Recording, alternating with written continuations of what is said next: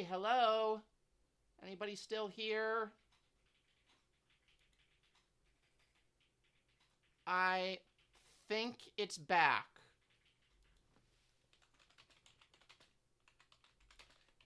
I don't know if I should. I kinda lost all my spoons, but maybe I don't know. I don't know if it's worth it. There's like no one here anymore. I don't know, guys. Yeah, no, everyone's gone.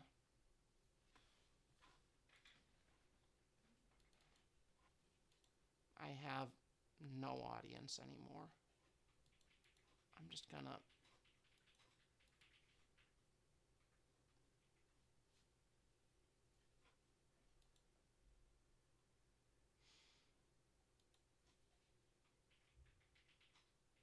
hello?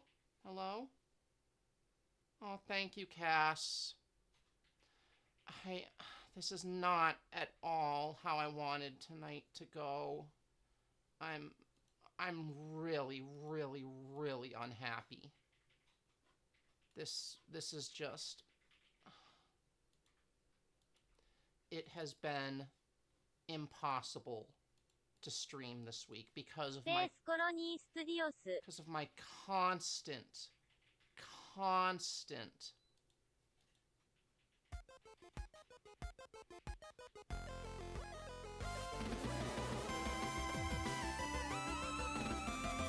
just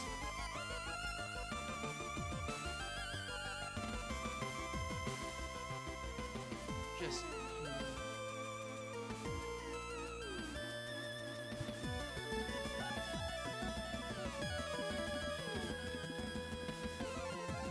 I'm sorry if I'm a downer.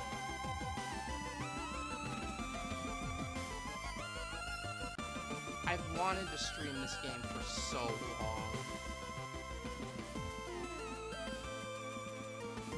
And it's just, my ISP is like, nope, fuck you.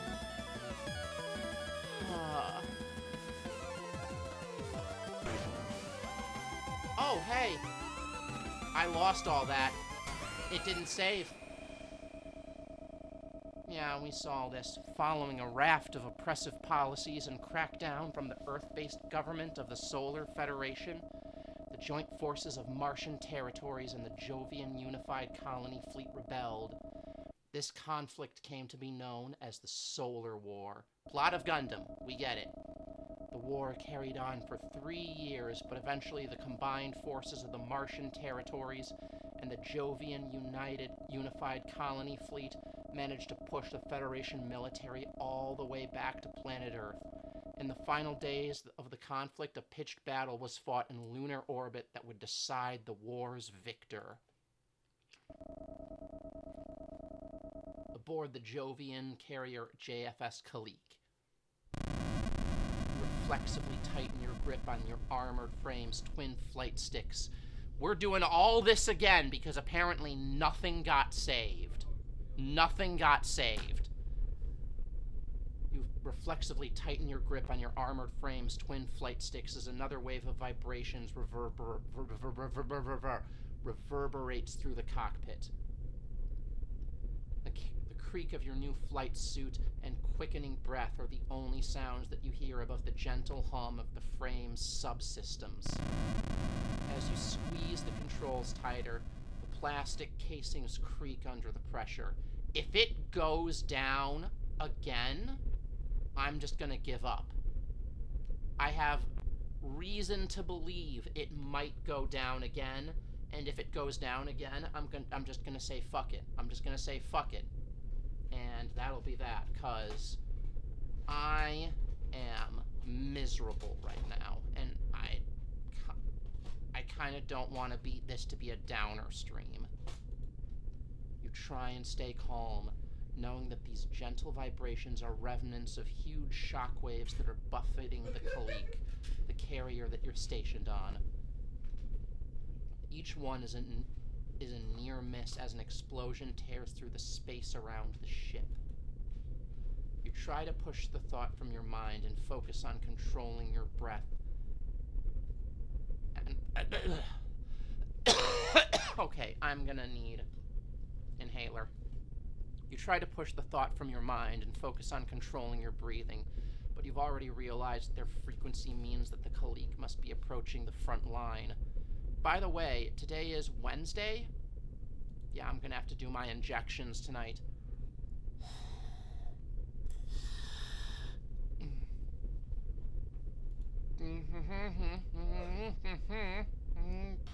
Your squadron will be launching soon, and you'll be engaging in your first real sortie. Your first real flight, in fact. Feel your throat tighten. Simulations are as good as the real thing. That's what your trainer told all of you.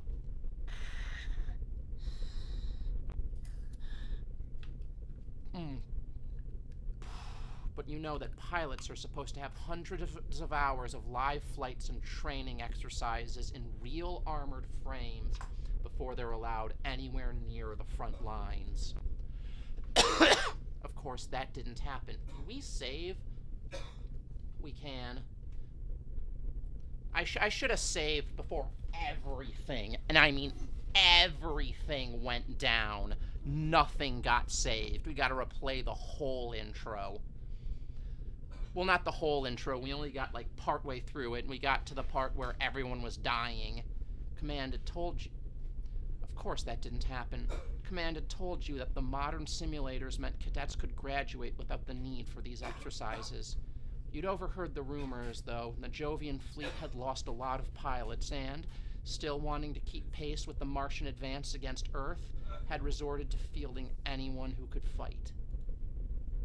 I feel like we're eventually going to go to war against the Martians. Your whole squadron is just like you, freshly conscripted from Europa colony.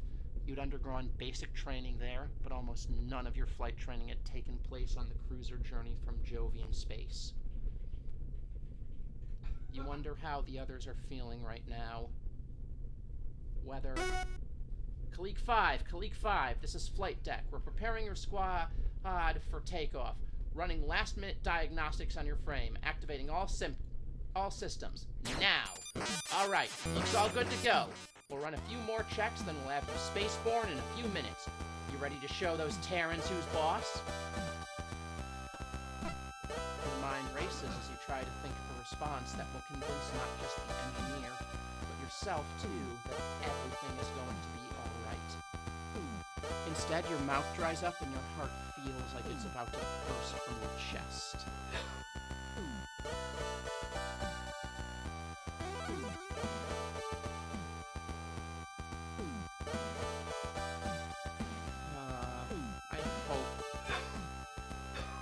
I hope it holds. I hope it holds.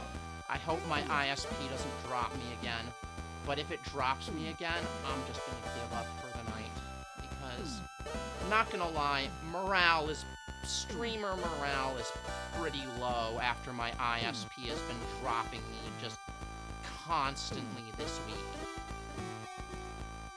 Like, I basically had no internet all of this morning and most of this afternoon, and I had to cancel streaming plans with Varnus and Avis that were supposed to happen today because I just had no internet. Hey, pilot, everything okay in there? Comms green? After taking a few deep breaths, it eventually feels like you have a modicum of control again. You release your grip on the flight sticks and lean back into your chair. This is Khalik 5, comms green. Just a bit. Well there, Khalik 5, nothing wrong with feeling the jitters. Tell you what, what's your name, pilot? Nary. A care. And your pronouns? She, her. Nary a care, that right? Okay, Ensign a care. First up, take a few deep breaths for me. In and out, nice and slow. You got that? I gotta calm down. I'm pissed. I have some weed popcorn. Maybe that'll help, but I don't know if this is just a VN or if this is gonna be a strategy game. I don't know if this is gonna be a game where I'll need my wits. You draw in one long, measured breath and hold it, then release it. Following the engineer's instructions, you repeat this a few more times. Sorry, I have to replay the intro again, everybody. After a while, you begin to feel your pulse slow down and some of the tension in your body slip away. You still feel on edge, but feel slightly more in control. Alright, there we go. Now listen up, Ensign. You ain't got a thing to worry about out there. Way I've heard it is that all the Terran's best pilots were taken care of between here and Mars.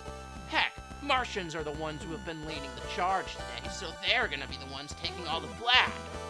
Propaganda machines selling this as our decisive strike against Earth's last line of defense. But between you and me, it ain't nothing more than a mopping up situation. Buddy of mine in operations said as much in the canteen last night. Besides, you hear a dull ring over the comms and sit bolt upright in your seat, slouching back down and exhaling as you realize it's nothing more than the engineer striking on the cockpit armor of your frame. This beauty here is a work of art. Terran frames ain't got nothing on her. She's all tuned up and ready to go. Probably spent more time with this one than I have with my own kid. Ha! So don't you worry. I'm gonna say what I said before. That's very sad, and you should probably be a better parent to your child. Remember what they taught you in training, and leave the rest up to her, and you'll come out of this just fine. Despite your startled reaction, a moment ago, the engineer's confidence is infectious, and it's starting to rub off on you. I'm gonna refill my water bottle. God damn it.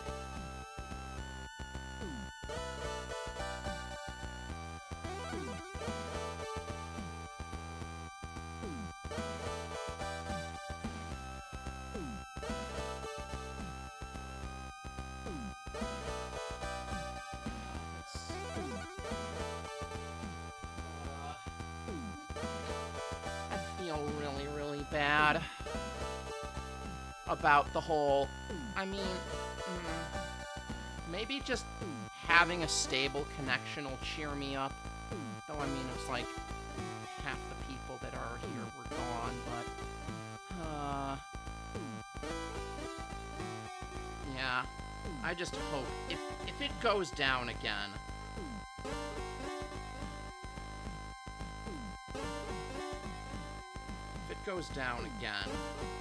I'm gonna give up.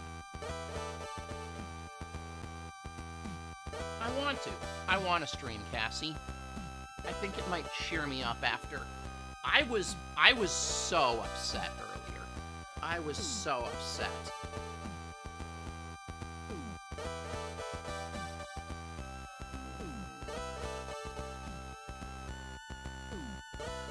And, it's like, I was just like,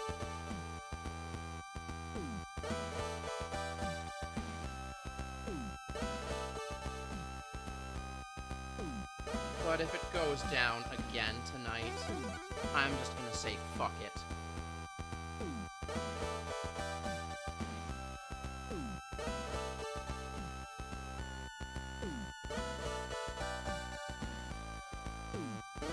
Must have been all the storms that went through here that fucked shit up. You adjust your position in your seat, but you're sat up straight, and the soft hum of the frame systems now seems more comforting than ominous. Just a mopping up operation, you think. Martians have done all the work, so we're sitting pretty here in our top-of-the-line frames. Yeah, nothing to worry about. So, Ensign Care, how you feeling about things now? Feeling good, ready to go. Yeah.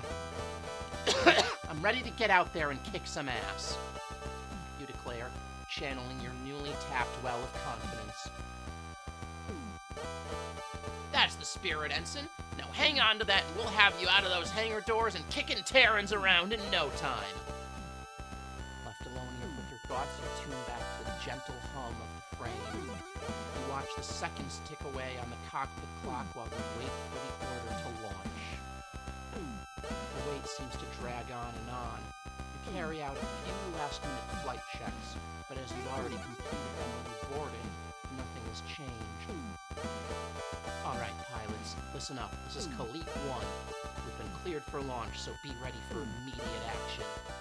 All frames will be taking off in designation order. Attack formation. Sound off. Kalik 2, ready! This is Kalik 3, ready. Kalik 4 here, ready for takeoff. Kalik 5, confirm your status. Oh, yeah, this is Kalik 5, standing by. Keep it together, Kalik 5. Kalik 6? Kalik 6, ready! Alright, Kalik Squadron, move out. Kalik 1 launching. Kalik 2 launching. Kalik 3 launched. Kalik 4 moving out! There they go. That's the last time we will ever see them alive. The roll call of your squadron as they depart from the ship and accelerate rapidly towards the combat zone sounds almost like a countdown to you. Once Kalik 4 has declared their launch, you know your time has come. You disengage the restraints and prepare yourself. Kalik 5, launching! You shout as you slam the flight sticks forward for maximum thrust. Kalik 5, abort launch! Cut thrusters! Kalik 5, abort launch! Cut thrusters! The engineer's instructions barely register in the confusion as you're jerked around the cockpit, your helmet slamming on the control panel as a brief moment of thrust throws you back in your seat before you're whipped forward again. Warnings flash all over your monitors and sirens and alerts sound from all over the cockpit. Kalik 5, abort launch! Abort launch and cut thrusters! This is what saves our life. It takes a few seconds for you to comprehend the engineer, but once you do, you quickly pull the flight sticks back to their neutral position. The roar of your frame's engines dies and your cockpit regains its previous stillness. You wince as the metallic taste of blood fills your mouth. Do you guys think I could be like an audiobook reader or do like ASMR recordings? I could probably do ASMR recordings. What do you think, Cass? You think I could do ASMR?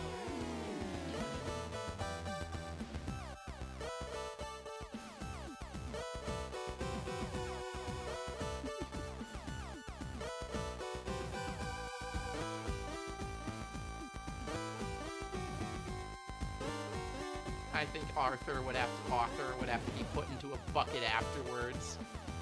I bet she would.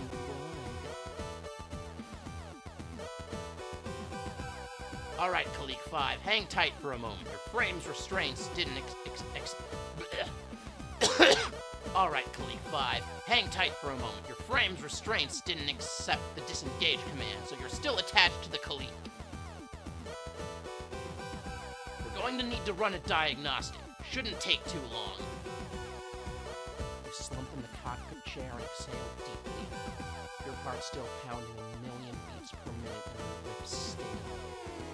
Continue to slow your breathing as you listen to the still open communications channel from the maintenance crew as they work to get your frame released.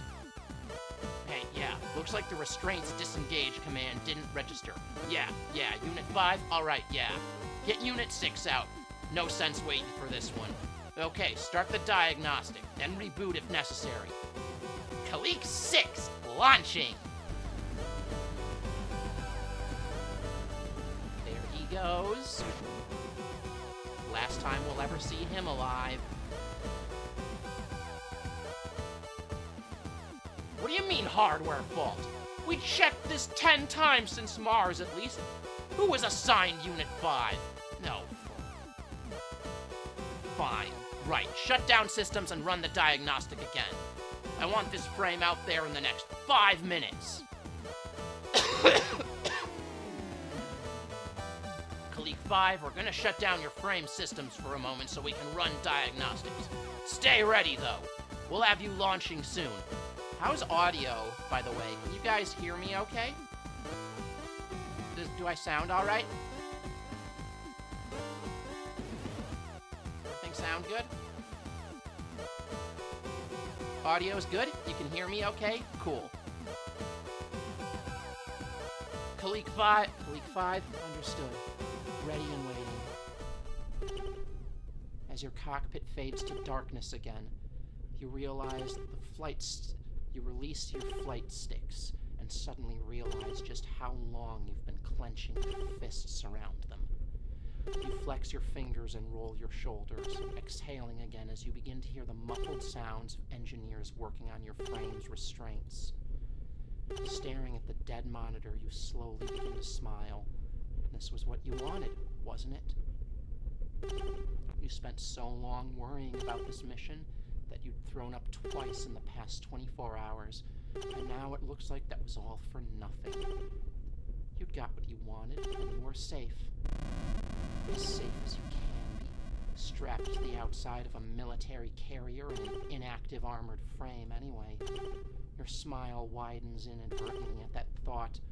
Getting shot down in an inactive frame still in its restraints, you'd become a cautionary tale for engineers and pilots throughout the entire Jovian colony fleet. Your mind turns quickly to the rest of your squadron. When they returned, you'd be the laughingstock of the entire Kalik. 6-2? What do you mean 6-2? The pilot who'd spent their entire first mission stuck in a dark cockpit. You dodged a bullet, but you'd never... This is Kalik 6! They cut off the flight path! There's more! There's a whole squadron of carriers coming in from E-Field! Kalik 1! They're going to cut you off from the fleet! Kalik 6's signal disappearing as you sit bolt upright as you begin pressing buttons to activate your cockpit's main monitor so you can see what's going on. This is around the time when the stream crapped out for the first time. However, with your frame system shut down remotely by the maintenance crew, you can do nothing but sit in the dark stillness and listen to the events unfold. Kalik 6, respond! Kalik 6, what's going on? How many carriers are coming in from E-Field? Ma'am, Kalik 6's signal has been lost. It's not responding. He's... Hold it together, Kalik 4. All units, form up. Defensive formation on me. I said all units, Kalik 2. Don't break formation. Ma'am, they're firing on us. There's so many of them. Oh, God. Ma'am, help. In an instant, your communications channel is flooded with cries of terror and panic. You hear your squad mates, your fellow pilots' exclamations of fear as this unexpected enemy force bears down. Screams and yelps, wails and howls fill your head as you sit powerless in the dark confines of your cockpit. We got stuck here because of a maintenance issue, and now our entire squad is dying and we're powerless to do anything about it. Hey, who's out there? Engineering, hey, get me ready. I can help. Get me ready to launch. Engineering! They're getting killed out there. I need to go, now! You shout demands to get your frame ready for launch over the channel, but are met with no response.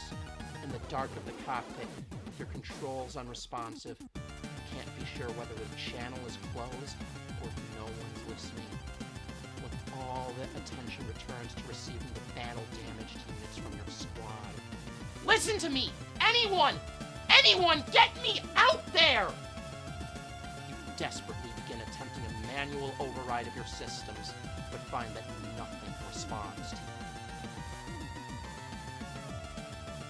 The only spark of light that you can glean from your frame is the small diagnostics progress bar. I need to be out there! Anyone! Hey! In one last desperate attempt, you begin hammering on your cockpit walls, hoping to get the attention of the engineers you could hear outside earlier. Fuck. The entire time, the chaos of the combat out in space is narrated to you in broken fragments of radio chatter. They're on me! I've lost my shield! I can't shake them! They're everywhere! Kalik 2 is dead. The line of retreat's totally cut off! We can't get back to the ship! Ma'am! What do we do? What do we do? Stop panicking and form up! 3 and 4, on me! We're gonna punch a hole through their formation and... Commander's dead. Ma'am! Ma'am! Come in, ma'am! Oh no! Oh god! Oh! One by one, your squad's signals disappear, and the cacophony of panic disappears, replaced by the gentle hiss of stealth. You stop hammering on the side of your cockpit as the last voice is cut off. You're drenched in a cold sweat now, and your empty stomach feels like a rock has sunk to the bottom of it. You lean back and stare blankly ahead. This is Kalik 5. Ready for takeoff.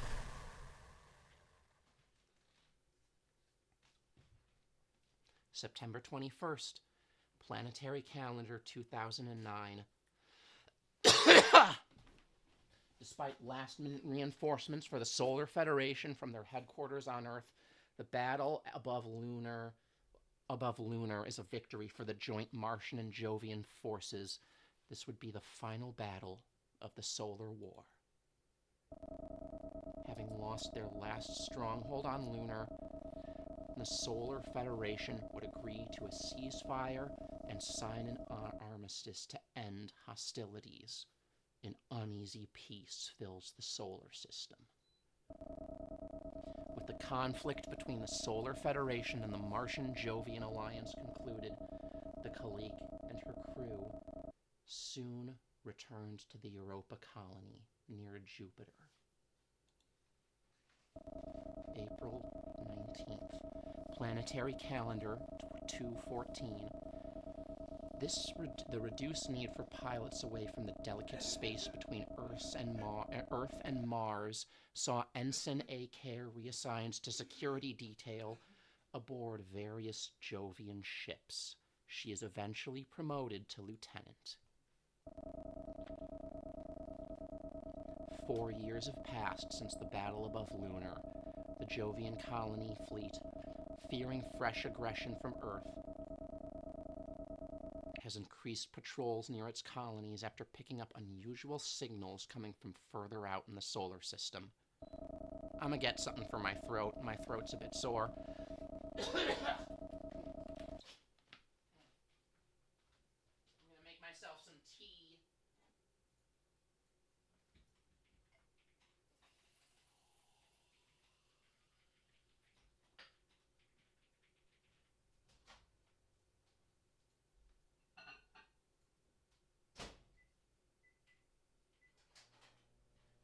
So, we spent the last minutes of the war sitting on our ass because of a malfunction in our mech as our entire squad died. I'm not gonna lie, that does not feel like a victory. That feels like a defeat. The patrol ship JFS Gundog is dispatched to support the JFS Orion in its investigation of these signals. Jovian space aboard the Jovian patrol ship JFS Gundog. Oh, yep. Oh my god. Let's save our game. No.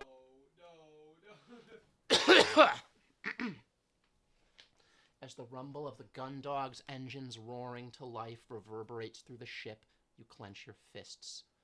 It's been 4 years, and to this day, the sensation of tremors, whether they're ship engines, docking clamps, or weapon drills, still ties your stomach into knots. A bad trait for a ship's security officer. You shake your head and exhale slowly, taking a moment before stowing the last of your possessions and pushing the drawer closed. You feel the click as it locks into place in the exterior plastic panel and sits completely flush with its surroundings. Stepping back, you look around the room. You take another deep breath and hold it for a moment. Although this was far from your first posting as a security officer, you always felt the same sense of trepidation, not anxiety. As similar as all the ships were, they all came came with their own unique crews and personalities, and with those came unique problems.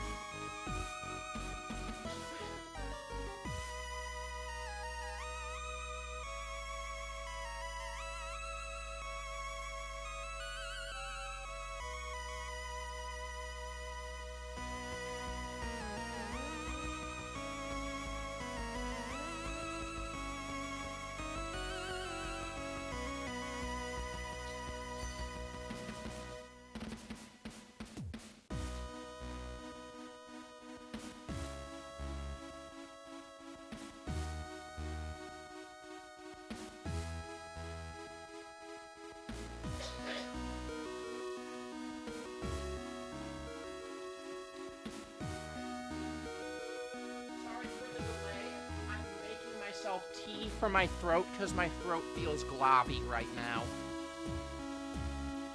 Breathing out, you take a look around the room, taking stock of your surroundings. Select the Look button to examine your surroundings by selecting items of interest. Select it again when you're done. This terminal lets me access the ship's computer. It's got a clock, a word processor, and even a calendar. I can also access records and my orders from here, but for anything else I need to access the core, which is limited to those in operations or command. This lets me control the room's lighting from the bed. I keep my books here too. I'm currently reading the tales of the Cosmic Champion series. A standard cruise bunk. Once you've slept in one, you've slept in them all. Although, this is one of the nicer ones I've been assigned to. The wall panel can be removed by jimmying it with a thin object, and the crew members often stash contraband there. Looks like this one's not been touched, though. A standard door with an electronic lock and magnetic bolting system, the only way in or out, unless you plan on getting creative with maintenance tunnels. Anything more I can look at in this room? Select the Use button. I've only just boarded and it's still the middle of the day based on the Jovian Standard Time. The light switch for the rest of the room is here. Should I use it? Oh, that made everything dark. Oh, it looks like I've been instructed to report to the bridge to meet the captain. I haven't met anyone yet since my transport to the spaceport ran late, and I just about made it on board before launch. Select the Move button. You step out into an empty corridor, and the door to your quarters gently hisses shut behind you. Its keypad gets a short series of beeps, and you hear the lock engage. The dull thrum of the ship's systems is barely audible, but otherwise you are stood in total silence. The air is cooler outside of your quarters, and the corridor has a sterile lack of aroma. This has been the same on every ship you've been stationed on, and at this point, it doesn't surprise you. Okay, so this is a Swift-class patrol vessel, which means if I leave this quarters block, I'll be in Foreside Thoroughfare. If I go right towards the aft, I'll arrive in the central hub, and then I can head towards the bridge. Hanson Royce? Sound familiar. Dalton Grange. Not someone I've met before. Dylan Deeds. Say I've run into them on any ship. Foreside Thoroughfare. You leave the crew block behind you and find yourself in a much larger corridor that stretches off to your left and with multiple smaller corridors leading from it. To your right, the corridor leads to a large plaza-like space. A very faint breeze coming from your left ruffles your hair and chills you slightly. You hear the sounds of human activity. On the right, you can hear the hum of the ship's engines more clearly now, as well as the occasional low, quiet whirring sound. Looks like I was right. This portion of the thoroughfare will let me access both sets of crew quarters, the mess hall, the hangar, and the central hub. From there, I can access the rest of the ship's areas. I should hurry up to meet the captain before I look around anywhere else. The ship's hangar. Since I'm on security detail, the only time I should be spending there is when I'm carrying out my daily checks. On a larger ship, you'd see people coming and going constantly, so it's eerie how quiet this one is. In the mess hall, I don't imagine that a ship this size has a cook or even a kitchen, so it's probably just a vend-mate unit. I wonder what could be down that way. Fire control, maybe?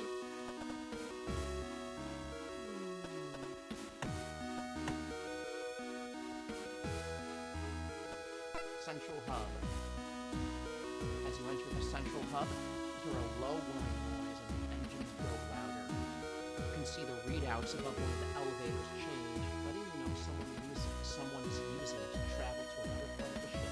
Looking around, you see the entrance to both the fore and aft side thoroughfares as well as the corridor to the airlocks. These elevators will take me to the bridge, where the captain will be. I shouldn't waste any more time. Most of the ship can be accessed through two thoroughfares, but some areas, like the bridge, are situated on different levels, so need to be accessed by elevator. There should be access for maintenance crawlways around here somewhere. Those are usually only for emergencies. Knowing that you need to report to the captain, who at this point of the ship's journey should be stationed on the bridge, you make your way towards the elevators and press the call button. You step back and watch the indicators above each elevator, waiting for one to arrive. As you wait, your mind begins to wander and you're caught unaware as you feel something suddenly jab into your back and a voice from behind you declares, "Hands in the air! Identify yourself!" Your posture stiffens as you snap back to reality, caught completely off guard by the voice behind you. Thoughts race through your mind as you try to figure out what's going on. Could there already be another security detail on board? That shouldn't be possible. As far as you knew, you were the only one, unless... I said, hands in the air, punk! You tentatively raise your hands, palms flat and facing forwards, as whatever has been thrust into the small of your back is removed, and you hear the person behind you take a step backwards. You exhale and begin to turn around. Lieutenant to Care, security detail, ID SO 254 JFSG. I'm on my way to meet the captain to... Huh?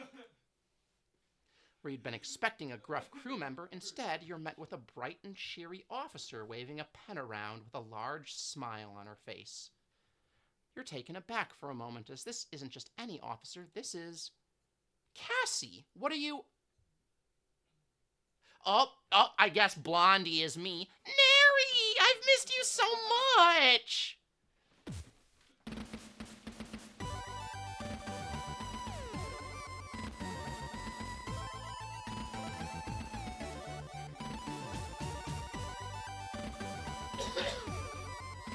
Can't believe I'm blonde in this game. What am I, a fucking shark clone? Blonde woman piloting a mech. Just give me a white mask and like a villainous monologue. Blame this on the misfortune of your birth.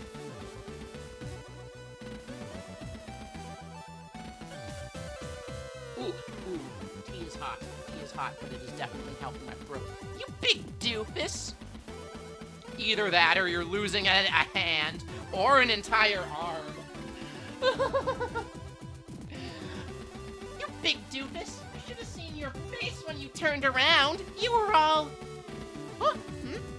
I love that face you make when you think you're in trouble. It's like you think playing the big soldier will get you out of trouble. It's so cute. Lieutenant Commander Cassandra Quinn. You should have known, really.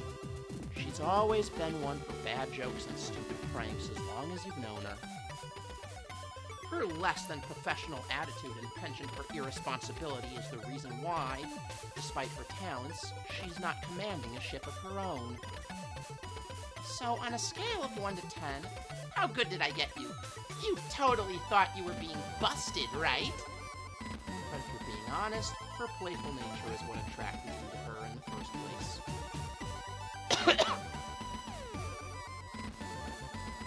You've been dating for nearly 2 years now, but a lot of that has been over electronic mail or in letters. Postings have never lined up until now. Cassie, what are you doing here? I thought you were stationed on the Reliant. You never said you were being transferred. What happened? Well, the thing about that is, you might say that a disagreement with the head of operations on the Reliant led to a lateral trajectory for my career. Sandra, please. Okay. So maybe when it came time to change the ship's cybersecurity passwords, I couldn't be bothered to spend all day sitting in the computer core, waiting for it to generate new code, so I just changed all the existing passwords by a single digit. You place your face in your hands as a dull groan rises from the back of your throat. This isn't the first time you've heard a story like this. I like this woman already. She is a troublemaker. And I'm all about making trouble.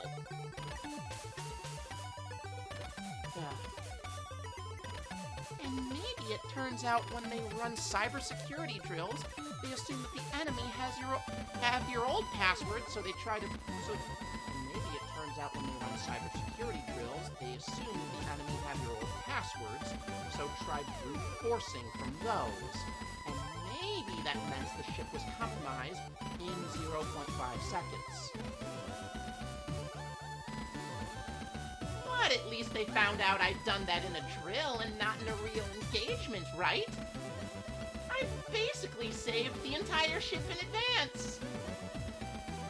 I'm surprised you're even still stationed on a ship. How are you not stuck back in the records room in Europa colony right now? Well, I probably shouldn't tell you this, but if I can't trust you, who can I trust? It turns out this mission was organized at really short notice, and the Gundog was the only ship available. The problem was that they've been having issues with the crew, so they had to transfer some at short notice. Lucky for me that I'd so recently been made available. That's weird. I'd only just been stationed on the Duke, so I shouldn't have been free to be transferred.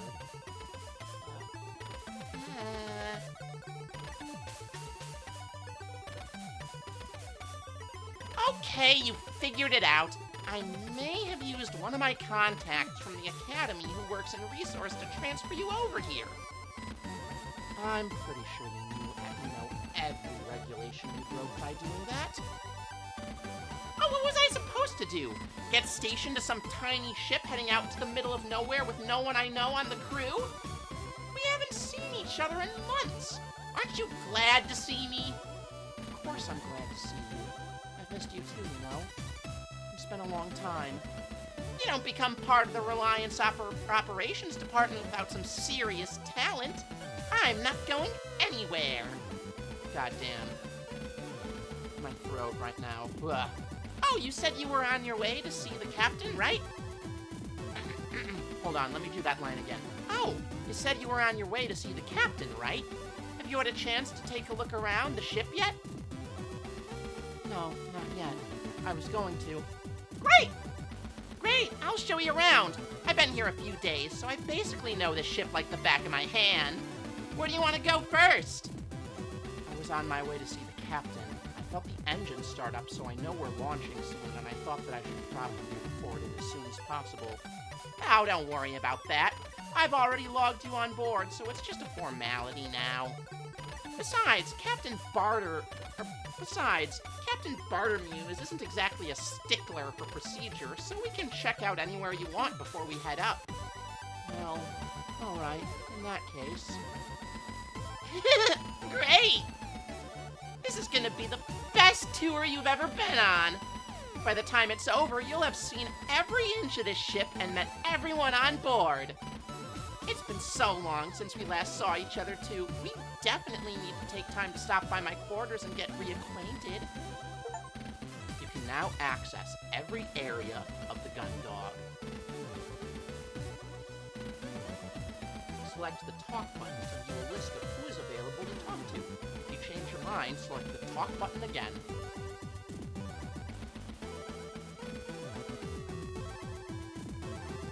You look around the central hub as Cassandra begins to make her way towards your first destination, waving at you to follow. We're saving. It might be a small ship, you think, but now would be the perfect opportunity to learn its layout and familiarize yourself with where you'll be spending your current duty. Plus, you admit, it wouldn't hurt to meet all the crew. Better to get to know them sooner rather than later. You know, it's kind of funny now that I think about it. What is? This area is called the Central Hub, but to be honest, the only really places you can get to straight away from here are the airlock, the sickbay, or the bridge. Well, it's right in the middle of the ship, so it connects everything together via the two thoroughfares, right? Kind of, but if you want to get to engineering to do some mechanical work, you've got a long way to go that way. Then, if you want to do pretty much anything else, you've got to go the other way. The four-side thoroughfare is way more of a hub, since you can get to all sorts of places really quickly. Get some snacks from the mess hall to take back to your quarters? Easy. If you want a quick soda whilst taking an audit in the hangar, you're there and back in no time. They should move the bridge to the front of the ship. Sounds to me like you just want a vending machine on the bridge. Hey, that's not a bad idea! But still, it's a long way to get to the other end of the ship no matter where you're going from. How would you solve that problem? Maybe change the shape of the ship so the center is really the center? It's space. You could make it a really efficient shape, like a cube or something. A cube? I guess it could be efficient. I don't think anyone would take a cube-shaped ship seriously. We are the Borg?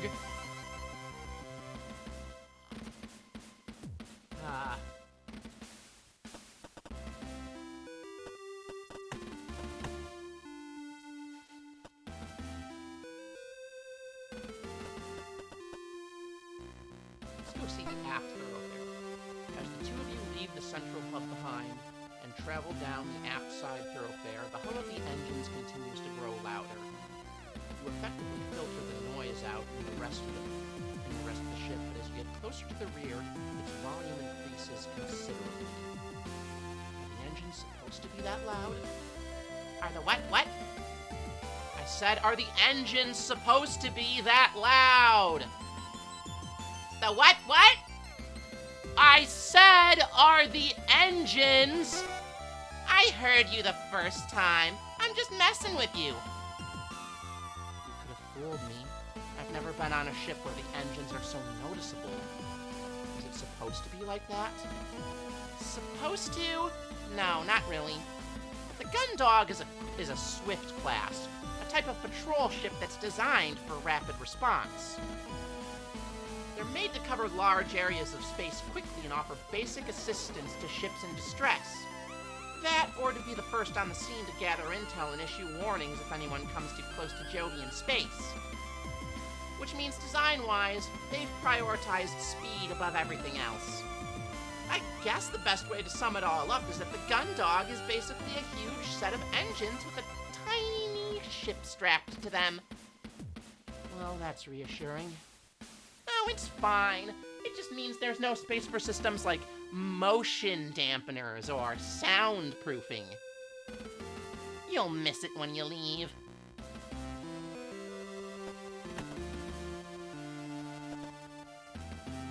Let's go and see engineering. As the two of you continue through the aft thoroughfare, the thrum of the engines grows louder still. The featureless paneling that has made up the majority of the ship's interior quickly gives way to visible pipes and conduits, and eventually the smooth flooring transitions to grating, revealing more workings underfoot. Finally, the thoroughfare leads into one huge open chamber filled with masses of machinery. Terminal panels set into the side of various apparatuses cycle through different readings. The light from screens reflected off dusts and valves. All this equipment is separated by a grid of catwalks and access ladders. Wow, that's a lot of stuff. A lot of stuff is right. This is central engineering. Pretty much every system aside from the engines themselves and the central computer can be found in this room. All in one place? Isn't that a little risky? Well, a Swift-class ship relies on an absolutely minimal crew. The Gundog only has 2 engineers. I think they'd figured it'd be easier on them if everything that was important was kept in one place. What if that one place gets shot and has a big hole in it? That's sort of why you build redundant systems. That way they don't have to run from one end of the ship to another to get all their repairs done if something goes wrong. Huh, you certainly know a lot about ship engineering. What can I say? I'm a pretty talented individual. Oh yeah? Whilst we're here, can you share some of that knowledge? What's that over there? That's the phonetic conversion unit. And what's that? Oh, that's the omnifaceted wane shaft. What about that? It's a high-speed patrol vessel. If it can't run away from something, then it can probably take it down. Right. That's the turbo encabulator? Every day's a school day. I'm the head of operations, not chief engineer, okay? I don't need to know what... Hey, no one better be screwing around up there. You both jump as a stern voice barks at you from below. Looking down, you see through the grating that there's another catwalk situated below the one you stood on, with the crew member moving at speed towards the ladder that joins the 2 walkways. I swear, if I find so much as a single terminal readout out of place, I'm stuffing the 2 of you into the organics processing system. If I have to retrieve one more pen from behind the compressors... The crew member continues. Alice, hello! Thank you for the lurk! Welcome. The crew member continues to grumble as they ascend. Oh. Quinn. Hello. Ma'am. It is lovely to meet you. Holy shit. Quinn, you better not be here to tell me that your favorite pen has somehow fallen into the system block again. No, Chief. Get it right here.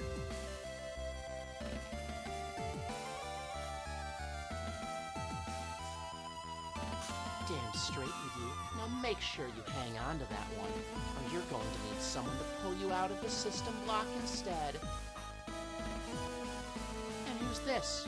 Our wayward security officer? You got a name there? You quickly throw a sharp salute at the woman in front of you without even checking her rank first. Not only does she loom over you physically, but you quickly pick up on a force of personality that feels like it adds an extra 6 inches to her considerable stature. Muscle Mommy. Lieutenant A. Care, security officer from the JFS Gundog, ma'am. Less of that ma'am business, A. Care. Name's Mackenzie Cathays. Chief engineer, but that's chief to you.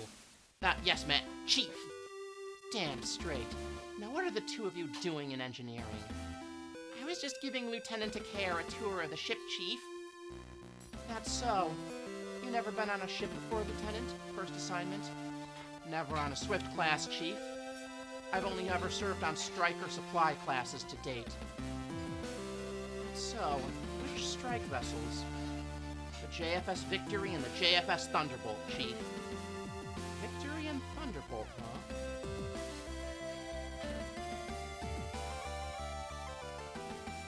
Don't think either of those 2 are less than 3 years old, so probably wouldn't have seen with the new streamlined distribution systems. I wonder if you would have seen the power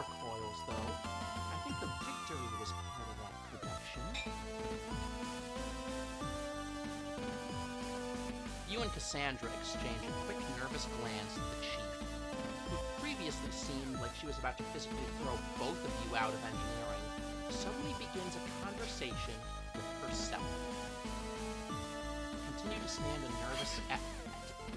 to stand to a nervous attention as she ruminates about ship components. Chief, is there, anything I can help you with about those ships? Oh, huh? Lieutenants! Didn't realize you were still here. No, you're off the hook, Care. Not unless you can tell me whether the Victory was outfitted with the 3rd generation B-Pack upgrades anyway. Sorry, Chief. Don't think I could. I wonder if that's because the retrofitting takes into account space availability in the ship's interior for minimal traversal impact. Although maybe it could be that it takes... I think now would be a good time for us to move on. Good idea. Well, that's all, Chief. We'll just be going now. Oh yeah, sure. Just don't let me catch you screwing around in here again. Okay, but really, when Chief says we shouldn't screw around in here, she's right. We should probably get moving. What did you do? Why would you say that? Really, though, what did... Who the hell dropped a chocolate bar under the secondary moisture converter? Oh, that was the Chief. Who the hell dropped a chocolate bar under the secondary moisture converter? Let's go, let's go, let's go! It's melted onto the outlet valve! I'll kill them! Yes, Lieutenant? Well, Chief, I was just stopping by to tell me, Care. What is it that the ship's security officer on a vessel with only 10 crew does all day? Oh, so that is... Because I'll tell you what a chief engineer does. A chief engineer spends every damn minute of the day trying to keep pace with all the systems on board this vessel, making sure they're all running absolutely flawlessly. You know why? It's because if I don't, then it's a thin line between optimum comfort and a horrific death in the cold expanse we call space. So I'll be frank, Lieutenant. Unless you're about to help me redirect these condensers while I refresh the primary moisture chamber, and I don't know what good is going to come from you hanging around and distracting me. Understood? Yes, Chief. Well done. If you really want something to do, you can go and check out with the junior engineer in the hangar. Kid's probably slowed down since I last put the fear of the void into him. Wow.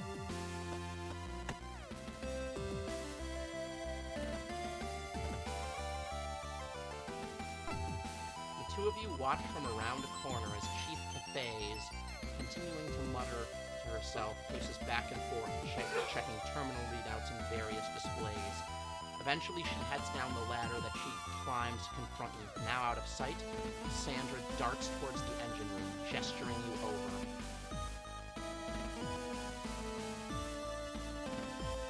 Checking over your shoulder in case the chief has reappeared, you make your way to her, just in time for the doorway to the engine room to open and cast Cassandra to disappear inside before you can raise an objection. Well, it's gotta be better than staying here with the chief.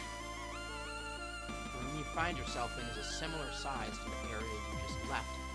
Whilst that was crammed full of a huge range of machinery, this room is almost entirely filled by one colossal cylindrical device. The pulse of the engines is now a tangible sensation as the vibrations it emits shakes your whole body. So, this is the main engine. Well, one of them anyway. Like Chief said, the ship's outfitted with 2 of these. I see what you mean now when you said the gun dog's a huge set of engines with a ship strapped to them. This thing's massive. I know. I look at it and I feel you could probably fit the rest of the ship in this room if the engine weren't there. That's because it's impossible to get the Higgs field distortion drive any smaller. Ah! Chief! Oh, Chief, I know you said, that, So these engines are actually combination nuclear pulse engines and built around a Higgs field distortion drive. If the HFDD wasn't here, then this engine could be about 10 times smaller than it is. Although I hear they've managed to improve the efficiency of newer NPEs, so it's possible that the space saving could be more like 11 times smaller. either of you two tell me how an HFDD works? HFDD? Higgs Field Distortion Drive. What are they teaching you at the Academy? It's the drive that allows ships to move far beyond speeds allowed by conventional engines. Although it's nowhere near faster than light, it's what lets us get around the solar system without needing to worry whether we'll live long enough to see the end of the journey. Anyway, everyone knows about the existence of the Higgs field. It's what allows interactions with the Higgs boson that give particles their mass. Oh, right. So what the drive does is warp the fields relative to the ship and those on board. By doing this, it displaces the mass to a different area of space, within the same relative. As the Chief continues on with her explanation, you glance at Cassandra and see a thinly veiled look of terror on her face. You can't blame her, as you feel much the same way caught in this impromptu lecture. Then, because the particles retain their relationship with each other, the general perception is that things are the same as normal. However, from an exterior perspective, the lecture drags on and you quickly lose track of the Chief's explanation.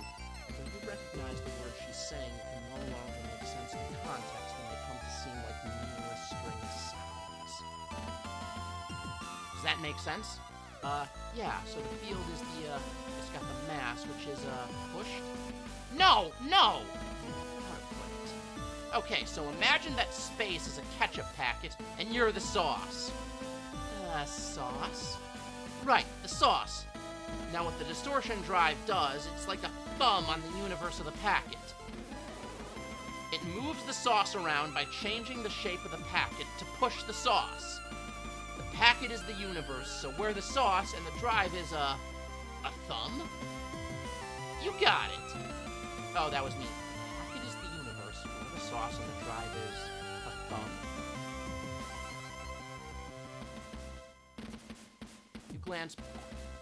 You quickly glance back to Cassandra and meet her eyes as she's doing the same thing. You know for certain that neither of you have got it. And that's why these engines have to be so big, to house that drive. Oh, it all makes sense now. I see. Yes, definitely. Great. Well, now that you all appreciate the science behind it, I won't have to throw you out of here. Thanks, Chief. Anytime. Just remember, Lieutenant. Yes, Chief? Screw with anything, and I'll throw you out of an airlock instead. Yes, Chief. Sauce? So, we're the sauce. Right. And the universe is the packet. I thought that was what the field... I thought the field was the packet. But then is the field in the universe, or is the universe in the field? We're going to have some very theoretically challenging meal times. Back to engineering. Let's look at the central computer. You swipe your key vault card through the card reader and set into the terminal by the door leading to the central computer. The door doesn't open, and instead you hear a harsh tone from the terminal, which is now displaying an error message. Looking at its screen, you see a message displayed in large flashing letters. Access denied. Insufficient authority. I have hiccups. Oh, even with your security clearance, you won't be able to go into the main computer room. Because the staff is so small, the ship's computer handles a lot of tasks that would normally be done by the crew. It controls a lot of really sensitive functions, so only the captain and the operations team are allowed access. Well, I don't think any of the ships I've been on have had a computer system like this. This whole area, this whole access, this whole aft section. Like, I get we're a speedy patrol vessel, but this thing is not built for a stand-up fight. If it takes a hit to this section, the engineering, the engines, the computer, the whole ship is basically dead. The bigger ships usually have their computing distributed amongst multiple systems across the ship. But because they've also got larger crews, there's more that the people on board are responsible for. I think that's because a Swift class is so small and there's such a limited crew, they need to assign more functionality to the computer. Because of that, it's a lot more vital that no one screws around with it. I see. You said that operations have access. Can we take a look using your authority? Well, since the whole reason I'm here is that I didn't exactly take my responsibilities with the Reliance computer system seriously, the captains told me not to mess around with it. But it's not that interesting anyway.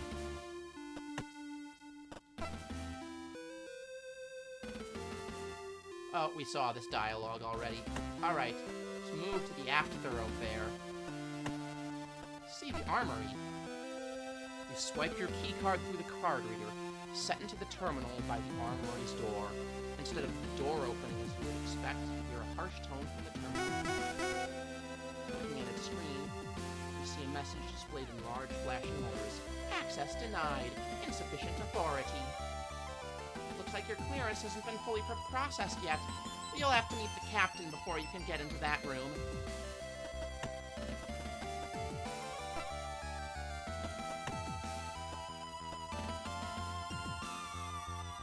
Let's go to the bridge. You step from the elevator onto the bridge, and what seems to have been a pretty quiet atmosphere turns totally silent as the two women present, who had been previously observing a screen, turn to face you. You identify the captain almost immediately by her uniform. Although you are given cause to wonder if you've misjudged as she listlessly straightens up and heads over to you with an air of disinterest. The other woman shoots you a look and remains seated at her station, quickly turning away when she realizes you caught her looking your way. The curtness of her reaction catches you off guard, as she quickly returns to what she's been doing before you entered. Hopefully Cassie's presence can thaw what you feel might be a cold reception. Lieutenant Naria Care, entering the bridge and reporting for formal assignment. You declare, throwing a sharp salute with Cassandra quickly following suit. Lieutenant Commander Cassandra Quinn, entering the bridge in accompaniment of Lieutenant Care. You're taken aback slightly as you realize that you've hardly ever seen Cassie be serious about anything, even her position. Whenever she's had to talk about her assignments, it's always been dismissive or in a joking way. You're caught so off guard that you almost miss the captain addressing you. At ease, Lieutenant. Lieutenant Commander. You and Cassie both lower your salutes and loosen your postures slightly. There's a slight pause, which you can tell is the captain sizing you up. This informal assessment lasts a little bit longer than you're comfortable with, until the captain releases a heavy sigh. Welcome aboard, Lieutenant. I appreciate your prompt appearance. You'll have to forgive me for not coming to formally welcome you with the gun dog when you first boarded. The order to depart was an urgent one, and we needed to head out as soon as possible. We wouldn't have left without you, of course. We'd be given word that your transport was running late, and the system notified us that you were on board. So I made this decision to set sail as soon as we received you. Thinking about it, it was unusual that there hadn't been a formal onboarding process beyond the dock staff checking your ID and guiding you onto the gun dog. You'd not realized in your rush, but now it was obvious. But it did make sense that if this was an urgent dispatch, the ship would launch as soon as all of its crew were on board. Not a problem at all, ma'am. I apologize for the tardiness. There's another pause before she responds. You can't help but feel a little bit uncomfortable, unsure whether the captain is slowly deliberating something or engaging the conversation with as little energy as possible. Think nothing of it. These things happen. This is the captain. Yeah, you also missed the muscle mommy engineer, Cassie. I might have to go back and see her again for you. This whole game is just gay. Anyway, Lieutenant. Oh, you saw the engineer? I'd like to take the opportunity to formally welcome you to the JFS Gundam. My name is Captain Maris Bartleys. I run as tight a ship as you'd expect, and I anticipate you'll carry out your duties to the same standard. Yes, ma'am. From experience, most onboarding procedures have involved greetings and speeches from the captain that have ranged from serious to almost ceremonial. In comparison, Captain Bartleys' introduction is almost lethargic. Your card, Lieutenant. Yes, ma'am. The Items button will activate when you are able to use items that are in your inventory. In some cases, you will need to use an item to proceed, but in others, you will use an item. Whether you use an item or not is up to you. When possible, select the Item button to open the inventory screen, and select the item to use it. Dismiss the item. She inspects it for a moment before taking it to a control panel near the captain's chair. You remain in position, not quite at ease, but not quite at attention. You watch as she enters some commands into the console and inserts her card into a slot. There's a whirring sound, followed by a series of beeps before your card is ejected in the captain's system. By selecting the function, you can now access a map of the ship, allowing you to move from one location to another without visiting the areas in between. If an event happens somewhere on the way, you will move to that location instead. You can also view your current objectives and other important information. To return, select the function button again.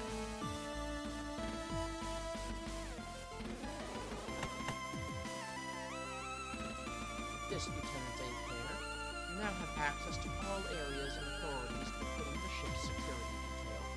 Your responsibilities begin with immediate effect. Thank you, ma'am. You're also now authorized to take an appropriate electroshock weapon from the armory. If you have any further questions, then you know where to find me. Dismissed.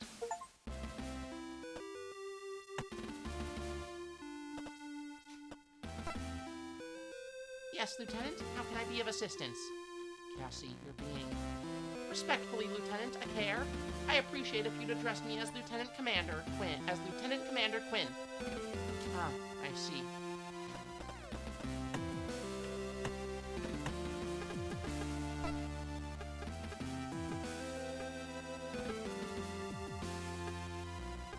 Okay.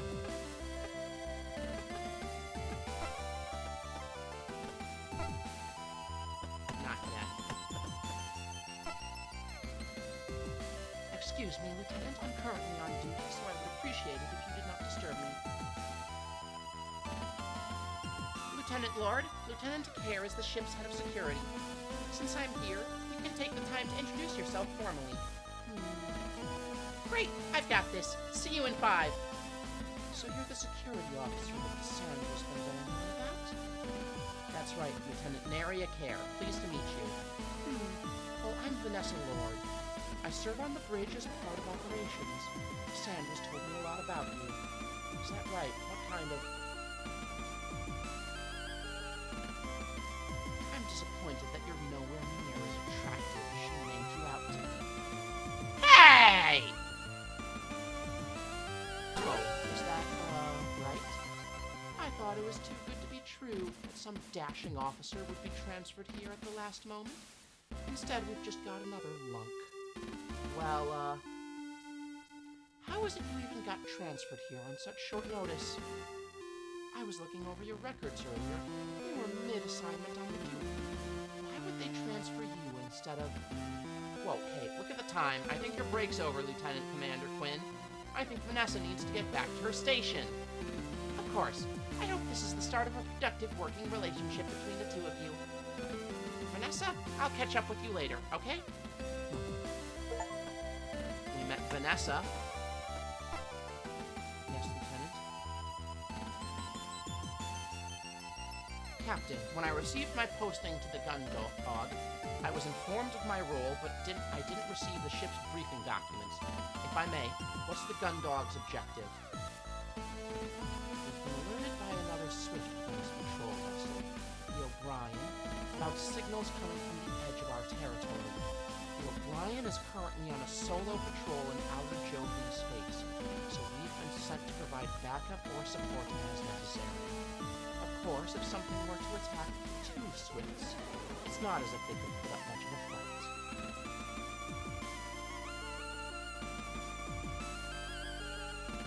Really, it's more that we're out there so that if anything does happen, at least one vessel will be able to get away to warn the colony fleet. I see. Oh, did I just say that out loud? Yes, ma'am. Forget what I just said. That's an order. Yes, ma'am. It's my... Okay, so...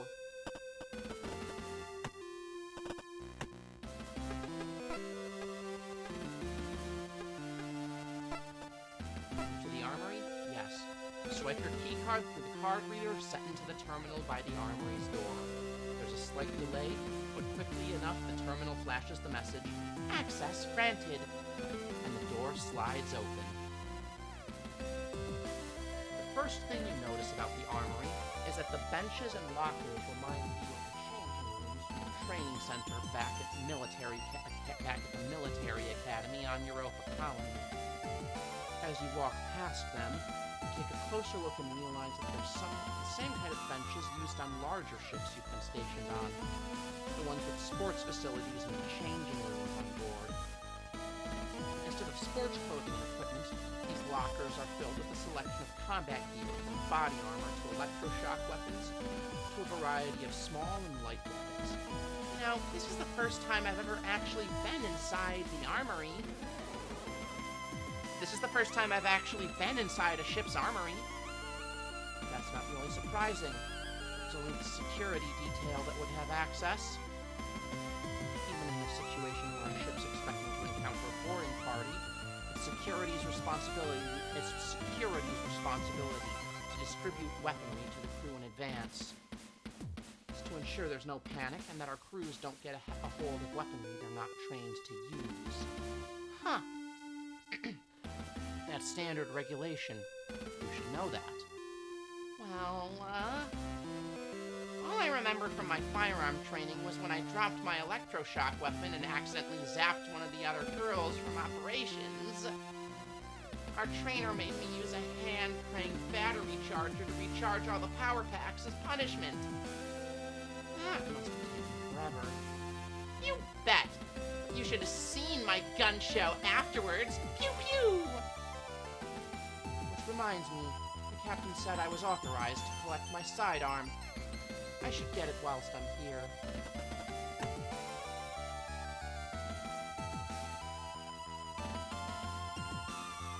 This locker contains a variety of small arms and light weapons.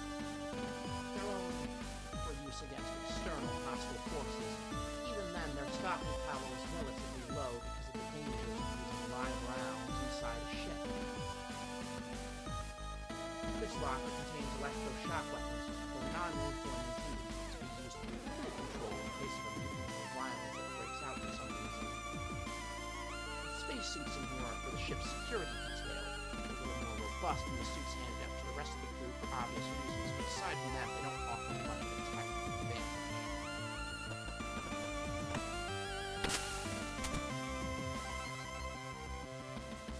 This is the weapons locker with the electroshock weapons. I'm authorized to take one small weapon from here as part of my role as a security officer. And this one will do.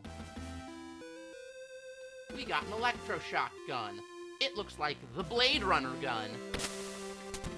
What's that? It's just my standard issue duty weapon for my role as a security officer.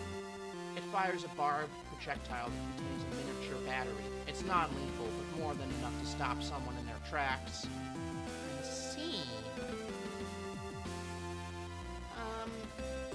Absolutely not. Aw, come on! So, have you ever got to use any firearms? You ask. Well, I know you're security, but you're newer. But, well, I know you're security, but you never tell me about anything exciting. I always imagined you facing down bad guys with a scary pistol the size of my forearm, saying cool lines like, "How many shots did I find? I don't know myself. But the question is, do you feel lucky, bub? You've been watching way too many old movies. Aww. Not even once? Most of my job has been dealing with crew members who get a bit touchy after being cooped up on a ship for too long and start fights with each other. Even then, I just tend to break things up and talk them down. Most of the time, no one even ends up in the brig. Gotta have done something more exciting than that.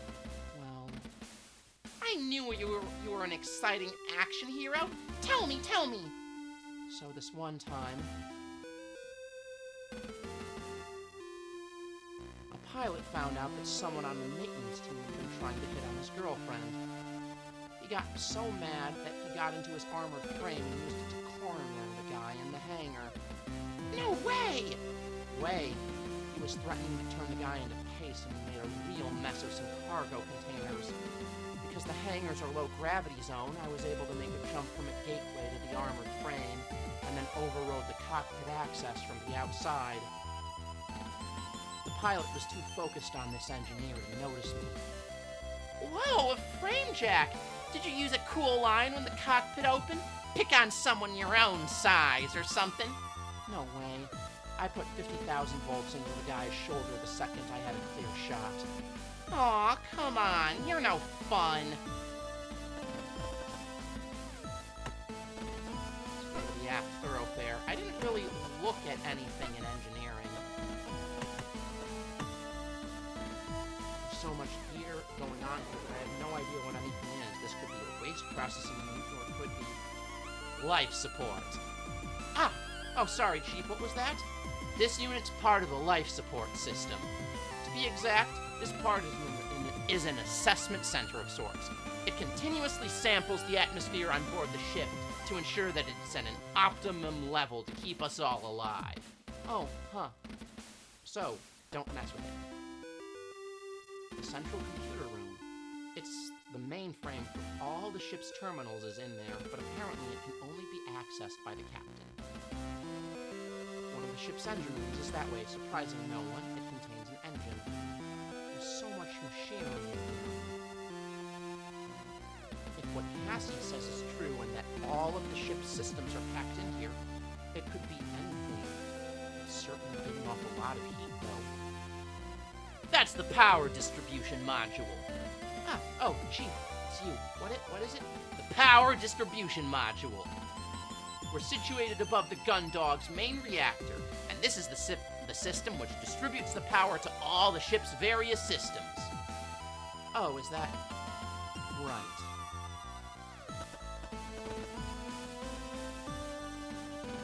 Doesn't seem to be anything more for me to look at here. One of the ship's two engines. Apparently it's that big because of a combination of a standard nuclear pulse engine and a Higgs field distortion drive. I think I almost lost consciousness when the chief was explaining it to me. That's what I was looking You're welcome. for. You didn't seem to want to let go of it, though. Yeah. Alright, let's go. I did, actually. It was right by my medicine.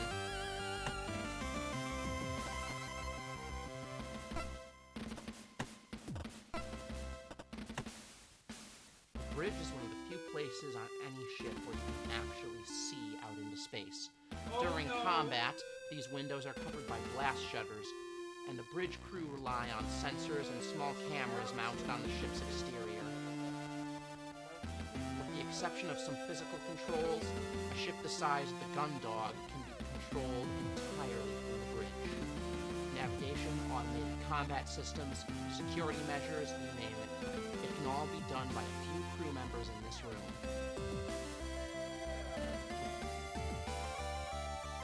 That's the same line again. That's the captain's chair. Although the majority of the ship can be controlled by the operations staff, there's a few select systems that only the captain can authorize, and they're all done from that chair. You need the captain's clearance level to access them, though, so it's not like you can just sit down and activate them. Let's go back to the central hub. Oh, we were just at the fourth.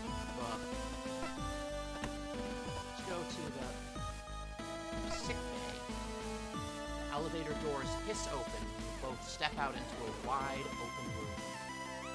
You're immediately struck by the glare of high-powered lights that are set into the ceiling, and just as you regain your vision, the powerful aroma of clinical disinfectant burns at your nostrils. Looking around, you see the standard features of a sick bay. A set of beds that extrude from the wall on one side and a large gallery window set into the wall on the other, indicating the presence of a surgery wing. The walls are lined with cupboards and cabinets containing medical supplies and various devices sit on countertops. In the middle of the room is a large desk set to face the entrance. On the side closest to you are 2 chairs, and on the other sits a figure that you almost mistake for a piece of medical equipment until they look up. Miss Quinn, excellent timing. I've just finished the analysis of your... Hey, Doc, don't worry about that right now. I'm giving a tour to our new security officer. Very good, Miss Quinn. Hello, Lieutenant Acare. I'm the ship's doctor, Cypher Rosarium. I've reviewed your file already, so please feel free to stop by with any complaints. But since you're here, Miss Quinn, I'd really like to talk about your gastro... Honestly, Doctor, it's fine. We can talk about it. Intestinal... Doctor, later! Distress. Okay, Doctor, a moment, please. Honestly, if you could just give me a few minutes with the doctor. Yeah, no problem. Cassandra grabs the doctor by his sleeve and drags him over to the surgery wing, yanking him through behind her. Once the door closes, you can't hear them, but you can still see the two through the gallery window. Quinn's got stomach problems. Poor Quinn. You decide to turn your attention away and examine a nearby poster on space illnesses. Yes, thank you, Doctor. I understand. So that includes any synthetic meats or carbohydrates. Understood. But as I've explained, I've got a full supply of NutriShake powders that should serve as a balanced replacement for the meals from the food vendor and should alleviate your... Doctor!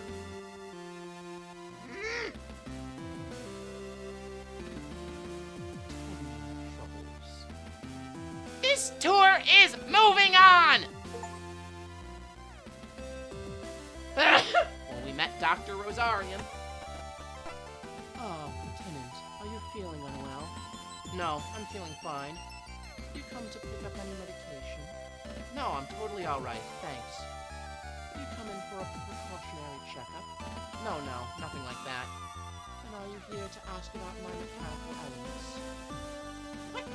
No, of course not. Oh. Well, in that case, Lieutenant Acare, I'm not sure I can help you today.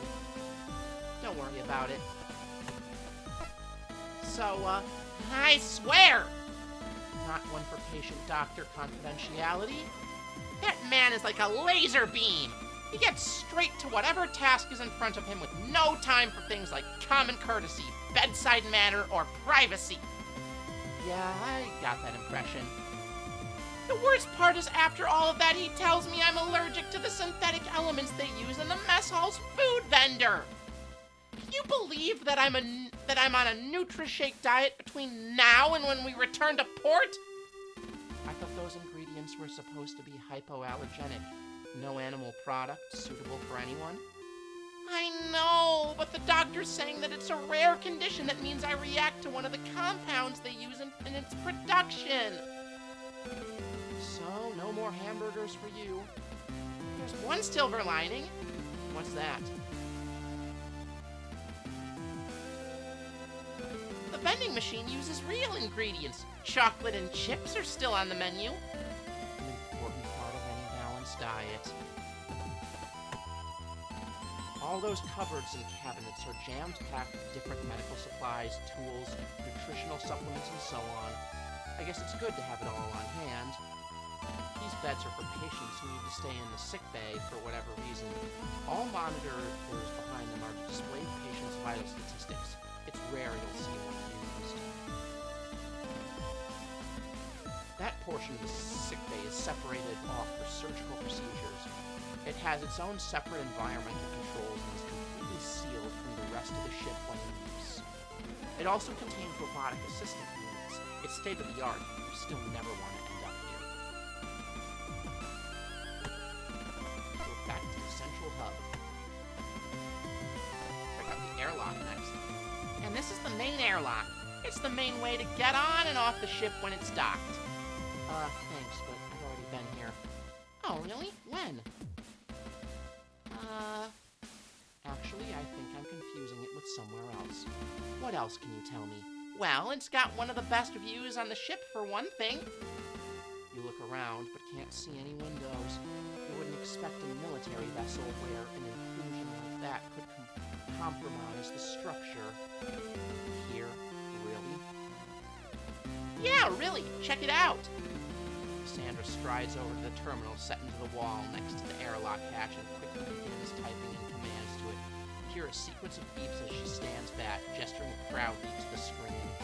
Not too bad, huh? You look at the screen, but all you can see is a dark display with a few errant pixels suspended on it. Is that working? Of course it's working! Look! You stare a little harder at the screen, and although it takes you a moment, you eventually realize that's an external feed. That's right! Normally you can only see out of the gun dog from either the bridge or the hangar. But the ship's covered in small cameras for combat situations. You can access the feeds from terminals around the ship. That's actually pretty cool, but isn't the view from the bridge or the hangar better? You know, because you're actually looking out? Okay, Cass. Thanks for the lurk. Feel free to make yourself at ease. Feel free to, make yourself at home. Take it easy. Well, maybe, but there's always someone else around. You never get the view to yourself. No one ever comes here, and it's so quiet. It's almost like you're out there. I guess I can see what you mean. It's pretty quiet out this way. With a fancy screen like that, it's basically the real view. I knew you'd understand.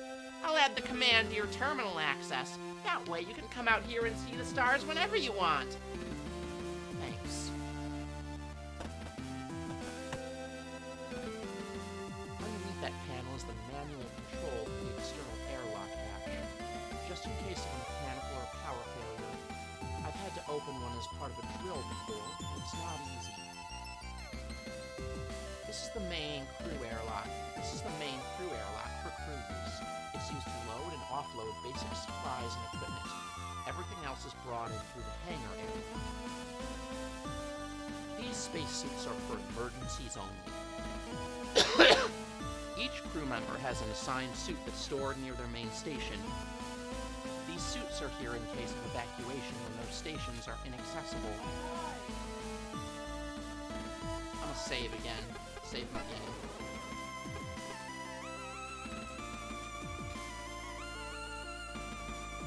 Aside from the fact that it controls the airlock, it's a terminal like any other. Although with the silence, I suppose this one's good for getting a relaxing view of the stars. Go back to the central hub. I have hiccups. Fuck. Now we're going to the four-side thoroughfare. As you head away from the central hub, the noise from the engine becomes quieter, and the ambient temperature feels noticeably cooler. The thoroughfare stretches out in front of you, with doorways leading to other areas of the ship visible in the distance. And here we are in the four-side thoroughfare. I know. I went to my quarters earlier when I came aboard. What did you just say? Four-side thoroughfare. No, I don't think you did. I 100% said four-side thoroughfare. Aha! It's a tricky thing to say. You try saying it quickly. Four-side thoroughfare. Four-side thoroughfare. Four-side. Fuck! Aha, yourself. Well, we'll call this one a draw, Lieutenant.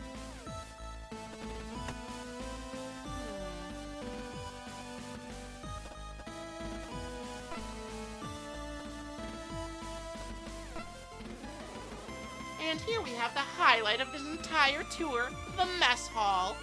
Cassandra's face is radiating happiness as she gestures through the double doorway that you're stood by in the mess hall. Looking inside, you see a canteen like any other. Tables, chairs, vending machines, it's all here. This is the highlight. It looks like a pretty standard mess hall to me. You bet! Do you know why? Tell me. Because they've got both of the different kinds of vending machines.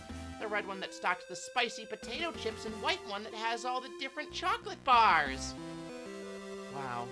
So that's all bases covered, huh? They've got all the fundamental food groups. Potato chips and chocolate. I'm not sure. Hey, Quinn! A rough voice calls out from further in. I hadn't noticed them previously because of Cassandra's enthusiastic presentation of the vending machines, but someone sat in the far corner stands up, drops a half-smoked cigarette into a coffee cup, and strides over. What's going on, Quinn? Who's this? Lieutenant Rumney! Were you just smoking in the mess hall? Nah, take it easy, Quinn. I was sat right by the extractor vent for the meal vendor. No harm, no foul. That's not the point. The extra strain on the air scrubbers from cigarette. Honestly, smoking on a spaceship is kind of a power move. Yeah. So anyway, who's this hottie? Huh? Well, cat's got her tongue. Name's Haru. Haru Rumney. Haru blah blah blah. Well, cat's got her tongue. Name's Haru. Haru Rumney. What about you, good looking? Oh, Lieutenant Naria Care. Ship security. Naria Care? No way, really? Last time I checked. Well, alright. Good to know. That's all from me, A-Care. You know where my quarters are, right? Yeah? I do. Nice. Catch you later. What's all that about? Cassie? You know where their room is, do you? I mean, I do. It's near mine. That's not what... Their room is right by mine. You know, it's... Actually, don't worry about it. She's mad at me. A standard food vendor installed in all JCF ships. It's half robotic chef, half vending machine. You select what you want and it prepares it for you. The ingredients are almost all long-life synthetic reproductions, but it's pretty convincing. When you're done, you can slap the plate back in for cleaning. Putting out your half-smoked cigarette and your half-drunk coffee. Pretty gross. I don't know why smoking on a ship hasn't been banned yet. Like Cassie said, both kinds. For some reason, certain ships sometimes only have the red one or the white one, so I can get why she's excited. Oh, Cassie, before we go, do you want something from the vending machine? Chocolate? Chips? Soda? Don't think I don't know what you're trying to do, Lieutenant. I promise I didn't get what Haru was saying about their room. Okay, but it's going to be a chocolate bar. Okay, sure. Wait, 2 chocolate bars! Sure. Wait, 3! 4-side thoroughfare, 4-side thoroughfare, 4-side thoroughfare, 4-5 thoroughfare. Dang it!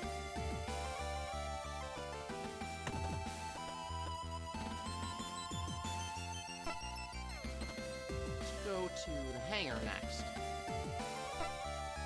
As the two of you head down the 4-side thoroughfare and away from the crew quarters, Cassie stops by a double-sized doorway and runs her key card through the reader next to it. Watch your step! She instructs, tapping her knuckles on a large warning sign next to the door that reads, Low Gravity Zone. Once the door opens, she heads through and you follow her into a wide stairwell. It only takes 2 sets of steps before you can feel yourself grow wider. By the time you reach the doorway at the bottom, you're almost floating. Hey, there's the mechs! Stepping into the hangar and onto the catwalk, the first thing that strikes you are the profiles for two armored frames stood as avant-garde, facing into the main area of the hangar. Although you fully expected to see them here, every Jovian ship features at least a few. The sight of armored frames stirs uncomfortable memories, and you inadvertently grit your teeth and squeeze the handrail you've grabbed tightly.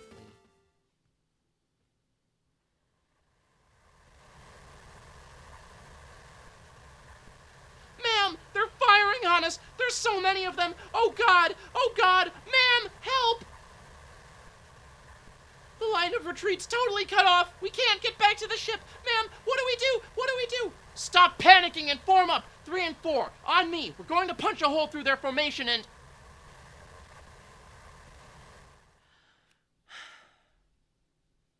Hey, are you okay? Yeah, I'm fine. I think it's just the change in gravity level. Left me a little bit queasy. I know how you feel. I was late for a hangar audit once and rushed down straight after a big lunch. I was moving so fast that the gravity shift my stomach contents couldn't keep up. Gross. Tell me about it. I did everything I could to keep my mouth shut. You know the rule for low gravity zones. What you spew is left up to you. I wasn't going to be late and on cleanup duty. Speaking of duties, shouldn't there be someone around here? Dalton should be around here somewhere. If you're feeling funny, stay here for a moment, and I'll go see if I can find him. Sure. You watch as, despite the 15-meter difference between the catwalk and the hangar floor, Cassie nonchalantly places her two hands on the handrails and deftly vaults over it into the emptiness. Thanks to the low gravity, she doesn't fall, but instead kicks off the railing, propelling herself through the air.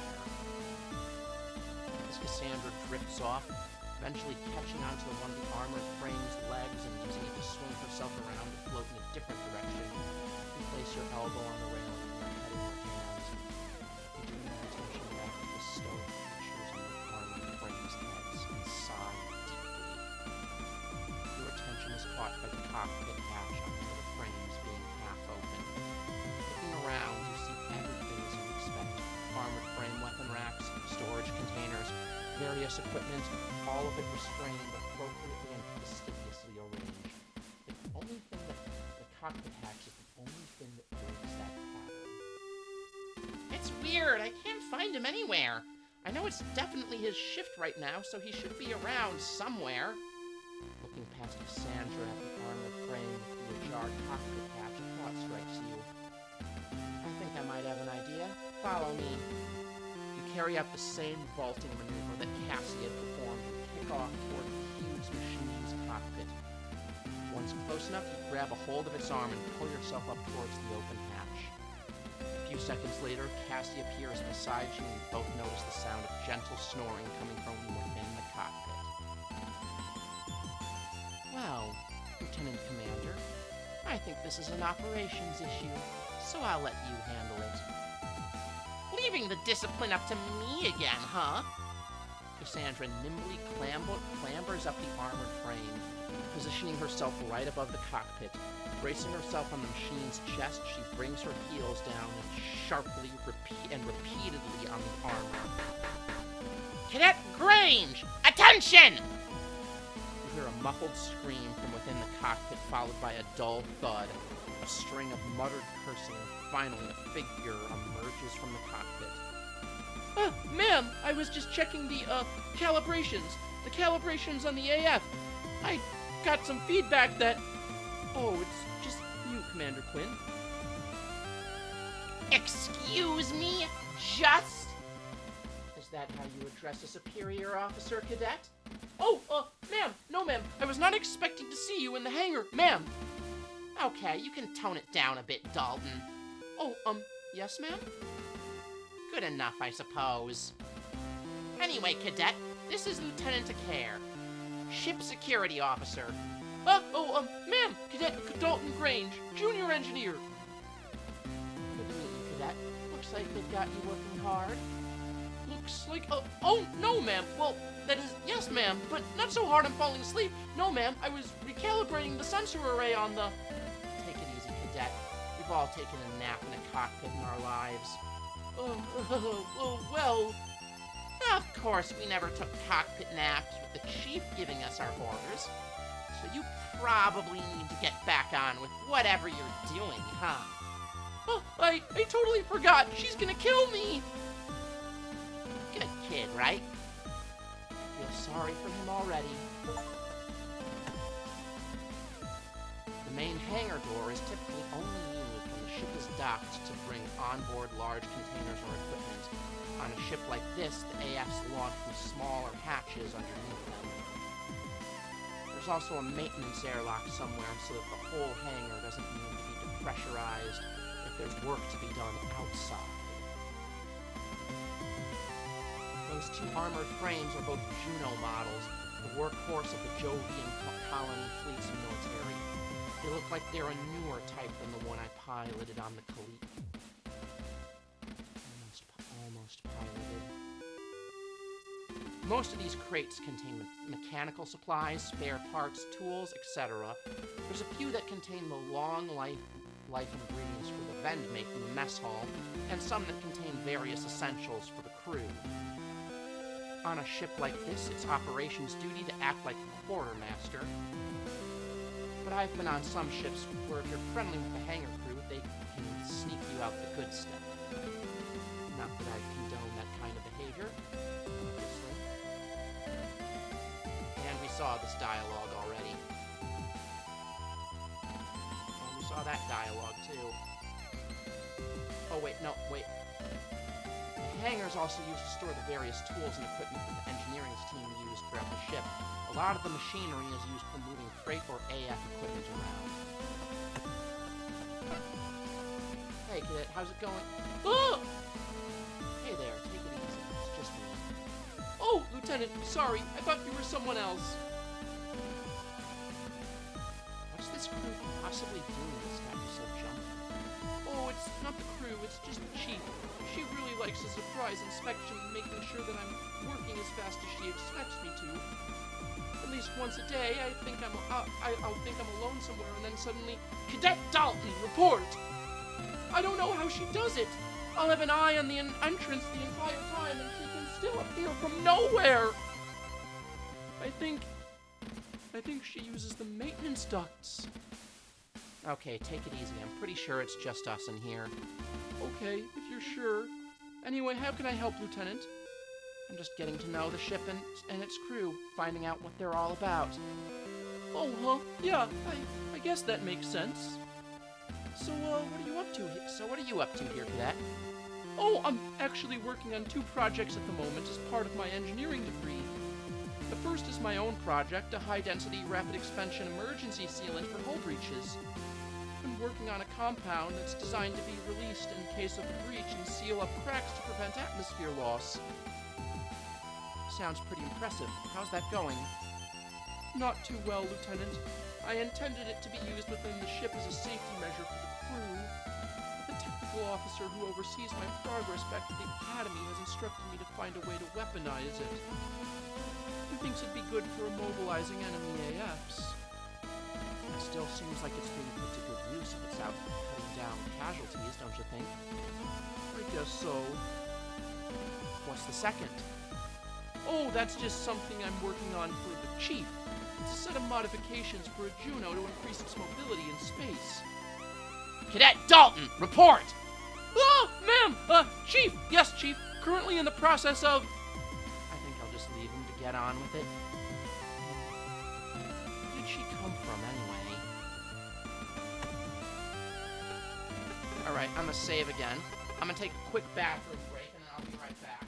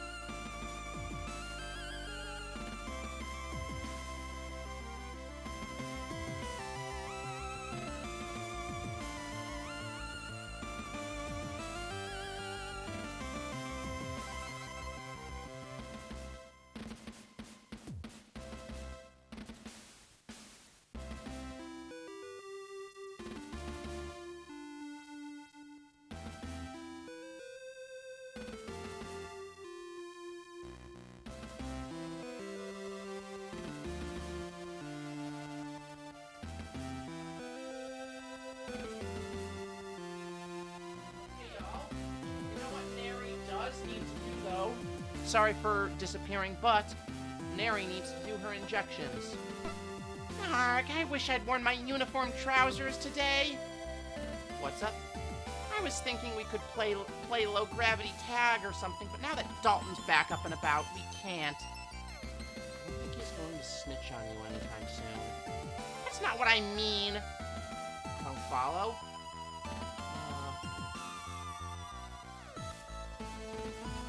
Honestly, have you considered the issues of floating around in a skirt? Ah, yeah, now that you mention it. Oh, just count yourself lucky. I would have kicked your ass. Okay, I am gonna have to do my injections.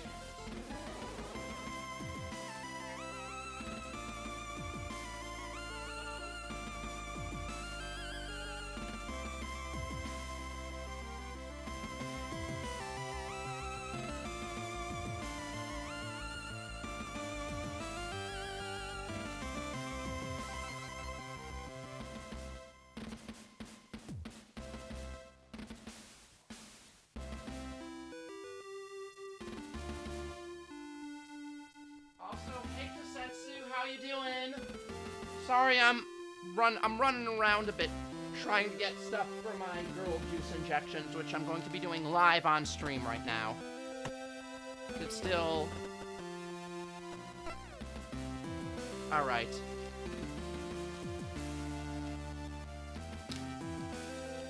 Get my needles out.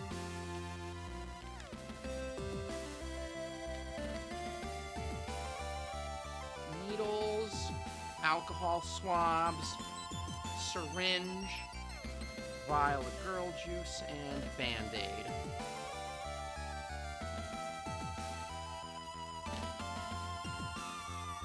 This is gonna take a little bit. Is good. I have something to show. What do you have to show? I'll see if I can put it on stream if you want to DM it to me.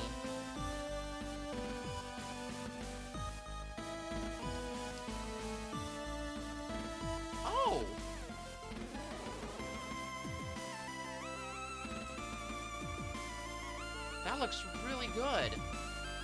So, what is this, Kasetsu? I'm gonna see if I can, put this up here. Image. What's the... Oh, don't put it on stream. Don't put it on stream. Understood. I will keep the secret. What is it of, if I might ask? You can just DM me the answer.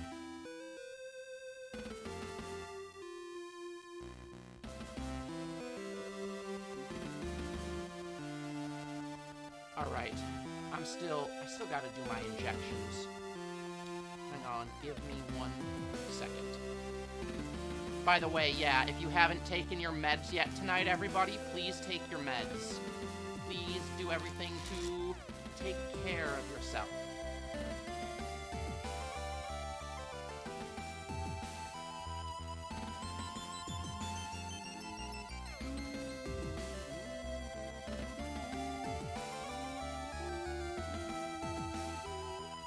Alright.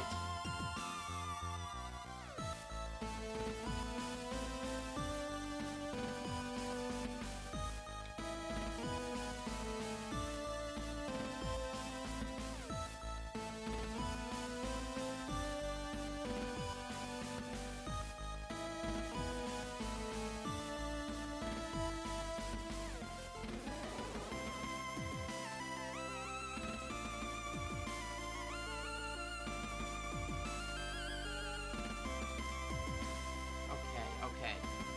We've got, that dealt with.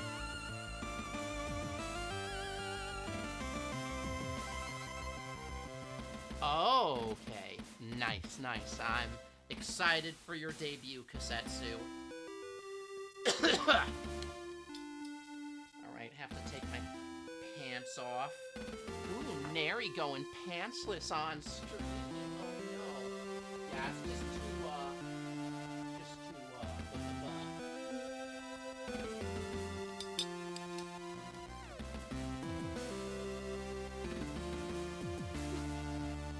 just to, just to do my injections.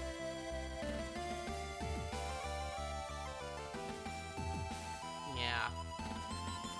But yeah, please take your meds if you have not yet taken your meds, like I'm doing right now.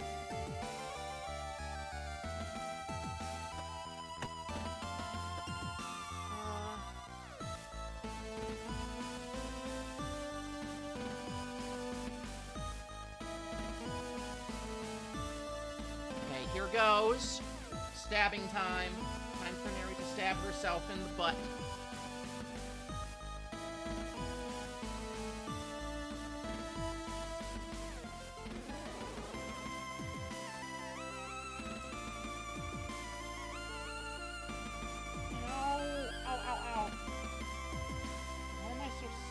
There all of a sudden. Didn't used to hurt that much.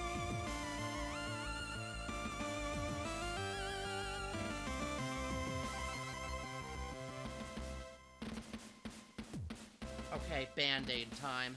Band-Aid time. And then I'm gonna have to dispose of my sharps.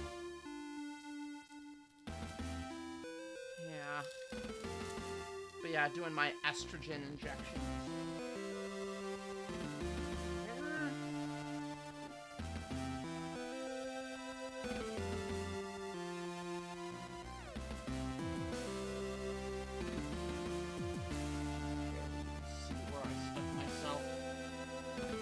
That's good. It means I didn't hit a vein or anything. Alright, I'm gonna get rid of my sharps.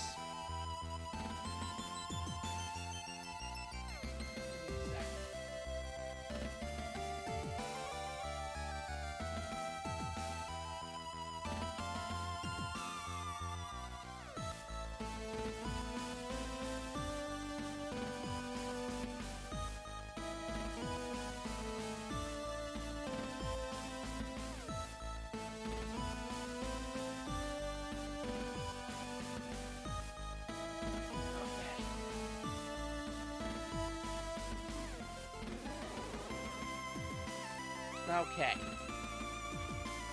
That is, let's see, fire control. Moving beyond the mess hall and the hangar access, the two of you continue to the furthest end of the four-side thoroughfare. The music's different here. Why is the music different? The door at the end of the corridor is shut. The words fire control painted on it in large stenciled letters. Cassandra swipes her keycard through the reader by the door before turning to you. So this is fire control. The gunner's probably here, but, well, you'll see. That's pretty cryptic. As you follow Cassandra through the doorway, your eyes take a moment to adjust as the strip lighting that illuminates the rest of the ship is now conspicuously absent. Instead, the entire room is lit by the phosphorescent glow of an alcove of screens and readouts. Looking at the screens, each one seems to not be showing much more than a few specks on a blank background. From experience, though, you know that what you are looking at is a live feed from cameras all over the ship's exterior. In the center of this alcove, facing away from you, is a seat like the ones on the bridge. From this angle, it's impossible to tell if there's anyone in it, but you notice a tinny, rhythmic hiss coming from it.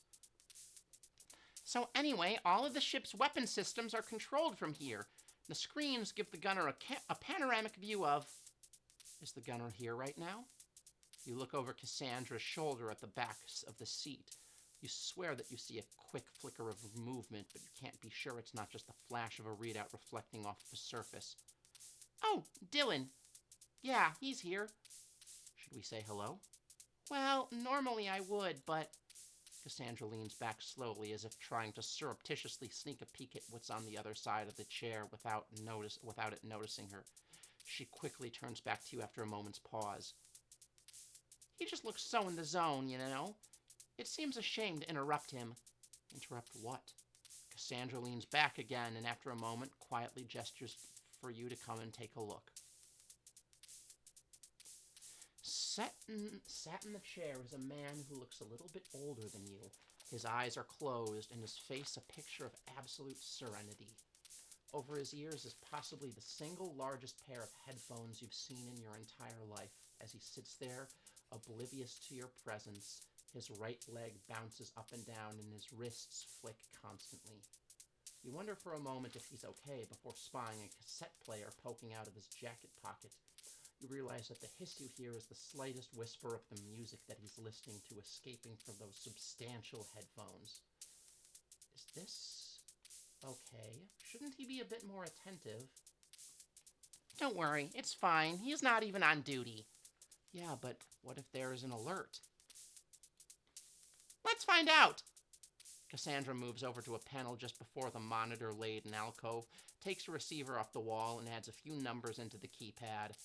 Hi, Vanessa. Yeah, it's Cassie. Can we test the alert system in fire control? Hey, Thomas. No, I know it's not scheduled. It's a spot check.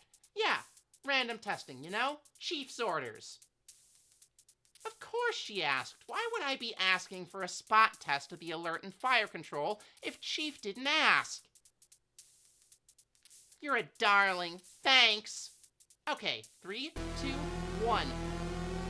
Loud! In an instant, you see the figure in the chair bolt upright, yank his headphones off and lay his hands on the fire control system, his head snapping back and forth as he rapidly surveys the wall of monitors. False alarm. Hey, Dylan! Don't mind us. Just had to do a spot check on the alarm system. Chief's orders. Oh, hey, Quinn. No problem. Who's this? Lieutenant Naria Care, Ship Security. Oh, hey. Warrant Officer Dylan Dees, Gunner. Welcome aboard. Thanks. Well, let me know if you guys need anything. That alert totally got in the way of an awesome solo, so I'm gonna have to rewind and pick up where I left off. Good to meet you? Every single one of these screens is linked to a camera on the ship's hull. Although it doesn't look like it, this actually represents a 360-degree view of the gun dog.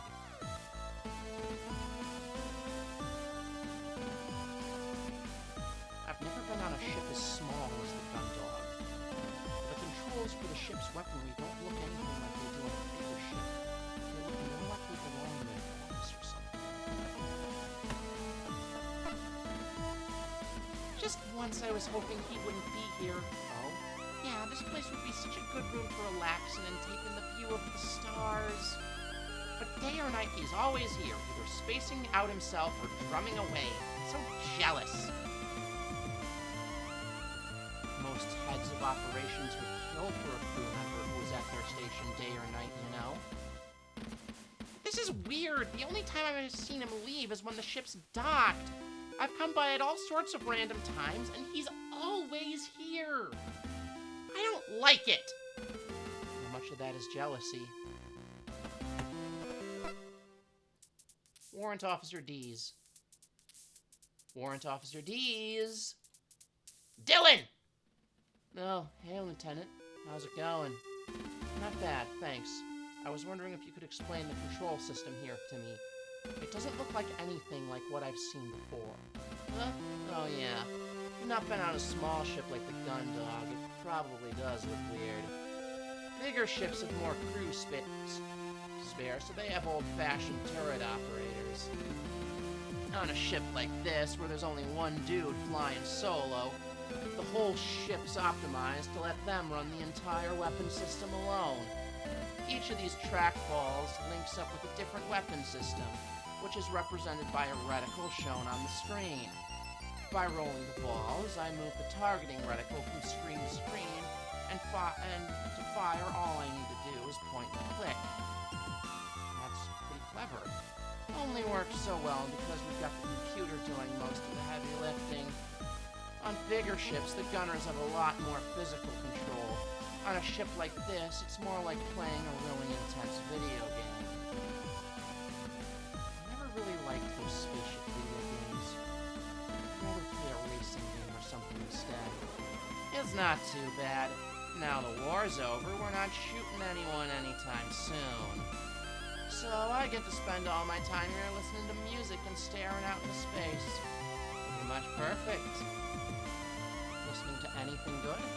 Yeah, a real classic album right now. Ever hear of Trish and the Replicants? No, sorry. Come by later and I'll lend you a cassette. It's pretty good for such an old band. Thanks for the offer. Alright, let's head back into the Foreside thoroughfare. Guess we've only got 2 rooms left on the tour. Or I should put away my needles. After, doing my injections.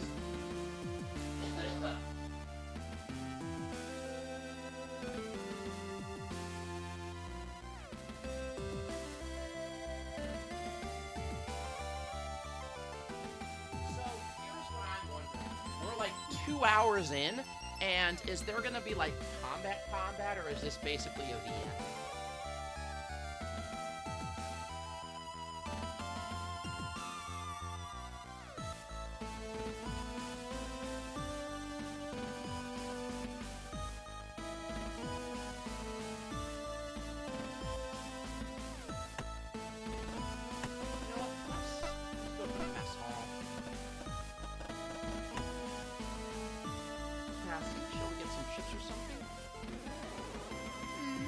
Wait until we've explored a bit more of the ship before we take time off for a snack break. Likely to pass up a snack break, but sure.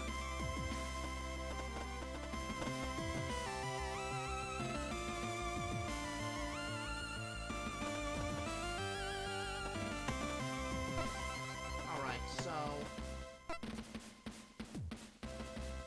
so your quarters are down this way, huh? That's right, why? I was wondering where you'd be. On a Swift class, there's 2 different quarters sections. One has all the department chiefs, whilst the other has the crew that work within those departments. Since you're the only security officer on board, I was wondering if you count as a department head or not. Well, I guess I don't. I'm just slumming it. Oh, that's not... What I meant was that, I'm messing with you. Don't worry about it. Security is typically under the captain's instruction anyway, so it makes sense that my quarters are down this way. I guess so, when you put it like that. So have you met any of your neighbors yet? Well, let's see. Hanson Cruz. Yeah, I know this guy. Oh, you met him already? Not on the Gundar. I knew him back on the Creek. Oh!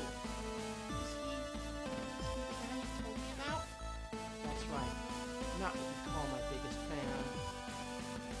Oh, honey, I'm sorry. This is Haru's room. They've probably heard what Hanson has to say about me. Probably best I don't run into them too often. Dalton's room. I could probably do with a little bit of time to relax every now and again. Dylan's room.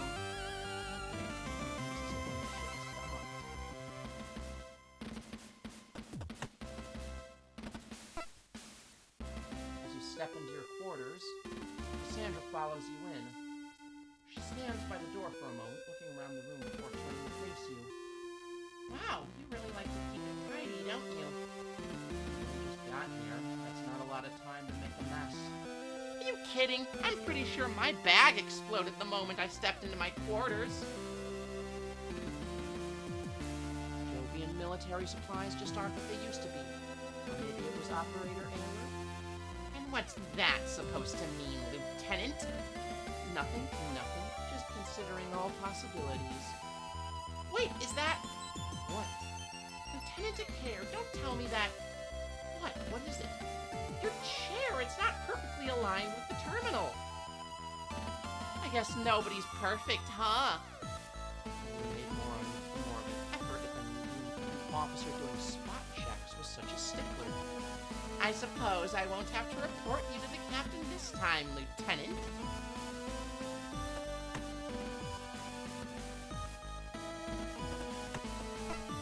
Hey, want to see something cool? I feel like this may be a bad idea, but go on. Alright, I've always loved your sense of adventure. Now check this out. You work your fingers under the bottom of one of the panels by your bunk. You can take it off its mountings, and there's a recess behind it you can stash contraband in. Oh, how about this floor panel. Did you know that if you... Okay. You can take it off its mount. Oh, that's me talking. You can take it off its mounting. There's a recess behind it that you can stash contraband in. How about this floor panel? Did you know that if you use something strong enough, you can pry it open and it leads into a crawl space below the text that you use to get to other areas of the ship? Yeah. Ah! Alright, but I bet you didn't know that if you logged into your terminal and entered a secret code that... You can play Snake. That too. Sorry. Well, fine. I guess you probably know every secret on the ship then. Well, not every secret, but I am a security officer. I've seen and caught every trick there is when it comes to contraband, crew-breaking fraternization rules, or system exploits. It'd have to get pretty technical to get past me. Wait, how do you know all this? Oh, well, that is Back to the tour!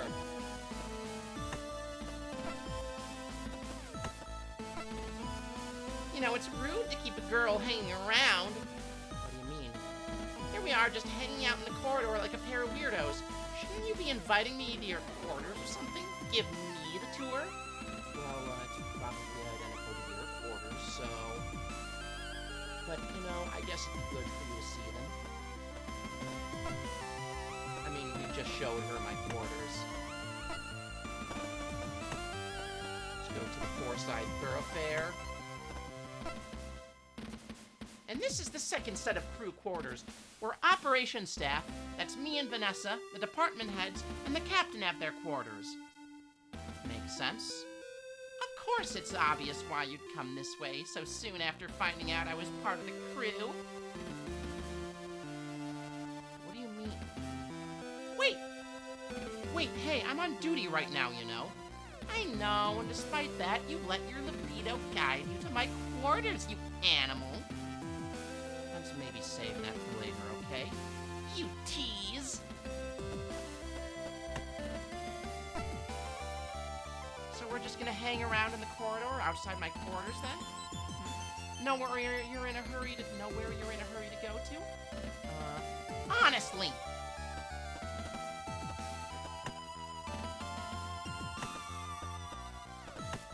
Let's look around. Vanessa's room. I get the impression that someone like her keeps it at inspection level at all times. The nameplate reads Cassandra Quinn. I don't really need an explanation on who that room belongs to. Mackenzie's, that is, Chief's room. She seems pretty committed to the job. I bet she doesn't spend much time here. Dr. Rosarian's room. No, I bet he's not in there since he's... I bet he's not been in there since he's boarded.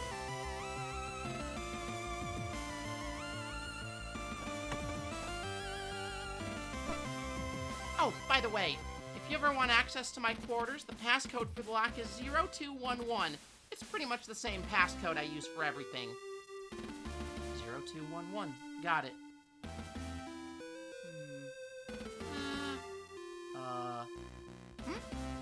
Oh, that's right, it's...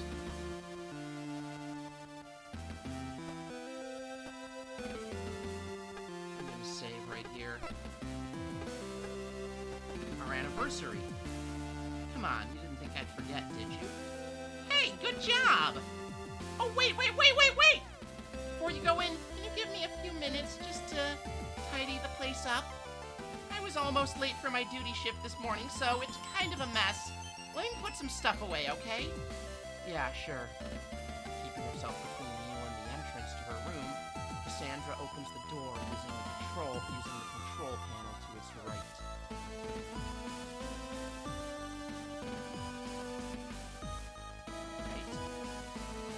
As it opens, she swiftly steps through and, before it's even all the way open, closes it again using the panel on her side of the entrance. The entire time, she obstructs your view of her quarters. Thanks! I won't be long. Promise! A few minutes pass, and we continue to stand gingerly outside of Cassie's quarters. You hear the occasional footsteps coming from the Foreside Thoroughfare. They all move on to the other parts of the ship. Thankfully, no one stops by to ask why security is looking outside one of the operations officer's quarters. Hey, Cassie? You give the door a gentle knock, leaning against the wall, continuing to remain on lookout for anyone who may have some questions about what you're doing out there. How's it going in there? Oh, yeah, almost done. Just give me a minute to get this sorted out, and... That last pause is followed by a loud bang and the sound of a small cascade of various objects onto the floor.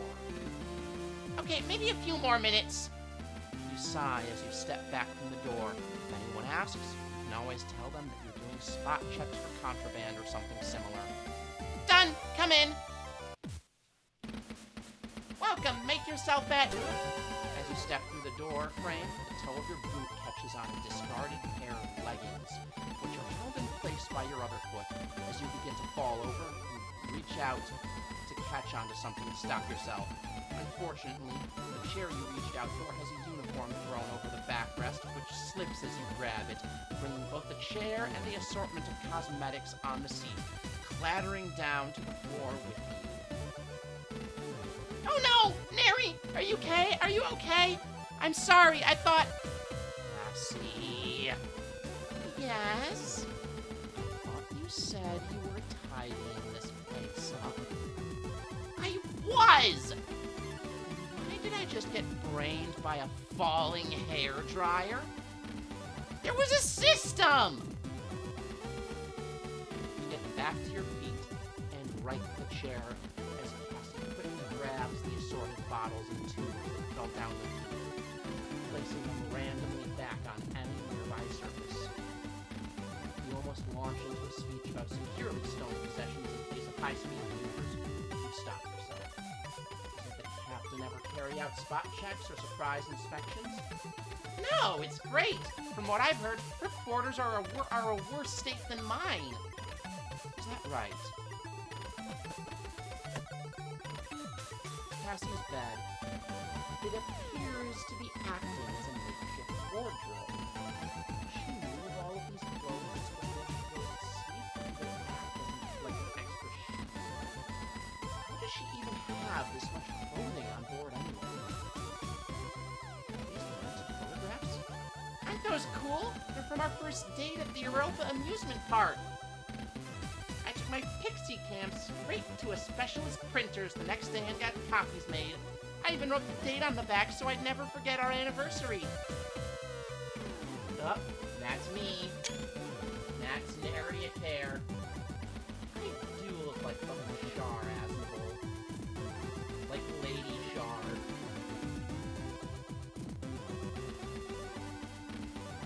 Wow, I never knew you were that sentimental. I knew I was onto a good thing when you held my hair back so I could barf mid-roller coaster ride. You don't meet many people that consider it when you're dating within the forces, let me tell you. Yeah, now that I think about it, that wasn't the most romantic date I'd ever been on. You still called me back up for a second date, though. I guess I must have been pretty desperate. Hey! Joking.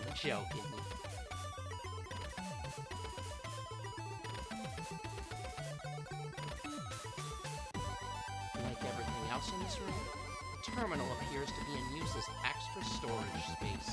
Even the chairs covered in stuff.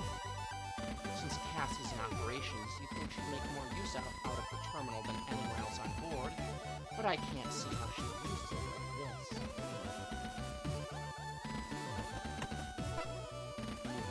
So, how are you finding the gun dog so far? Enjoying the tour? The ship's pretty much the same as every other one I've ever been stationed on.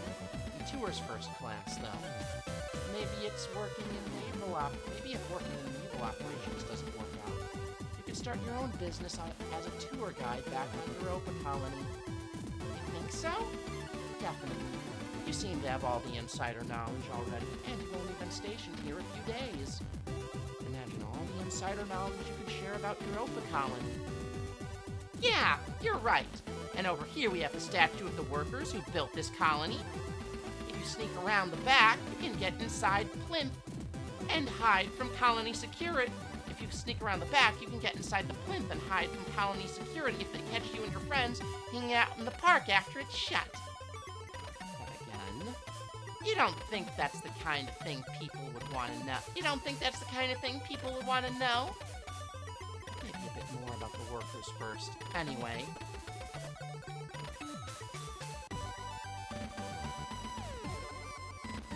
I should save here.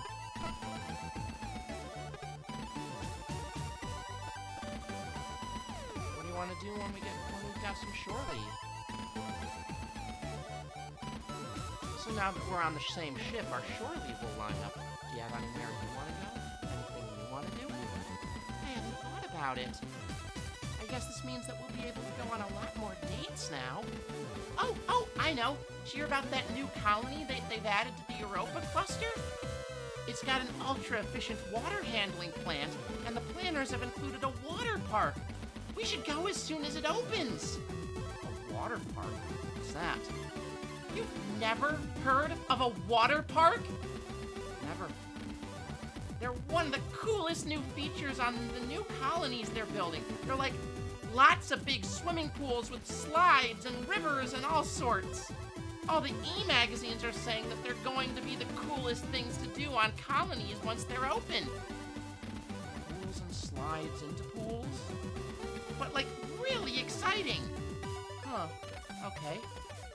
I guess when we're next dock, I'll see if I can book us some tickets. Awesome! How do you feel about being transferred from the Reliant? So about your transfer from the Reliant. I know. We don't need to have this conversation. I've already had it from Captain Singh in my dismissal and from one of the senior resource officers. You're wasting your potential. You would make an excellent captain if you took your duties seriously. Your academy scores were excellent.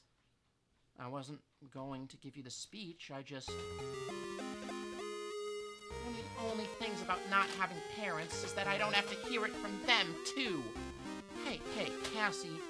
And it's the absolute worst hearing it from you because I know that out of everyone, you're probably the only person that really cares. I'm going to give you the big speech about it. I figured you'd already had it from everyone else. Just wanted to make sure you were okay. I figured you were feeling worse than you let on. It's gonna be okay, you know? A ship like this isn't the worst place to be for a while. And if things work out okay, you can always put down for a transfer back to a bigger ship. JFC is still building up its navy, so there will be loads of opportunities. If that doesn't work out, still your career as a tour guide back on Europa. Yeah, you know it. I'd probably make a better tour guide than a ship operator anyway. I think you'd be great at whatever you decide to do. Whatever that is, I'll be here to support you through it. Cassie? You're so cheesy sometimes. Hey! Come here.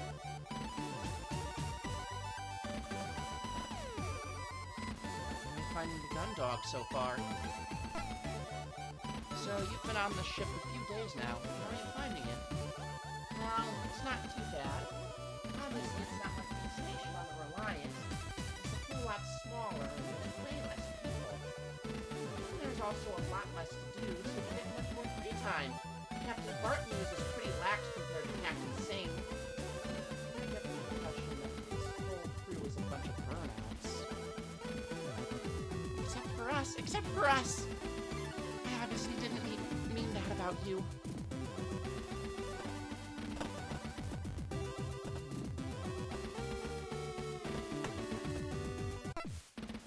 Now I guess the only place left is Captain's Quarters.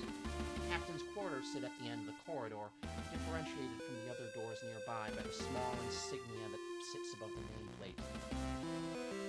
Like the others in the corridor, it displays the occupant's name. In this case, Captain Daenerys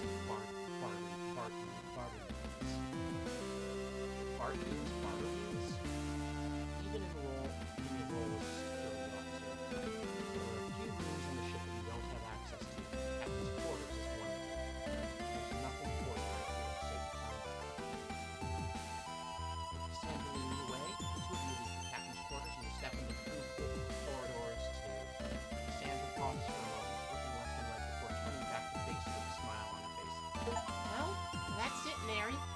myself officially acquainted with all there is to be acquainted with on board the one and only JFS Gundog. I hope you enjoyed the tour. I did. It's probably up there in my top 5 ship orientations. Top 5? Okay, you're right. Top 3. What? Maybe a triple ship to start your time aboard the Gundog is more to your taste. Well, that did happen to me on board the Thunderbolt, so if that didn't happen, I guess it would definitely be my favorite orientation ever. What a coincidence. It looks like your schedule's clear until tomorrow morning. Whoa, in that case, 5 stars. Great tour, especially the guide. So now that the tour is over, your duties don't formally begin until tomorrow. If you want, we can take another look at anywhere on the ship, or if you want to call it a day, that's cool too. I think I'll keep looking around. I think I'll take another look around. It's best if I'm completely up to speed on everything there is to know about the ship before I start my duties. Roger that, Lieutenant. Let's go. When you decide that you've got everything figured out, it's probably best to head back to your quarters. You've got a big day ahead of you. Go get Cassandra some chocolate. I promise her something. Cassie, shall we get some chips or something?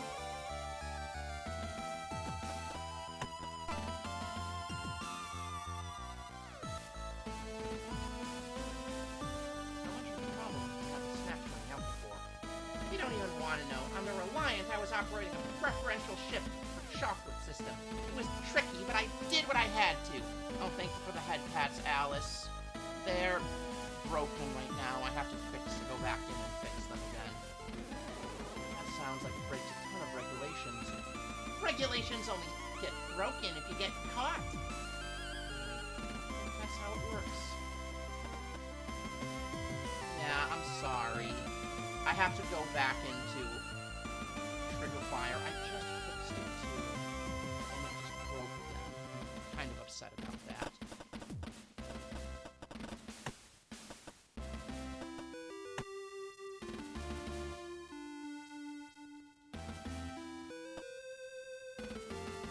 Hey Cassie, have you had lunch yet? Should we get something from the menu? From the vendor? Oh, sorry. I forgot about what you discussed with the doctor. No. I guess missing out on my favorite hamburger or pineapple salad is a small price to pay for not putting up with, well, you know.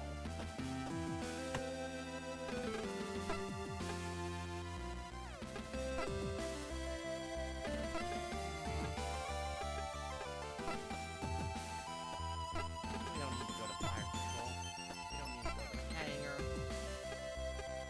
411, your quarters, 242, Sam's quarters, Captain's quarters, bridge, central hall, airlock, sick bay, back thoroughfare, armory, engine room, engineering,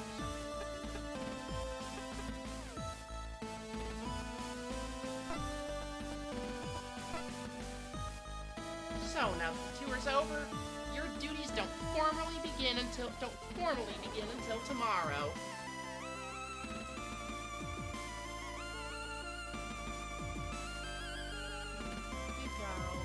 I think that's enough for now. I should probably go over the mission log before tomorrow and get it over with.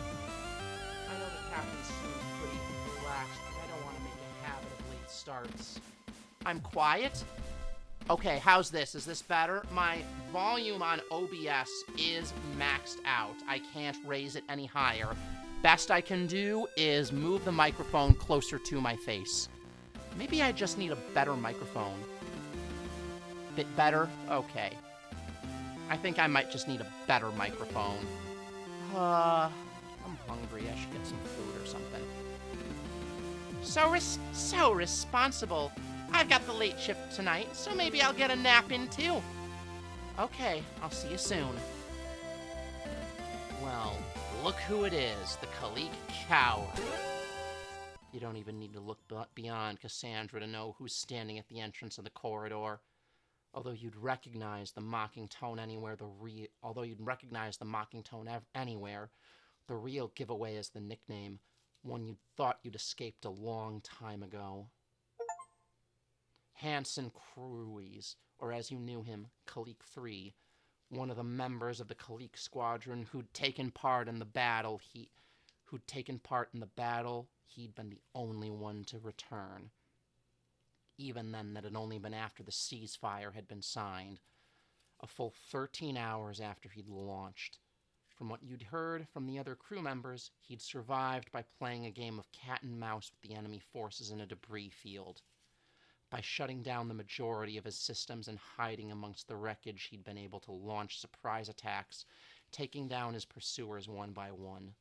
When he came back to the Kalik and saw your armored frame still suspended from its restraints, he had instantly blamed you for the squad being wiped out. If you'd taken off when you were supposed to, he argued, the squadron would have been at full strength, enough to survive the surprise attack. No amount of technical data or arguing that it had been physically impossible for you to launch would change his mind. The destruction of the Kalik squadron was on your hands. The worst bit was that you weren't entirely sure he was wrong.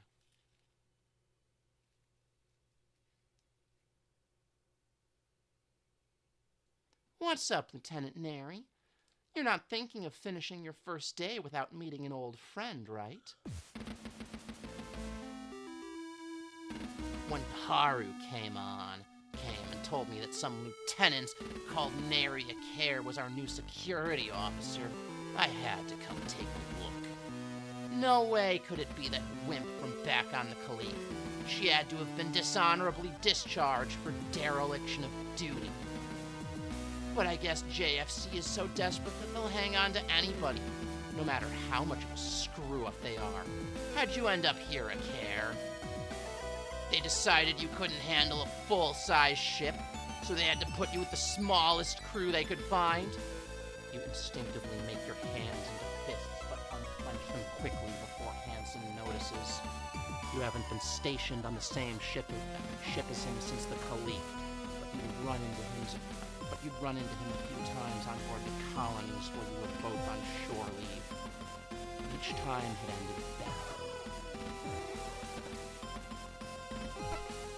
You almost lash out at Hanson, but stop yourself before you do. The two of you are on the ship together whether you like it or not, and the last thing you want is to let him know that he can get a rise out of you so easily. You fight the urge to just draw your electroshock weapon here and now. It'd be easy to put an end to this that way, you think. But you know that in the long term it'd probably be the worst decision you could make. Instead, you grit your teeth. Stand down, Ensign. That kind of behavior's out of line. Oh no. What are you gonna do, Lieutenant? Confine me to quarters? On what grounds? Hurting your feelings? Give me a break. Where was that spine 4 years ago, huh? You're happy to throw your weight around against your comrades, but not the enemy? See what I was saying, Haru? The lieutenant here's a coward and has been since day one. Won't fight, won't even stand up for herself. Ensign Cruz, you stop that right now. Lieutenant Akare is... Can't stand up for yourself, so getting this ditz to do it for you. Is that it, Lieutenant? Cruz, you stop this right now and apologize, or I'll order Lieutenant Akare to throw you into solitary and write you up myself. You're welcome to try, Lieutenant Commander, but I don't think your security officers got it in her to even try. You think you can take me on?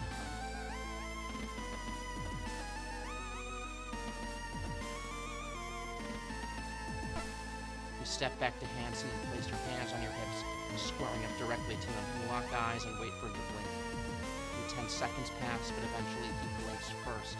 You hold on to the sigh of relief for now. Ensign Cruz, that is a request from a senior officer. I suggest that you don't force the Lieutenant Commander to make it in order. You're so close that you can feel Hanson's hot breath on your face as he exhales through his nose and smirks. Why's that? Worried about what you'd have to do when I disobey it? Come on then, Lieutenant. What's it gonna be? You gonna show me who's boss on board the ship? You gonna make me obey that order? You want to think long and hard about what you're going to do, Lieutenant. Never know when you're going to need a friend like me. I mean, we're all crewmates here, right? I'm not heartless. I'll even help losers like you out if you've done me a solid or two. So maybe you should act like a professional for once. Or are you gonna do something stupid and show the Lieutenant Commander you're just as much of a screw as she is? You take a deep breath, and with Hansen's breath hot on your face, you do everything you can to not bat an eye at that last comment, but despite your best effort, your hands are clenched into fists. As much as you'd like to put 5,000 volts room for insubordination and insulting a senior officer, you know that would be letting him win. Instead, you glare into the ensign's eyes for a few more seconds. You can almost feel Hansen's hatred for you radiating from like an aura, and it takes all the bravado you can muster to not step down. The two of you stand like this for longer than you'd like until... Would you two knock it off already? I'm on duty this evening, and I don't want to have to update the captain that both her new security officer and lead pilot are in the sick bay. All because their egos are too big for them to be on the same ship together. So both of you stand down! That's an order! Both you and Hansen are taken aback for a moment, like two school children who've been caught in a playground squabble. You turn from Cassandra to Hansen and back, trying to come up with something to say. Similarly, Hansen's air of machismo has been defeated by this surprise outburst. No, I don't want to hear it from either of you. You're both in the JFC, so maybe I should start... You're both in the JFC, so maybe you should start acting like it. Ensign Cruz, I want you to report to the chief at 0400. You're helping her clean out the organic processing filters. As for you, Lieutenant Akare, we'll discuss this later. Hey, what? You can't... Ensign! Piss off! That's an order. For the first time since you've met him, Hansen looks lost for words. He stands there for a moment, mouth agape. Yeah, Lieutenant Commander. I hear you loud and clear. Hansen thrusts both his hands into his jacket pockets, turning on his heel and heading away towards the thoroughfare. He cocks his head, gesturing to Haru to follow him as he leaves. Before the pair are fully out of sight, he turns back to face the two of you. Good thing someone on this crew is able to keep everyone in line. Doesn't seem like our security officer is up to the task. With his parting shot fired, both Haru and Hansen disappear around a corner. Whoa, Tamaya! Welcome in, Raiders! Welcome. For those who don't know me, I am Neri Akare, criminal cat girl extraordinaire, and we are back after some scuff, and we're playing Stories of Soul, the Gun Dog. Let me give you a shout out. I saw you were live with Windrose. How'd that go, Tamaya? You have fun? You have a good stream? Yeah. Alright. Pirates! Yar! Yeah, how is that? You have fun with your pirates? We're doing, this, like, retro-style, mecha game. I don't know if it's just a VN or if there's, like, actual, like, stuff in it, but we're, like, almost 3 hours into the stream, and we've just sort of been... So, earlier, I thought at first I had to cancel stream because my internet went down, but now it's back, and it's been holding for a solid 3 hours now, so stream is going good. I'm super glad your stream went well. If you need to raid and run to practice self-care, please take care of yourself. Also, this is a med check for any of your raiders. I just did my injections earlier of girl juice. But yeah. Where's my water bottle?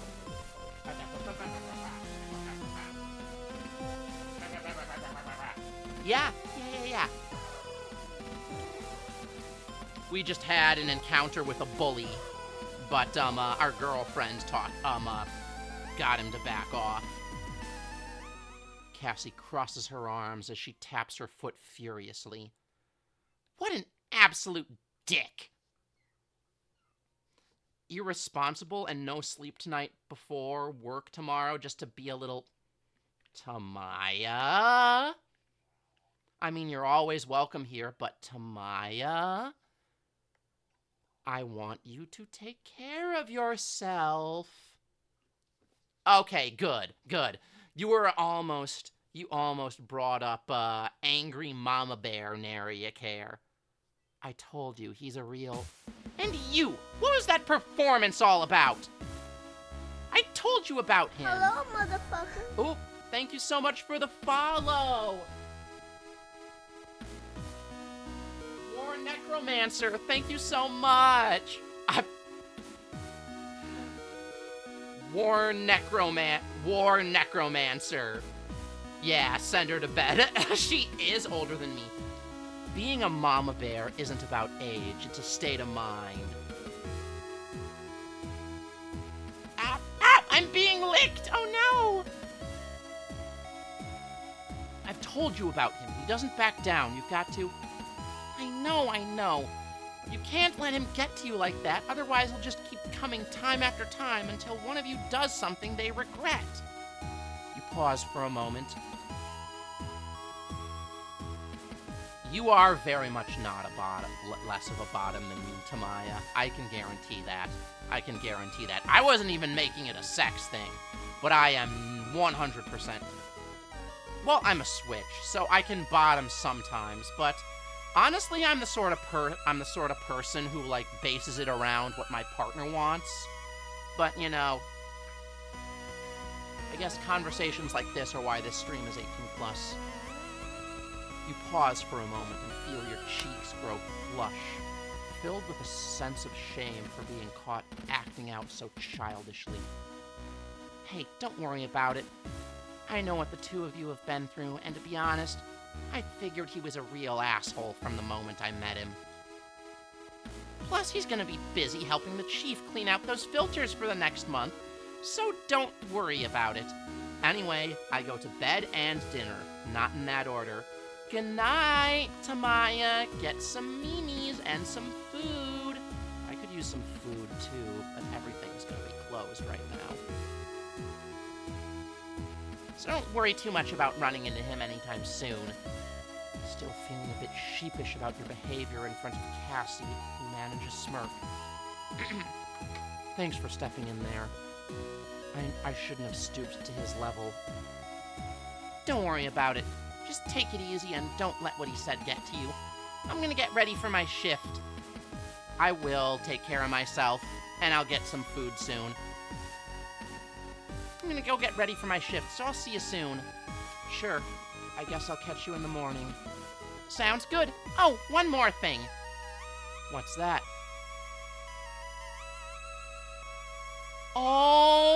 Okay. Cassie steps forward, places her hands on your waist, and stands on tiptoes, raising her face up to yours. You close your eyes and lift your head and tilt your head slightly in response. At that moment, her lips meet yours. You forget everything that just happened.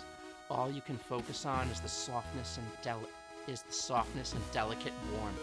The foot pop! The foot pop!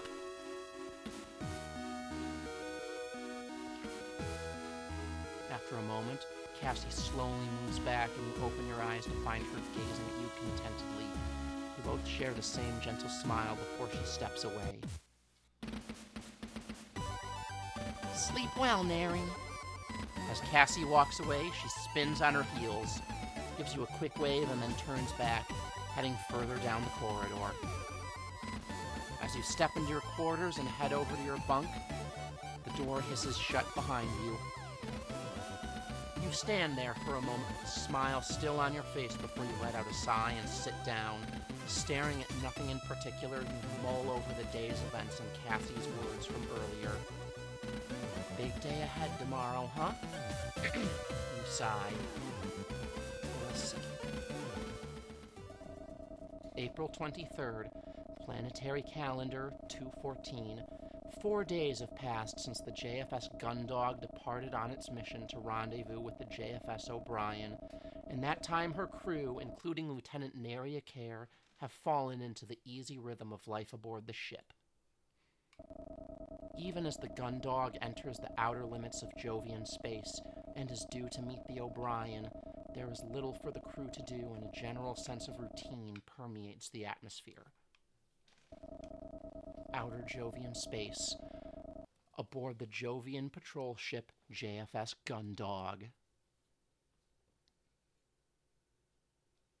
You're just finishing the last of your coffee as a shrill series of electronic pips begin sounding from your wristwatch. Without looking to check the time, you turn off the alarm and rise from your seat, knocking back the last of your drink once you've stood up, then taking the empty cup back to the food vendor. It's easy to lose track of time on board a military ship where the light is kept at a constant level. So you rely on a series of alarms you've programmed. You know that this one means your shift is due to start in a few minutes, giving you time to finish whatever you may be doing. You place the cup back into the vendor, where the machine latches onto it and then retracts it into a space that is quickly sealed by a sliding panel. As the sound-muffled whirring begins, you turn back to face the empty mess hall. Time to carry out the day's security checks then. Let's see. I need to step by fire control, the hangar, and engineering to check that everything's going as it should.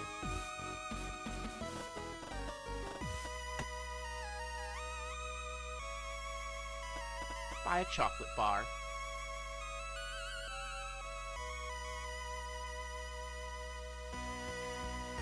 We can give that to Cassandra later. I just had breakfast, so it's a bit early for lunch. Let's go to fire control. You still feel a little awkward checking up on fire control as part of the security report. Although Dylan is always friendly enough, you can't help but feel like you're intruding on his personal space. It doesn't help that his headphones are so big that short of shaking him, it's hard to get his attention. Well, here we go. Morning, Lieutenant. How's it going? Oh, hey, Dylan. Everything all right? I thought you'd be listening to your music. You're a pretty punctual lady, Lieutenant. So far, you've come here the exact same time every shift. All I had to do was find which albums would last until just before you got here, and now I don't need to get interrupted mid-jam. That's pretty impressive. Aren't you gonna get bored just listening to the same albums every morning, though? Nah, don't worry about it. I've figured out about 15 different album combinations, and that's not including changing the order of play. So I'm good for this mission. Speaking of a mission, you know the drill. Anything unusual? Nothing at all, Lieutenant. Not even a scrap of debris. I've been keeping an eye on the long-range targeting systems, too, and we've had a blip, but the energy readings match the O'Brien, which makes sense. Yeah, I thought so. We're so deep in Jupiter's backyard that I don't think we'll be seeing anything at all, aside from the O'Brien. Pausing for a moment as you idly shift your focus from one screen to another. A flicker on one screen catches your attention. What was that? Ma'am? The screen here, it just flickered. What did the reading say? Oh, that's a long-range targeting system. It's fed with data from the long-range communication system, which has been on the fritz recently. Chief's been working on it, trying to figure out where all the feedback's coming from. That's the kind of thing you should be filling me in on, Gunner D's. Gunner D's nuts! If our targeting systems aren't operating properly, then I need to make sure the captain knows. My bad, ma'am. Since Chief said she was on the case, I figured it was all in hand. Well, let Let me know next time. That's it, though? Nothing else? Nothing at all. All right, keep it up, Gunner D's. Yes, ma'am. This is Gunner D's nuts. Let's go back to the four-side thoroughfare. Check the hangar. All right, the hangar. Let's see. Although you take the first few stairs normally, by the time you reach the hangar entrance, you're skipping almost every step, gliding through the door onto the catwalk as you grab the railing and heave yourself over it. As you continue to float lazily through the wide open space of the hangar, you start your visual checks. Walkways clear, access points marked, munitions stowed, all the equipment and supplies seem to be where they should be. You casually shift your weight to one side of your body, causing you to begin spinning slowly. As you rotate the glare from the hangar, lights reflect off of armored frames camera lenses, almost as if it were watching you. Quickly dismissing the thought, you return your attention back to your duties. Eventually, you arrive at the other end of the hangar, where you plant your feet on the thick steel of the main door. From this angle, you can take in everything that you may have missed, including Dalton, who you can see in amongst the storage units, his attention fixed intently on a collection of parts in front of him. Cadet Dalton, attention! Ah! The junior engineer suddenly snaps to attention the second he hears her call, inadvertently launching the pair of pliers he was holding out into the open space of the hangar. Without gravity to stop them, they continue to sail through the air. At ease, Cadet! You time your launch from the door exactly to allow yourself to grab the pliers as you float over to the startled Cadet. I believe these are yours, Cadet. Ma'am, thank you! I didn't realize you were... Relax, Dalton. I'm just doing my rounds. I'm not here to check up on you. Oh, okay, cool. Yeah. Is there anything I can help you with? Just the usual. Everything okay in here? You haven't noticed any mechanical failures? Everything working how it should?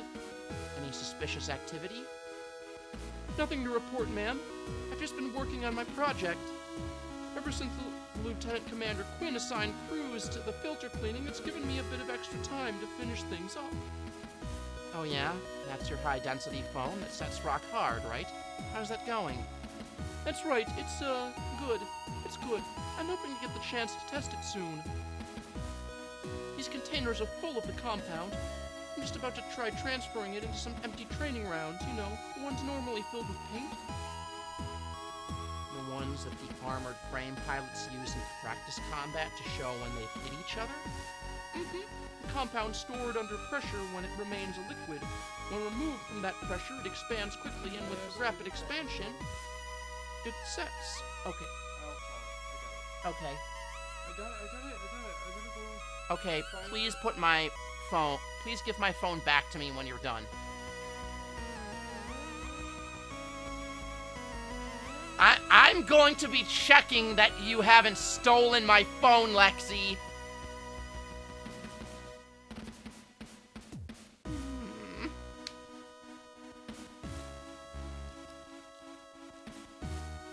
Good news.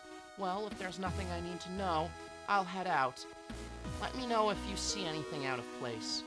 Yes, ma'am, I will. Although, I was wondering... What's up, Cadet? It's nothing. Don't worry about it. If you're sure, Cadet. Dalton, what were... Yeah, Slow down, Cadet, it's me. Oh, sorry, ma'am. I didn't realize you were still here. Don't worry about it. Anyway, you've got something on your mind. What were you going to ask? Oh, it's nothing, ma'am. Don't worry about me.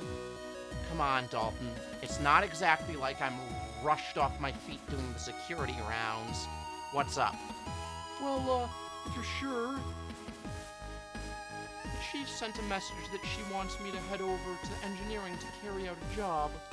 But I'm right at a critical part of the process to decant the compound into the training rounds. If I stop now, I'll have to stow all my equipment, so I'll be late anyway. And then I won't have any time, and then it'll be... Okay, slow down. What do you need me to do? Oh, sorry, I just need a bit more time. Chief's got something she wants me to do, but if I stop now, I don't know when I'll get another chance. Is there any way you could cover for me? Say no more. I'll take care of it. You will? I mean, are you sure, ma'am? Don't even worry about it. If it's something I can help with, then I'll lend a hand. If I can't, well, I'll cover for you. Don't sweat it. Thank you, ma'am. With the extra time, I should be able to get these rounds ready for testing before the next AF drills. Thank you! No problem. Now get back to it. If the chief thinks you've slacked off for nothing, then you'll know about it. Thank you, ma'am. I'll get right on it.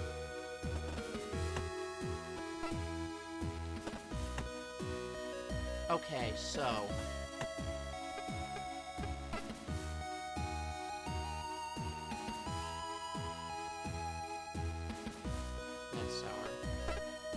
Visit engineering.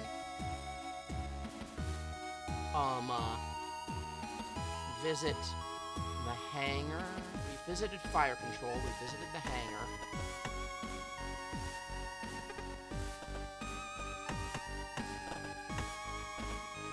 Let's go to the central hub. Head to the aft thoroughfare.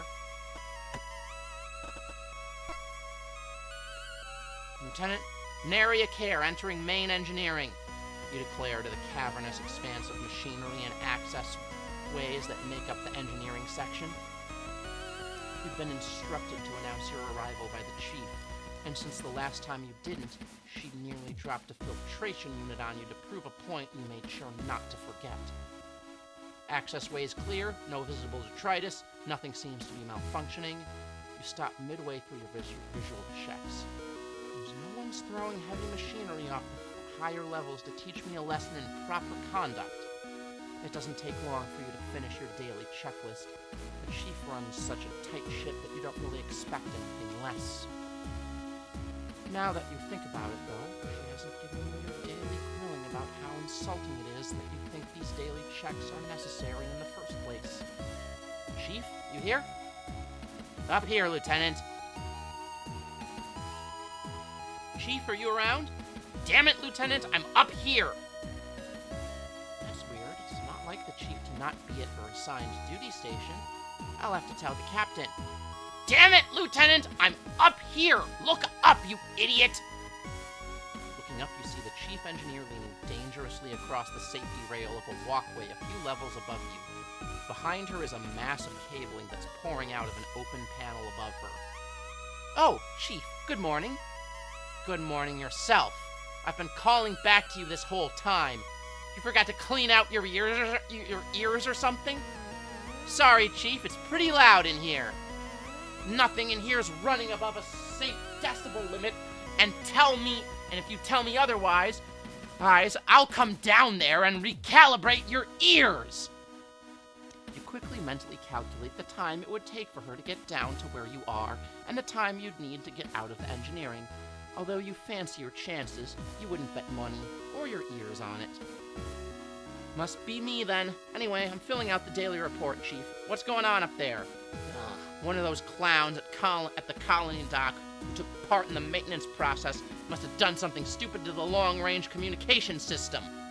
For the past 12 hours, we've been picking up huge amounts of feedback. They must have made a bad connection, but I can't find it in all this shoddy wiring. Huh, that must be the system that Dylan was talking about. Are you sure there's nothing out here that could be sending a signal? A broadcast from the O'Brien? One of our reconnaissance satellites? No chance. This feedback's way too intense. Even a standard broadcast shouldn't produce this much noise. Yes, maybe they calibrated the long-range systems on the shortwave bands.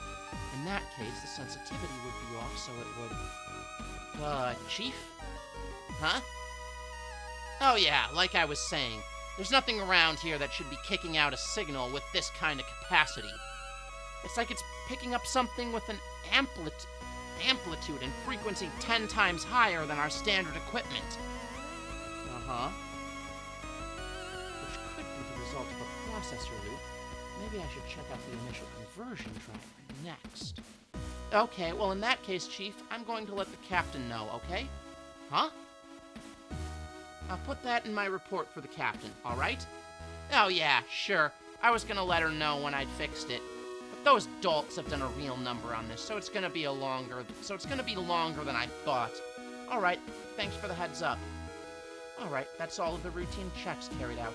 Time to report to the captain. Oh, Chief, one more thing. Are the issues with the long-range communication systems going to interfere with standard maintenance? Do I need to follow up with operations to get you some support? Depends how badly these idiots back at Europa have fouled things up. Normally something like this should be a quick wiring fix, but I can't trace back the fault. Ugh. Maybe the problem isn't with the wiring around the receiver. They could have crossed wires on the broadcast hardware. Yes or no, Chief? No. Today's scheduled maintenance is pretty light, so Dalton should be able to take care of it. He's not scheduled to report to me until later, though. When you go to the hangar, tell him to pack up his project and get over here on the double, you hear? Actually, Chief, now that you mention it... Dalton said he's a little busy with his project at the moment, and that stopping would throw the whole thing off. So I said I'd cover for some of the maintenance tasks. Oh, he did, huh? Yes, Chief. And you said you'd cover. Yes, Chief, that's right. As the silence between you and the Chief drags on, you begin to regret offering to do Dalton a favor. Now that you think about it, what exactly do you know about maintenance? Not only is this Chief going to give Dalton grief for passing off his workload, you're going to get it in the neck for... Well, if he says he's at an important stage in his work, I'm not going to drag him away. Kid's been slaving over that project night and day. Got to admire his love for the craft. You let yourself relax. Thankfully, it looks like the Chief's got something of a soft side after all. I'll be able to pick things up here, but I've got one of his jobs that you can do for me. What do you need? Chief turns away from you and squats down, rummaging around in her tool pack for something. The batteries in the emergency spacesuit radio packs in the airlock are due for replacement. Take these and switch them out for the old ones, okay? She casually tosses 2 battery packs towards you, which you just about catch, surprised by their heft. You got the charged batteries. Roger that, Chief. Once you've got the old ones, bring them back here and plug them into the power distribution module. After that, you're free to go. Swap out the batteries in the emergency spacesuits in the airlock, then bring the old ones back here to recharge. Simple. Let's go to the airlock.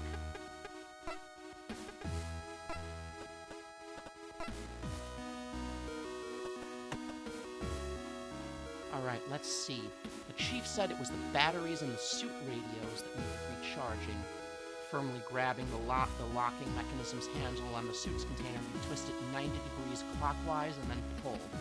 The door offers more resistance than you'd expected, but once fully opened, it remains in place. Reaching inside the container, you hold your left hand against the suit's rigid breast panel and grab the large black box of plastic that protrudes from the panel's left side. With a tug, the block pulls away, trailing a curling cable that keeps it connected to the suit. After you pull it away from the suit, you flip the radio over to examine it. The bottom half of the device consists of a pistol grip with a secondary microphone and speaker, allowing it to be used separately from the suit.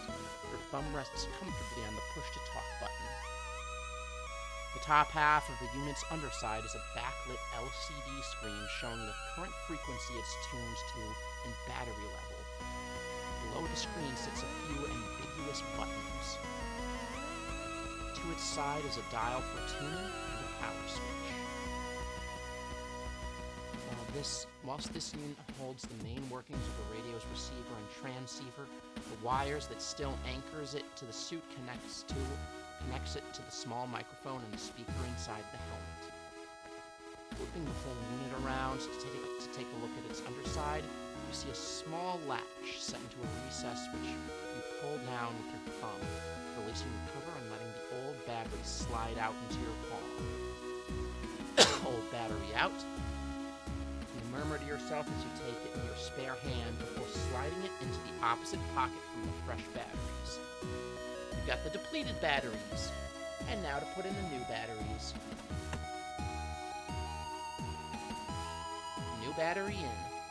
Battery replaced, you reattach the compartment cover, which snaps back into place. Once you set the radio onto its mount and the suit's breast panel, you step back, close the suit's container door, and twist the locking mechanism 90 degrees counterclockwise. With one down, you move to the other storage unit and repeat the process of unlocking the container, taking the suit's radio, swapping out the batteries, and replacing everything as you'd found it. Great, all done. Let's go get these back in charging and engineering. Let's go to aft thoroughfare, and to engineering.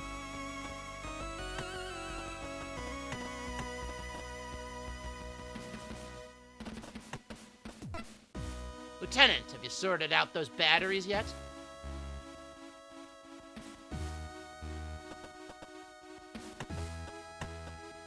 But I just sorted out those batteries. What? I just sorted out the What am I missing? I just sorted out the batteries. Where's the charging station?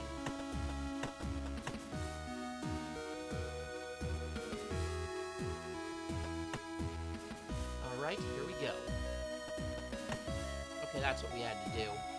You take each battery that you removed from the suit's radio and place them in the charging ports on the side of the power distribution module. They slide in and lock it into place with a satisfying clunk, and a red light above the port lights up with an amber glow. Great, job well done. Lieutenant, have you sorted out the batteries yet? Yes, Chief, all sorted. Good, you're not as useless as you look, Lieutenant. Keep it up. Thanks, Chief. I guess?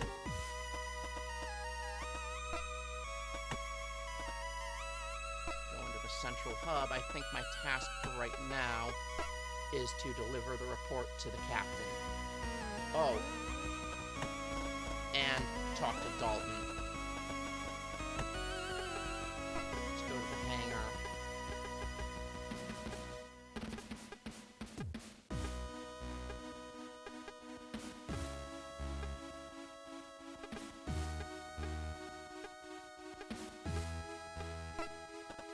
Move to the hangar.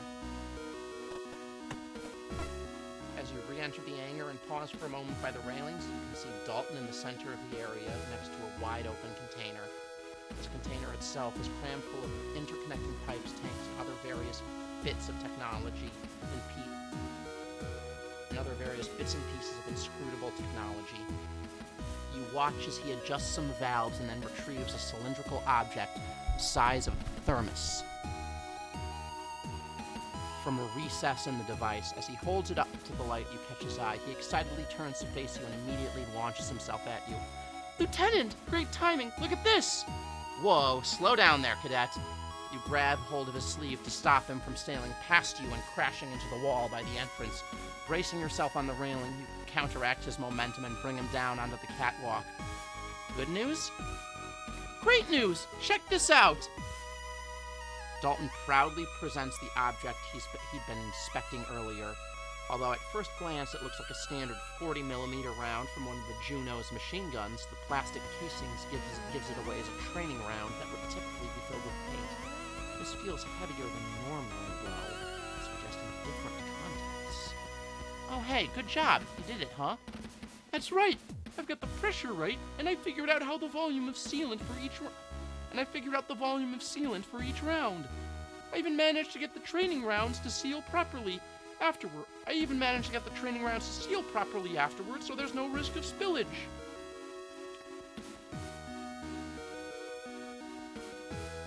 A round like this should be able to immobilize any joint on an armored frame with ease. That's great to hear, Cadet. Well done. Thank you, ma'am. I couldn't have gotten it done so quickly without your help. Oh, was everything okay with the Chief? Did she mind? What has she asked you to do? Nothing major. Just had to swap out some batteries on the emergency spacesuits. Even a security officer like me can handle that. That's all? That's all. She genuinely seemed like she thought it'd be best to carry on with your project. That doesn't sound like the chief.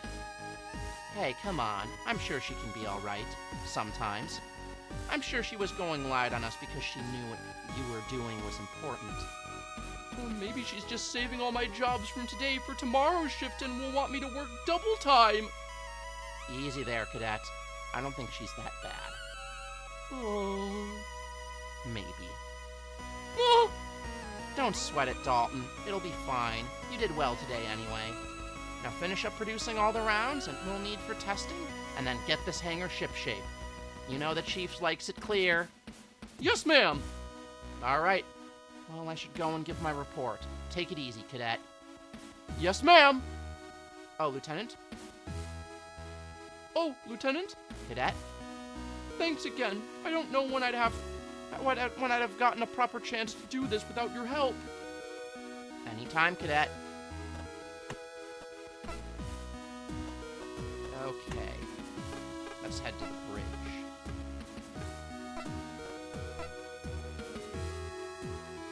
I've completed the security report for today.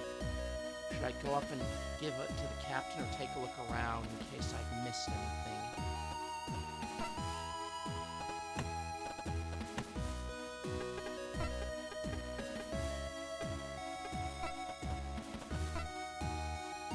Let's see.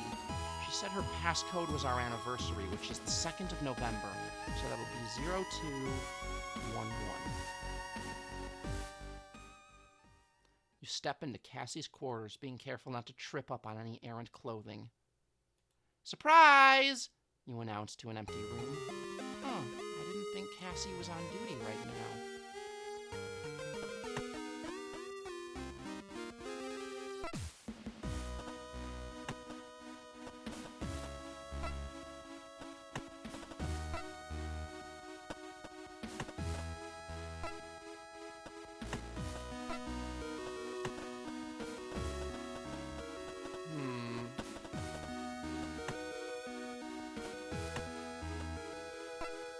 Let's just go to the bridge, then.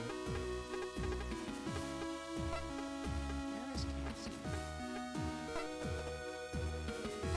We're just at the airlock.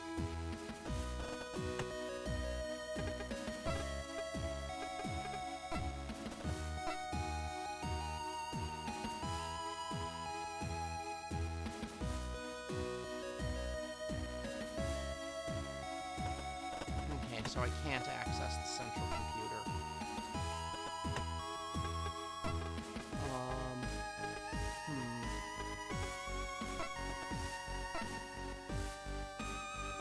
Lieutenant Decad, can I help you? No, thank you, Doctor. I'm just stopping by. For what purpose? If I can't help you, then I would have to assume you're here for other alternative purposes. Do you intend to make small talk? No, I didn't really come here to pick up more nutritional shakes for Miss Quinn. No. On the captain's orders? No, look, as part of your routine checks. Yes, just doing the routine checks. Checking in on you. Everything okay here, Doctor? Yes. Don't let me keep you, Lieutenant. You're clearly very busy. Great, thanks. I'll just be carrying around with my rounds, then.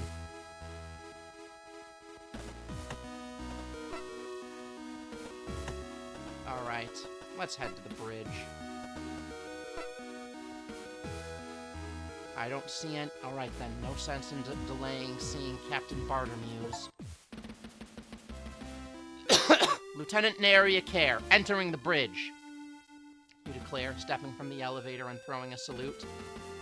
Looking around the room, you see Vanessa, who remains focused on her station, not paying you the slightest bit of attention, and Cassie, who stands up from her station and comes over to you, a wide smile on her face. As you remain at attention, you notice that the captain's chair is empty. At ease, Lieutenant. Captain Bartermuse isn't with us, so I'm in charge of you today. A small tut comes from Vanessa. If Cassie heard it, she doesn't show it. Oh, is that right? I've come to make my report. That's right. Dr. Rosarium advised me that she'd suddenly taken ill. Vanessa makes another louder tutting noise, but Cassie pauses for a split second but quickly carries on. So he's ordered her to her quarters for some bed rest. We're due to enter communications range with the O'Brien any moment now, and from there it's just a matter of coordinating our patrol paths. Nothing I can't handle. Ahem. Ah! Right, the security report, Lieutenant? Oh, yeah, of course. You clear your throat, feeling a bit awkward. Although you've been on the ship together for the past few days, you'd mainly seen each other between shifts where rank didn't really mean much. Cassie acting seriously didn't really seem like Cassie at all. Security report for April 23rd, PC 214. No breaches or hazards to report, ma'am. No sign of immediate threats or security risks to the ship herself, and all shipboard operations proceeding as expected with little likelihood of disruption. Nothing? Well, the Chief has run into some feedback issues on the long-range communication system that are impacting the visuals on the long-range targeting system. It doesn't seem to be enough to stop normal operations, though. She's in the process of isolating the problem area to start repairs. Cadet Grange has also completed the system to load the high-density foam he's developed into training rounds for the Juno's weapons. He's scheduled to have produced enough rounds for the tests in time for the next training exercises. Oh, that's great. Good for him. That's about it. Business as usual. Here's my written report. You reach into your jacket pocket and take hold of the written copy of your morning report as well as the complete checklist. At the same time, you subtly shift the chocolate bar underneath a pad of papers and, holding onto both, put them out to present them to Cassie, the silent voice obscured by the documents. Thank you, Lieutenant. I'll... Taking both of you, Cassie realizes there's something addition to reports and spots the chocolate bar underneath. I give Cassandra a chocolate bar. Well, Lieutenant A'Care, it looks like you're continuing to perform above and beyond. Tell me, though, do you have any experience with the standard communications array? You pause for a moment, unsure at what Cassie is getting at. Everyone in the JFC has at least rudimentary knowledge of how to work a ship's communications array. Yes, ma'am. I've had the necessary training to operate the comm systems aboard any JFC vessel. Great, since Captain Bartomuse is ill, Vanessa and I are both pulling double shifts to make sure there's cover on the bridge. It'll just be me on the night shift tonight. You won't mind helping me out by getting me some food from the canteen so we can eat out? Ahem! As Cassie turns away with the documents in hand, she glances across to a display screen showing the time. Vanessa, have you heard anything from the O'Brien? We're beyond the scheduled meetup window. Are we picking them up on sensors? There's nothing on sensors, Lieutenant Commander. Not that this interference is making things easy. I'll try scanning on different frequency bands in case the O'Brien is having the same issue. Vanessa begins to flip switches and twist dials, filling the quietness of the bridge with a series of noises that range from annoying buzzes to painfully shrill screeches. After a few moments, the communications window on the main screen illuminates and a slightly distorted voice speaks. Do you read? We are at the rendezvous area and have a mission update. Please acknowledge. I repeat, this is Lieutenant Bashir of the JFS O'Brien. JFS Gundog, do you read? We are at the rendezvous area and have a mission update. Please acknowledge. Lieutenant Bashir from the O'Brien relatively clear on the communication window. Cassandra hastily grabs a microphone. Roger that, JFS O'Brien. This is Lieutenant Commander Quinn from the JFS Gundog. We're picking you up your signal and have arrived at the rendezvous area. Please transmit your precise coordinates. Over. We read you. That's a sweet voice you've got there, Gundog. I'm transmitting coordinates and mission update files now. It's good to finally... Lieutenant Bashir, do you read? Vanessa? Are you still getting a signal from the...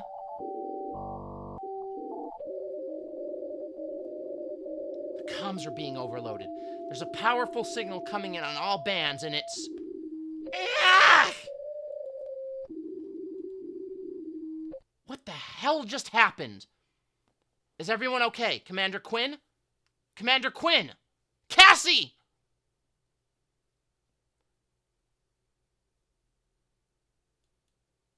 What the fuck? Even before your eyes adjust to the minimal lighting of the bridge, you kneel down and reach out into the darkness, trying to find where Cassie has collapsed onto the deck. You search blindly for a few seconds until your hand meets her shoulder, and you move towards her. Cassie! Cassie! Hey, Cassie! Say something! Cassie! Hang in there, Cassie. Lieutenant Lord, call sickbay and get the doctor up here right now. I can't! Why not? The ship's entire system has been knocked offline. Even the emergency backup systems. It's all offline. We don't have time for this. Get it back online. You rise quickly and dash over to the elevator, slamming your hand into the call button. I'm gonna take Cassie down to the sickbay. You can... Aside from your voice, the whole room remains totally silent. Most conspicuously absent is the whirring of the elevator that would take you directly to the sickbay. You rapidly press the call button in frustration. Idiot! What part of offline do you not understand?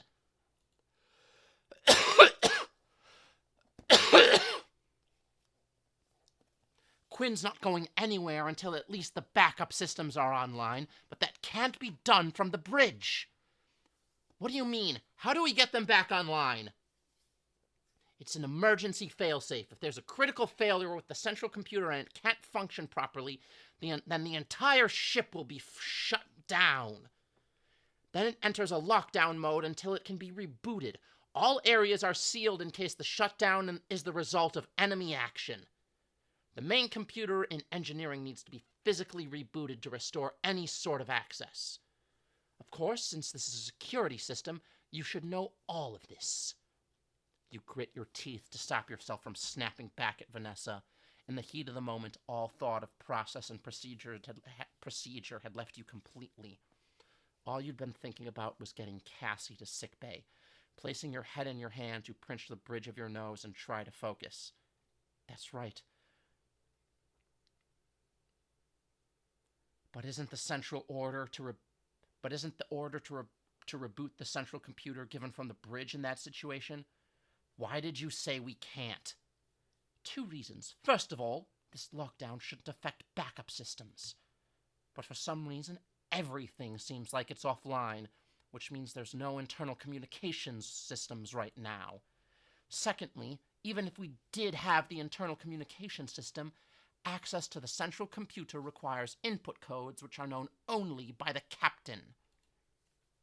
Or, in the event the captain is incapacitated, the second in command. Vanessa turns to look at Cassandra, who shifts slightly.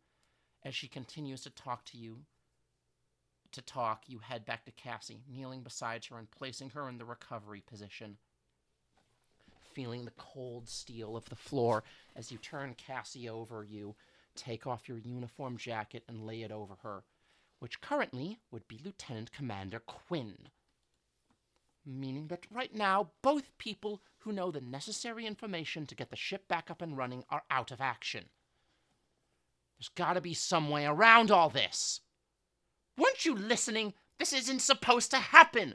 We should at least have the backup systems in place. Without them, there's nothing we can do except sit around and wait for the air to run out. What about the O'Brien? Can you contact them for support? Everything is offline. What part of this are you not getting? As you kneel over Cassie, your mind races through what Vanessa has just told you. You know that she's right, and that all the ship's emergency action plans revolve around the backup systems being operational, and without them online, there's nothing that can be done within the ship. Your mind catches on that point for a moment, and you can't help but wonder whether whoever wrote that plan was optimistic enough that they couldn't see a situation where the backups failed, or whether they were so pessimistic they felt that if those systems were out of commission, there was no real hope for the crew either. Pushing that thought out of your head, you desperately try to figure out a way to get Cassie to sickbay. There's gotta be something you know about the ship that would help. In all your time you've spent working as a security officer, there's gotta be something that you've picked up on that would. That's it! In the crew quarters, the panels by the bunks can be removed and replaced. People use the space in the structure to hide contraband. What are you talking about? The ship's maintenance crawlways are accessed in the same way. If I'm right, you head back over to the elevators, but this time, instead of trying to call them, you begin to run your hands over the seams in the wall panels on either side. Eventually, you notice a gap a few inches in length. Normally, maintenance would have a special tool to access this, but you can do the same thing with... I know you've got it on me somewhere. I know I've got it on me somewhere. Where is it? Taking your ID card out of your pocket, you slide it into the gap and seam it until it meets some resistance when it's about halfway in. You slide it back up and down a few times until you feel it stick on something, at which point you push harder. Suddenly, you hear the sound of multiple catches disengaging, and the panel falls towards you. Taking the wall panel in both hands, you place it to the side of where it used to be attached. Now, instead of solid wall, you can just about make out an absence large enough for someone to fit inside, with a series of rungs heading downwards into a darkness which opens up once they pass by where the elevator currently sits. How did you know how to do this? This is one of the first tricks you learn as a security officer. Ship crews get very creative with where they stash things. With these panels, it makes sense that the maintenance crawlways are accessed in a similar way. Well, great. Now you can crawl around the walls in the dock. Very helpful. You grit your teeth and breathe. You hadn't talked to Vanessa much since you first met, but you were now beginning to understand why she always ate alone in the mess hall. If I can get up in here, it means that I can get down and out in the central hub. From there, I can see if I can get the emergency input codes from the captain and make contact with the chief in the engineering. Do you really think you can solve this by clambering around inside the walls? Even if you can make it to the central hub, the rest of the ship will... Lieutenant Lord, would you...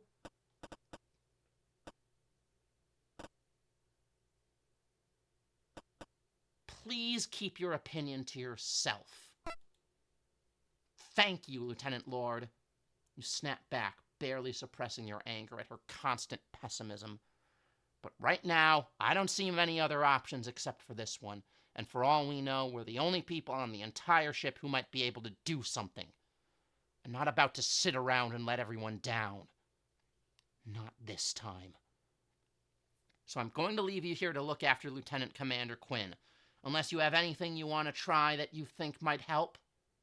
Vanessa stares at you for a moment, as if weighing up what the best put-down for the current situation is.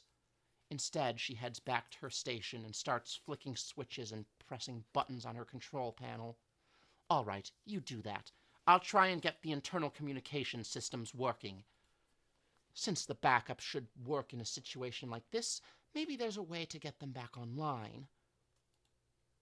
Get moving, or are you going to stand around and gawk whilst I get everything done myself? You inadvertently sigh loudly as you turn around and reach into the crawl space, grabbing a rung and placing your foot onto the your foot on one lower down. Hopefully I can get things back online with the chief and the captain's help. Just look after Lieutenant Commander Quinn until then, all right? Vanessa turns away from you, continuing to adjust the inputs on the communication systems. Yeah, sure. With that, you lower yourself into the darkness, taking it one rung at a time. Once you're past the stationary elevator, you can feel the space you're in open up around you. Carrying on downwards, you reach behind every so often to see if you can feel the catch system that would keep an access panel attached. After a few attempts to find it, your fingers eventually brush over a catch, and with some coercion, you manage to get it to release, causing the whole panel to fall off the wall behind you, and you clatter onto the floor of the central hub. As you step out of the crawlway with a loud banging starts from nearby, You immediately reorient yourself to face the room, placing the hand on your electroshock weapon just in case. As you scan the room in the dim lighting, the banging continues, and you'll realize it's not coming from anywhere in the central hub, but from one of the elevators. With your hand still hovering over your weapon, you slowly move towards the noise, trying to make as little sound as possible, hoping that whoever or whatever is making it doesn't know you're there. Despite the darkness, you can see that the elevator doors are open slightly, with an inch or so gap between the two doors. As you angle yourself to try and see what's inside, your question is answered. Hey, who's out there? Whoever you are, help me get these stupid doors open. Whole thing's jammed. You pause for a moment. You haven't seen Hanson since the other day outside your quarters. I know you're out there. I heard you. Get over here and help me get these doors open. Hey, what are you waiting around for? As if Hanson continues to call out, you size up the situation. With the darkness out of the room, you could easily come and go without him being able to tell that it's you. On top of that, it's unlikely that he'd be able to force open the elevator doors on his own. Hey, come on! This isn't funny! Who's out there? Stop jerking me around! It's petty, but part of you almost relishes the idea of Hanson seeing how it feels to be trapped and unable to do anything. Haru, if you're messing with me, I'll kick your ass!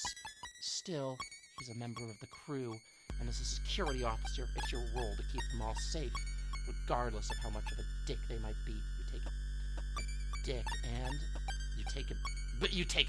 and you take a deep breath and I'm gonna save right here. Hold it for a second before releasing one long, constant sigh. Hey, I heard you. I know you're there. Get me out. All right, Ensign. I'll take the door on the right. You take the door on the left. On the count of 3, we pull. Great. Everyone on board, and it's the Kalik coward. Figured you'd stop by here. Find a nice little space to crawl up and hide in. Helping me out so we can trade places and you can ride it out until the action's over? You immediately begin to regret your decision. Cruz, do you want to get out of there or not? Whatever. All right, here we go. 1, 2, 3. The two of you both begin to heave against the elevator's doors, which shift slightly, but not enough for Hanson to get out. Okay, again. 1, 2, 3. This time, the doors yield a little more to your efforts.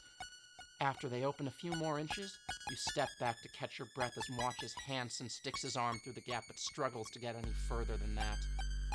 1 more and we should have you out of there. Shame your girlfriend isn't here. At least she's got a backbone she could be putting into this. You freeze for a moment as all of your muscles stiffen reflexively, and a wave of anger flows through you. Excuse me, Ensign? You heard me. She's the one of you two with any stones. If she hadn't been there to save you the other day, You'd have what? Think hard about your answer, Ensign. Give the wrong answer, and you can try and squeeze that thick skull of yours through that gap without any more of my help. Forget it. That's what I thought. Now get ready. All right, here we go. 1, 2, 3. It takes the two of you a few attempts, but you finally manage to get the doors open to the point where Hanson can make his way through the gaps between the two of them. Free of the elevator, Hanson dusts himself off and looks around while adjusting his jacket. So what the hell's going on? What happened to the ship? Why's everything stopped working? There should be backups or something, right?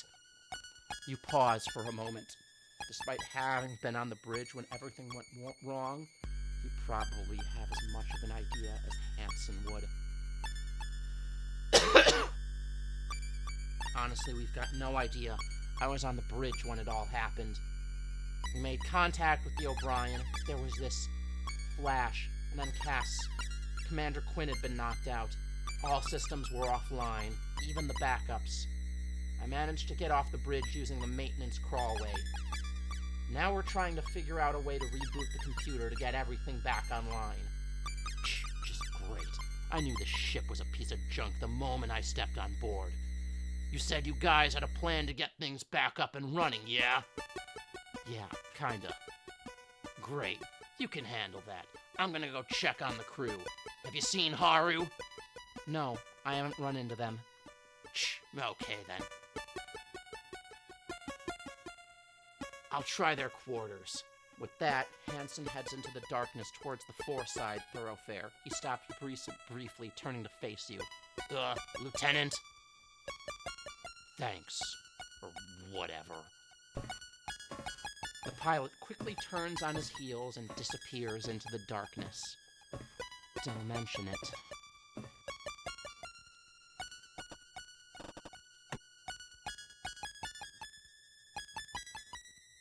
Go to the aft thoroughfare. As you leave the central hub and enter the long corridor that compromises all the aft thoroughfare, the first thing you notice is the sound of your steps on the metal flooring ringing out and echoing down the corridor.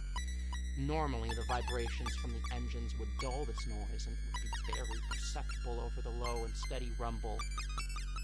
You've gotten to the point where you didn't even notice the constant noise at this end of the ship, but now that the corridor is silent, the absence hits you.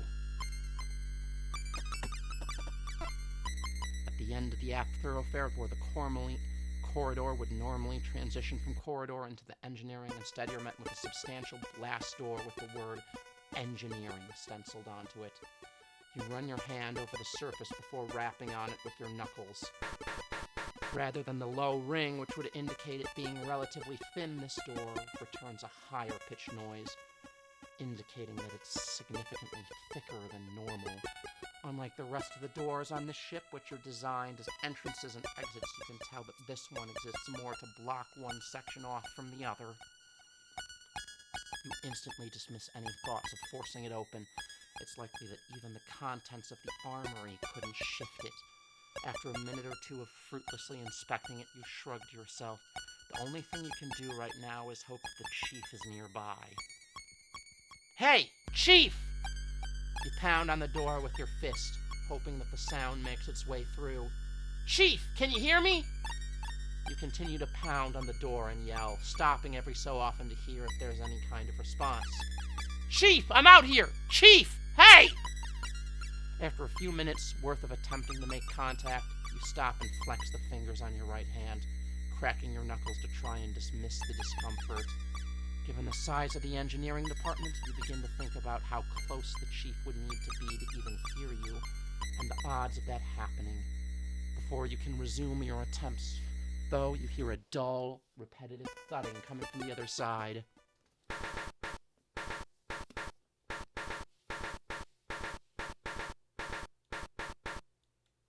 Chief, can you hear me? I'm out here! You call, pressing your ear up to the blast door to see if you can hear an answer, and instead you just hear the same dull, repetitive thudding. At first it seems random and erratic, but the longer you listen, you begin to realize there's a pattern.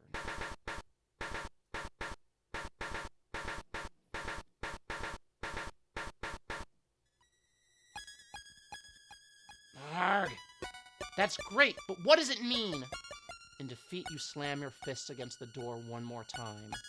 Chief, I don't know if you can hear me, but I'll try and find a way to get in there with you. At least I know someone's in there. There's gotta be some way I can get in touch with them, send them a signal. Maybe there's something I haven't thought of yet. An emergency communications? Something that's not tied to the ship? Think! Wait, the airlock!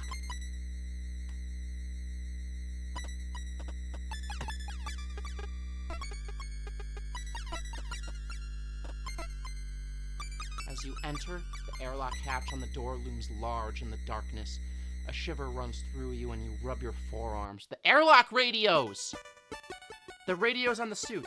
It wasn't something you'd noticed until now.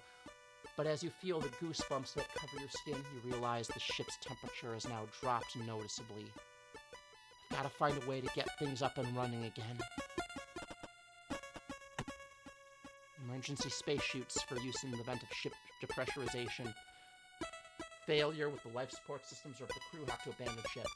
Hopefully I can get this solved without needing the extra air supply. Wait, I just charged the batteries on these to make sure the radios would work in an emergency. I wonder if any other radios on board will pick up the signal.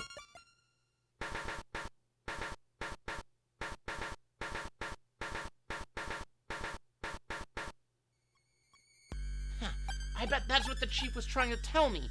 Of course she'd come up with a plan like this before anyone else. Now let's see if I can reach her. You grab the handle on the suit's container and twist. The metal in your hand is noticeably colder to the touch than it was last time you were in here. Once the lock is undone, you open the door and, bracing the suit with your left hand, grab the radio with your right. As you disconnect the radio unit from the breastplate panel, the spiraling plastic cord that connects it to the suit comes with it. Turning the radio in your hand, you find where the cord connects and unscrews the attachment point, allowing the cable to spring back towards the suit. You quickly extend the telescoping antenna and flick the power switch, which causes the sound of whining static to fill the previously silent room. You slowly rotate the tuning dial, working your way through the frequencies until a familiar voice comes out from the tinny speaker. An emergency broadcast from Chief Engineer Mackenzie Cathays on the JFS Gundog to any JFS Gundog crew members or any JFS ships nearby. The Gundog has suffered a complete systems failure and assistance is needed to get them back online. I repeat, this is an emergency broadcast from Chief Engineer Mackenzie Cathays on the JFS Gundog to any JFS Gundog crew or members of any JCF ships nearby. The Gundog has suffered a complete systems failure, and assistance is needed to get them back online. Chief, this is Lieutenant Akare reading you loud and clear. I've managed to get an emergency radio from one of the suits in the airlock. I'm able to get around the thoroughfares and to the bridge, but I can't get anywhere else. Took you long enough? What the hell's everyone been doing this whole time? You're just about to push the button to send your response, but the chief cuts in. Anyway, you're in touch now. That's what counts. You said you could get to the bridge? Is that right? That's right. Then get back up there and get the captain to give me the input codes to access the main computer so that I can get the ship running again. Slight complication, Chief. The captain's taken sick. She's not on the bridge. Classic Bartermuse. Now get back up there and get Lieutenant Commander Quinn to give me the input codes.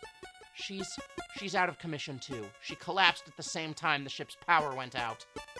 You release your thumb, allowing the chief to broadcast, or you expected a swiftly delivered alternative.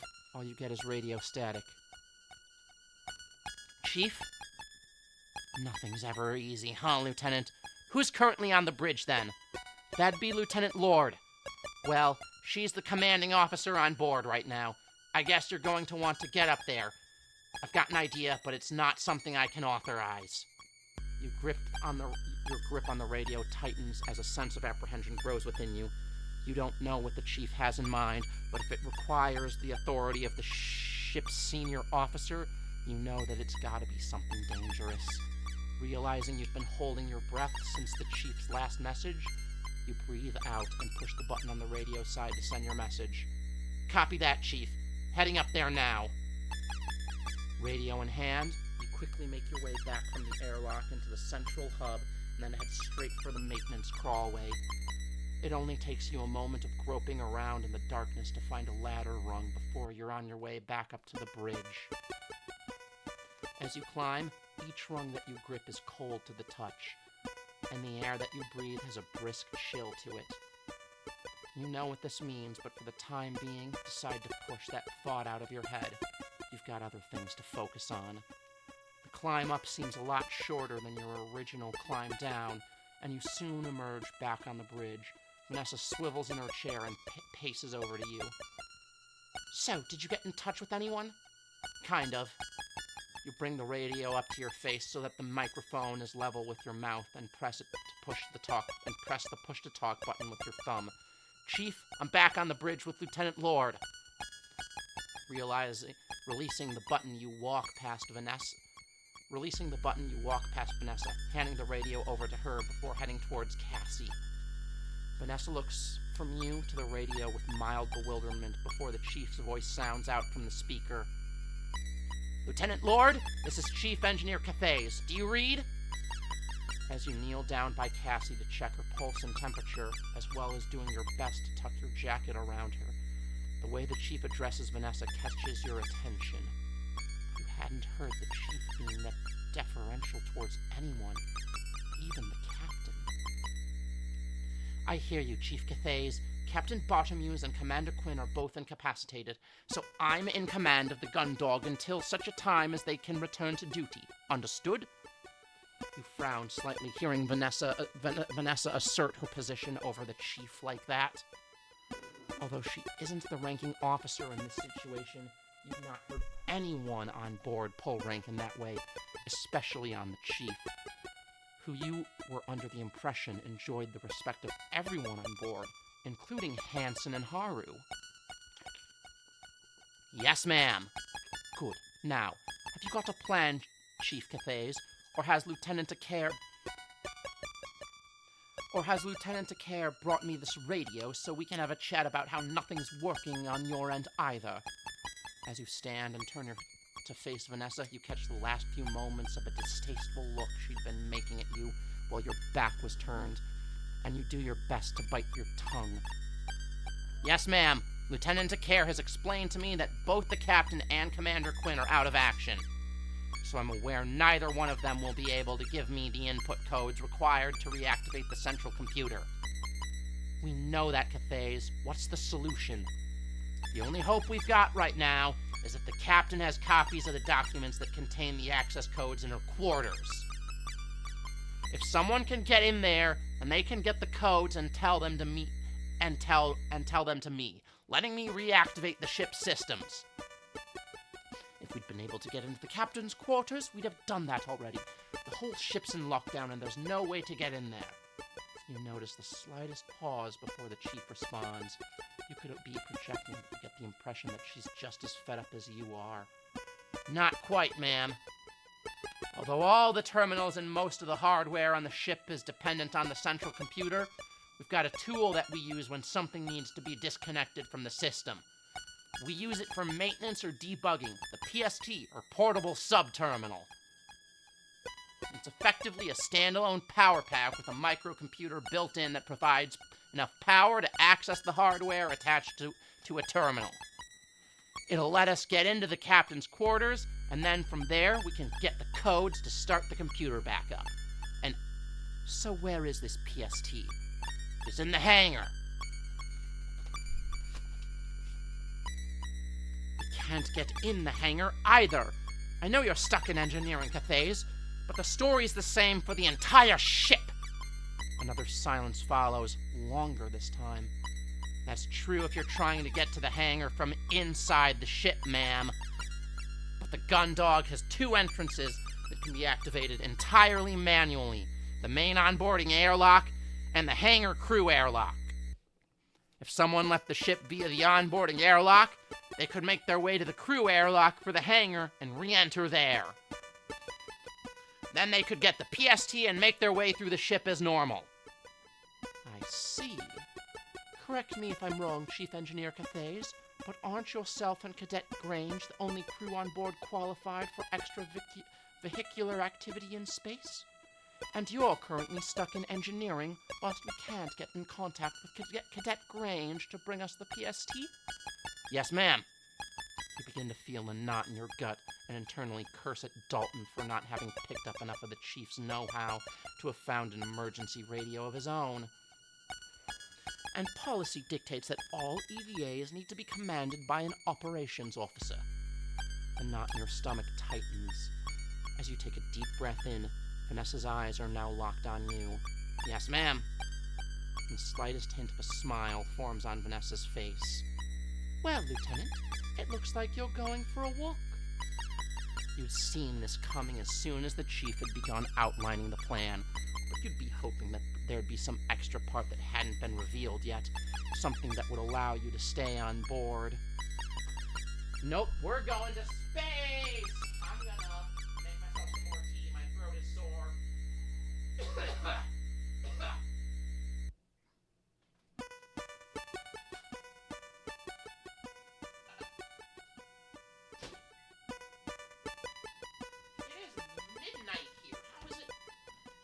already midnight. What the fuck? Faced with Vanessa's directness, the knot in your stomach tightens further. A sense of nausea rises from your gut. Fine.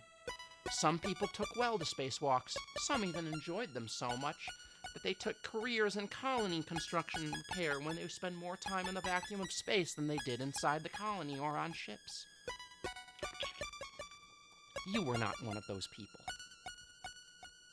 You'd only ever left the confines of a ship or colony a few times in your life, and almost all of those had been evacuation drills that you'd been through in school or during citizenry courses. I also need some tissues. Hold on a sec. God damn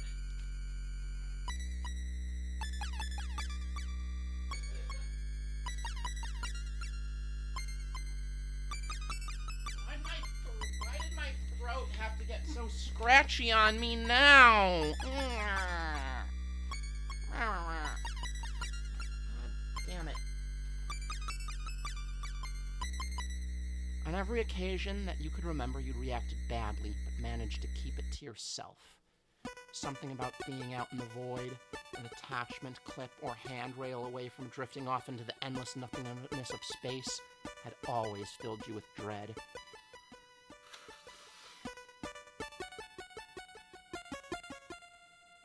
The knowledge that you were a slip away from disappearing forever, irretrievable and helpless.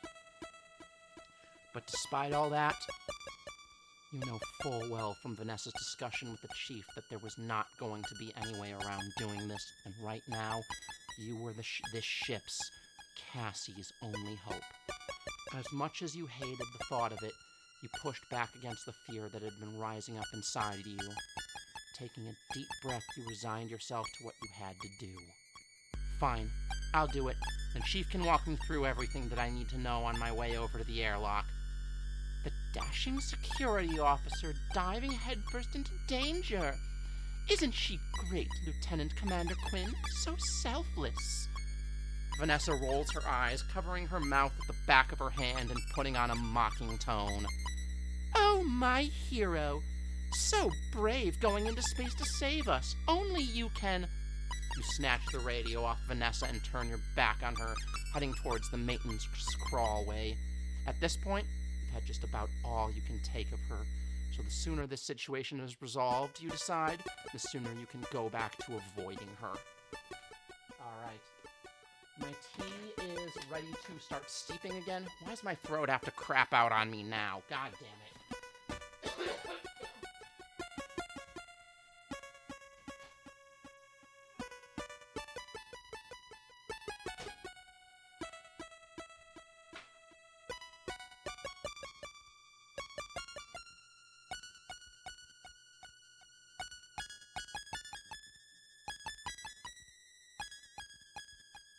Okay, give me a sec, Chad. I'll be right back. I'm just making myself some tea. I don't know if you can hear me. Fuck.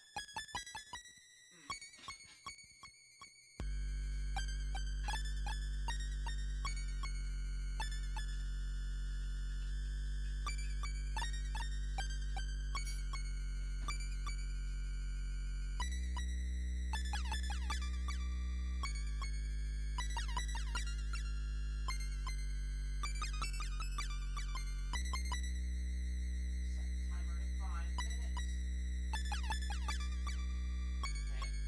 Okay. Alright. Let's go save the day. Oh, quit making a big deal of this with all your huffing and puffing, Lieutenant Care. From what I've heard, hanging out in space is something of a pastime of yours. Wow.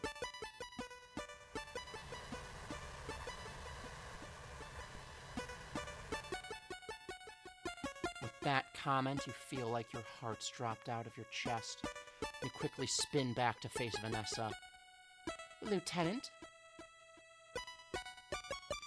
Reining in on the flash of anger you just felt, you silently shake your head as you turn back around and grab a hold of the first rung of the crawlway's ladder. Chief, I'm on my way to the airlock now. Walk me through what I need to know. Wait! With one hand on the ladder's rung, you pause and turn around. Yes, Lieutenant Lord. You just about managed to ask through gritted teeth. Don't you think you're forgetting something? Doing your best to suppress the urge to scream that you can feel building inside your chest, you pause for a moment and stare at Lieutenant Lord, trying to puzzle out what kind of mind game she's playing. Lieutenant Lord, if there's... Before you've finished, Vanessa rolls her eyes and turns on her heels, walking back over to Cassandra and squatting down. You almost yell when Vanessa lays her hand on Cassie's hip, but stop when you see her withdraw a key card from Cassie's skirt pocket.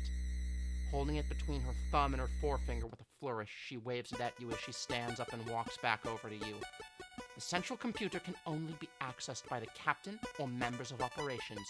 Good luck getting in there without this. Vanessa casually tosses you the card, which you grab out of the air.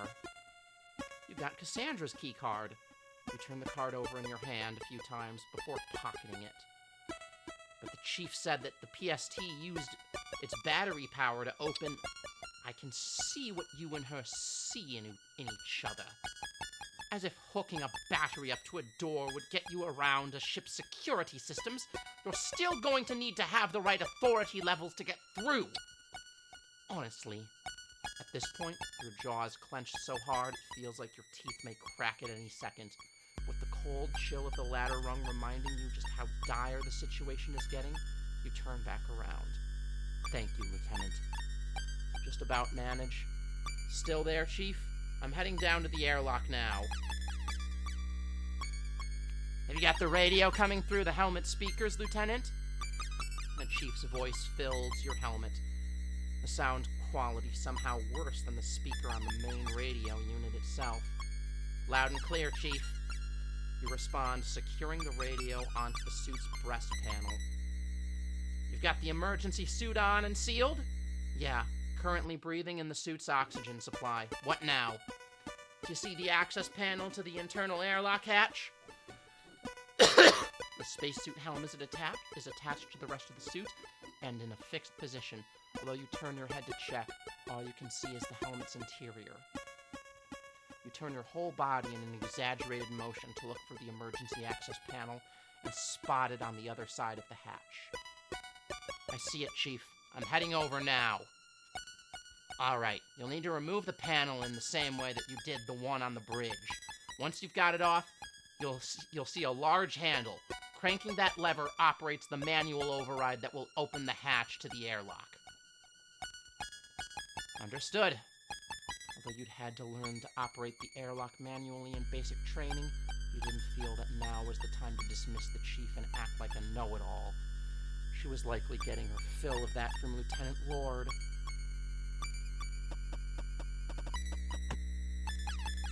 You kneel down by the panel and attempt to find the gap between its edge and the surrounding wall. This is made a lot harder by the thick material of your suit. After a few attempts to find it, the tips of your gloves catch in the recess. You work your digits in more until you find a catch that you can squeeze. The panel falls away from the wall, and you take a hold of it. Placing it to the side, underneath is a long handle marked Emergency Use Only. Alright, that's the access panel out of the way. I see the handle. Good. Now you're going to want to turn it counterclockwise and keep going until the hatch is open. Understood. Placing your left hand at the bottom of the handle and your right hand at the top, you apply as much force as you can to push it clockwise. Your internal heave barely moves it despite your effort. Come on! You grip the handle again and place your entire body weight behind your effort to shift it. This time it moves more noticeably. When you look at the airlock hatch, it doesn't appear to have opened at all. Okay. My tea is done.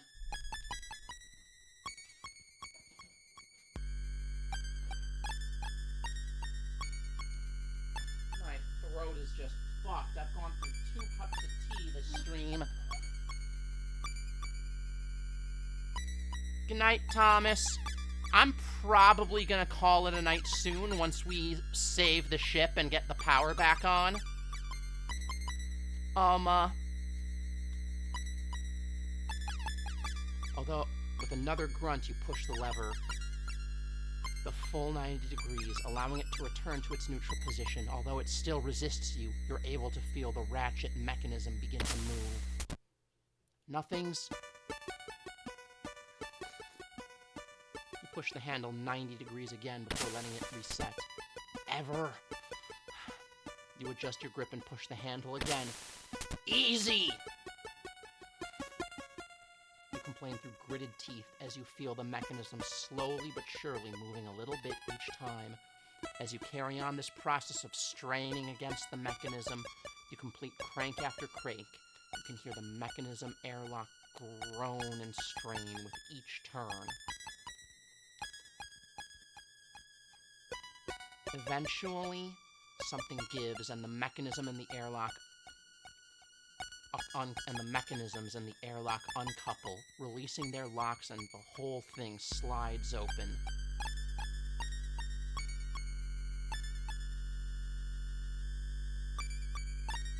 You can feel the sweat on your brow and curse that you'd put the suit on beforehand, preventing you from wiping it off. Okay, Chief. I'm heading into the airlock chamber. What's next? You see a similar panel on the opposite end of the hatch inside the chamber. Same deal, but in reverse.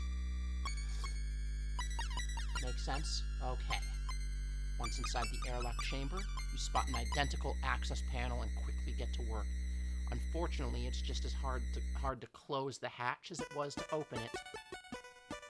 Interior hatch is closed. Now what? You try to keep your breathing under control as the inside of your helmet begins to heat up, reminding you of another reason you've never been fond of them. What you're going to need to do next will need to be to vent the air in the chamber and then open the exterior hatch. To start with, the Chief walks you step by step through the process required. Although you remember most of this from training, you're thankful for this help, as a few parts had slipped your mind. You carry on following the Chief orders until, with one final monumental heave, you get the external hatch open.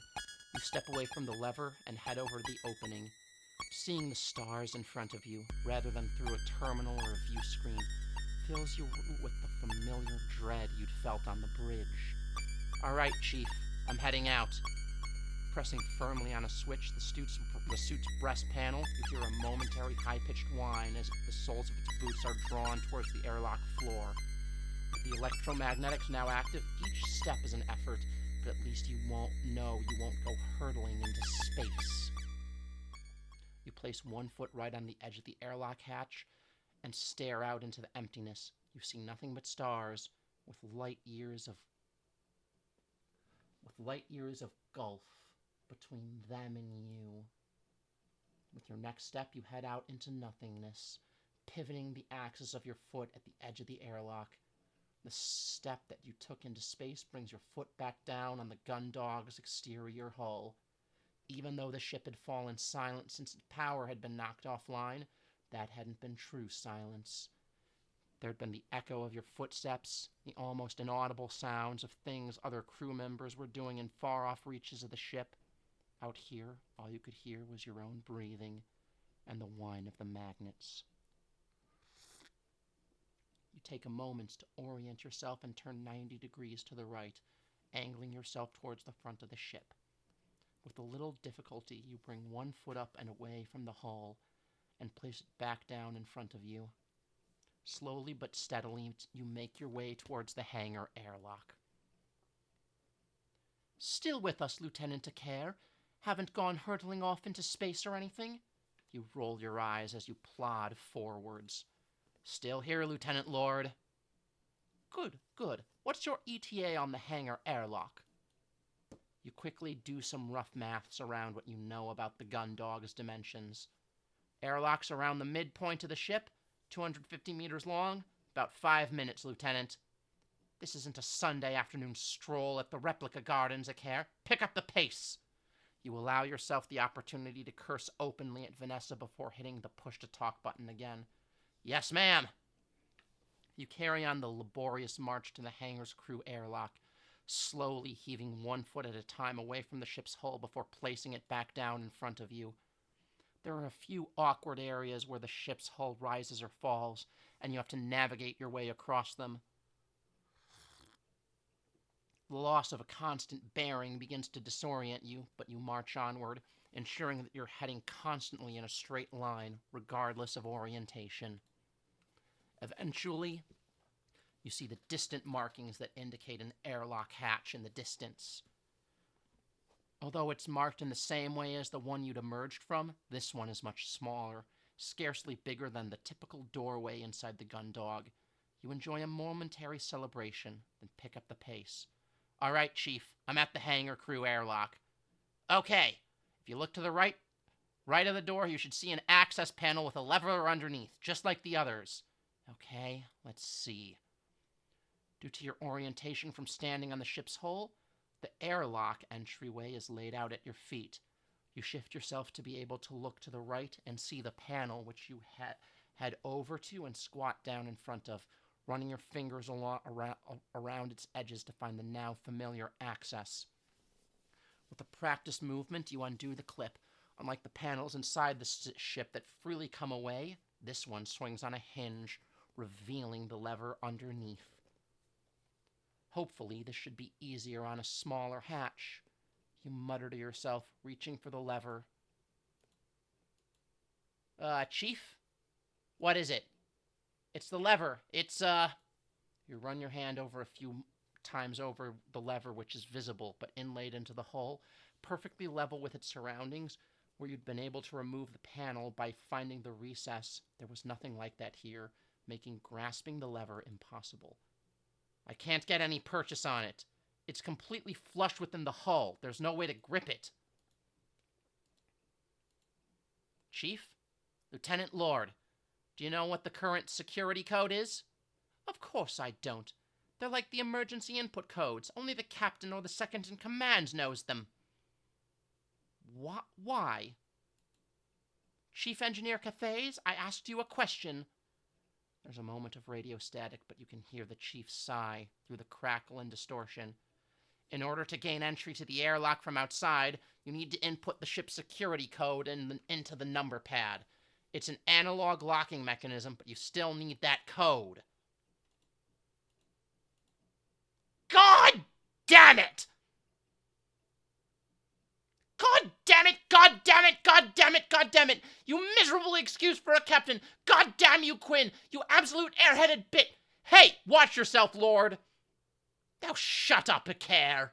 Because of your stupid bimbo girlfriend deciding that now's a great time to take a nap, I'm stuck on a dead ship running out of air! Trying to herd you knuckleheads around on stupid, pointless errands! Stow it! I'm not a big fan of this either, but right now we're the best hope this ship's got. So if you could put a lid on the gigantic bitch act for 5 minutes and help us figure out how to solve this, we can... How dare you? I said, stow it! 5 minutes, Lieutenant Lord. Then once I'm on board, I can handle the rest of it myself. Then you can go back to pretending you're the most important crew member. This is insubordination. I'll have... All right, you two, that's enough. Both you and Vanessa snap into silence. Both you and Vanessa snap into silence with the chief's interjection before either of you can start up again when she carries on in a commanding tone. Lieutenant Lord, do you know how long the security code is? Do you know the punishment for addressing a senior officer like that? No, ma'am, I do not. But if it gets Lieutenant Acare on board sooner, I'll say it's worth it. Do you know how long it is? It's 4 digits. Thank you. Now, do you have any idea? Of course I don't have any idea. It's Quinn's responsibility to generate and set those kinds of codes. Oh, by the way, if you ever want to access my quarters, the passcode for the lock is our anniversary. It's pretty much the same passcode I use for everything. I think I might know it. What? I said, I think I might know it. It's... You rack your brain trying to remember the date where you and Cassie first visited the Europa amusement park. It was...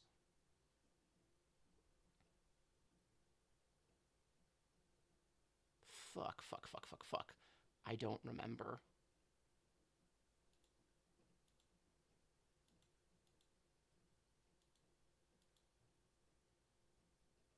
You quickly punch in the 4-digit security code and then hit the enter key.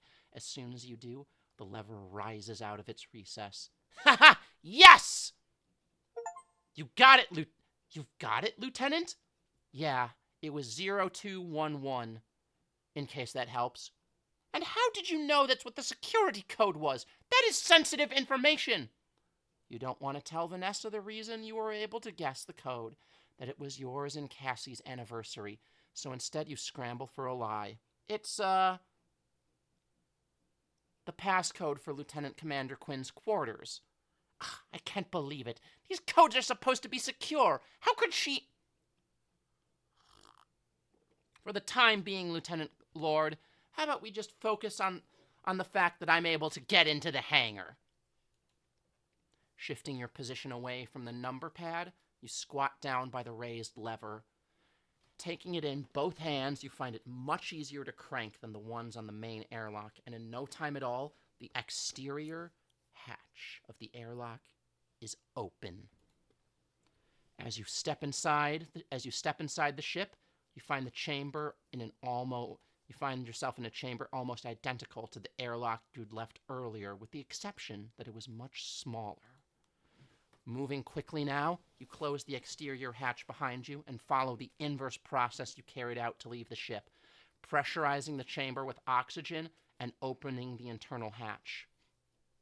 In a few short minutes, you're back inside the familiar space of the ship's hangar, and you remove your helmet, happy to be breathing something other than the suit's oxygen supply. You then disengage the electromagnetics before removing the suit completely, making sure to take the radio with you. Now unencumbered by its bulk and in low gravity of the hangar, you gently drift towards the equipment storage, the uneasy silence surrounding you. None of that's doing me any good right now. I'll look through the crates by hand. Let's see. That PST is going to be anywhere. It'll be amongst all the stowed equipment and gear. So, in the darkness, the collection of stocked or suspended crates, containers, and various pieces of heavy machinery looms intimidatingly. I've already got like half the achievements of the game.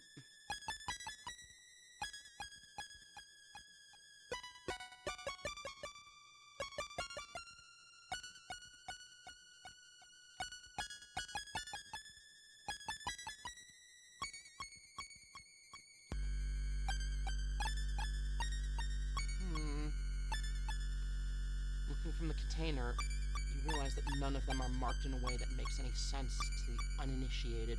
Shaking your head, you reach for the radio to ask the chief where you'd be able to find it. Before you can call her, you hear the rustle of a jumpsuit's fabric behind you, moments before a wavering voice demands, "Stop right there! Intruder! Identify yourself!" You raise your hand slowly, being careful not to make any sudden movements. Dalton had done surprisingly well to get the drop on you, and if he was under the impression you were the enemy, he should be armed to confront you like this. "At ease, Cadet. It's me, Lieutenant Acare." Lieutenant, I'm sorry, I thought that..." Turning around slowly, hands still raised, you smile. "Don't worry about it. You did good to sneak up on me like that, if I was the enemy." Pausing mid-sentence, you sigh as you realize that Dalton isn't actually holding a firearm. "Cadet, where's your weapon?" "Ma'am?" "If I had been the enemy, what were you planning on making me do without a weapon for encouragement?" Dalton pauses briefly, and you see realization flash in his eyes. "Oh, sorry, I didn't think that, well, I thought that, which is..." Ease up, Dalton. When this is all sorted out, we'll go over anti-boarding procedures, okay? "Yes, thank you, ma'am." Although, what exactly is going on, Lieutenant? I was just finishing up something when all the power went out. I haven't been able to get in touch with anyone." It takes you a few minutes, but you quickly fill Dalton in on the events taking place on board the ship, including your current objective of obtaining the portable sub-terminal.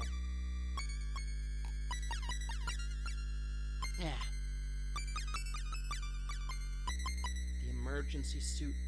The emergency suit radios! Why didn't I think of that?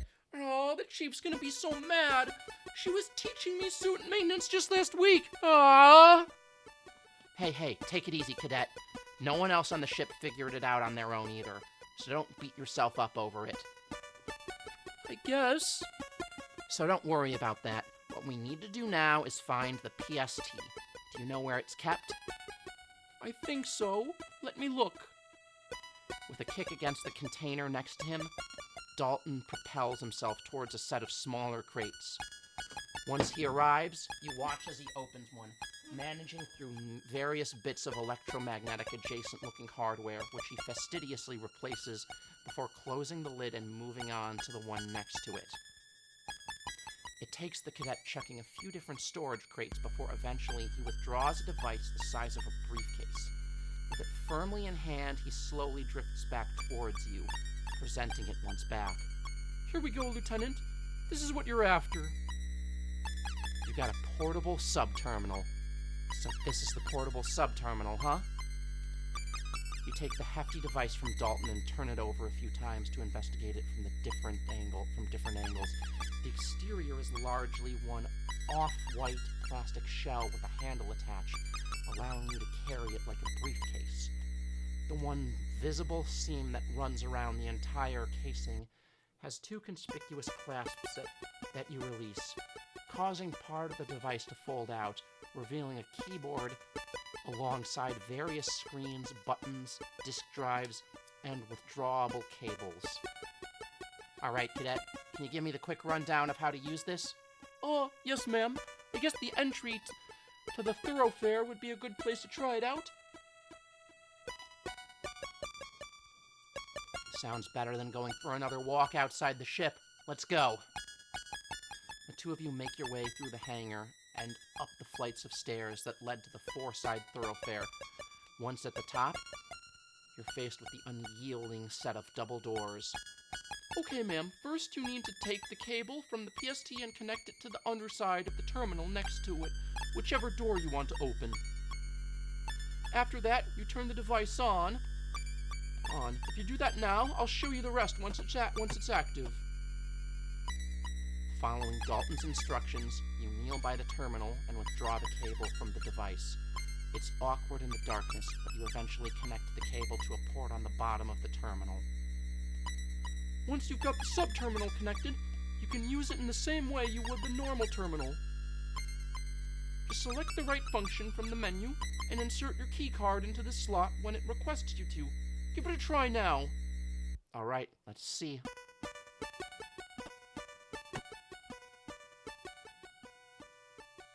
Using the small keycard, you select the override open function and then, as Dalton advised, insert Cassandra's keycard.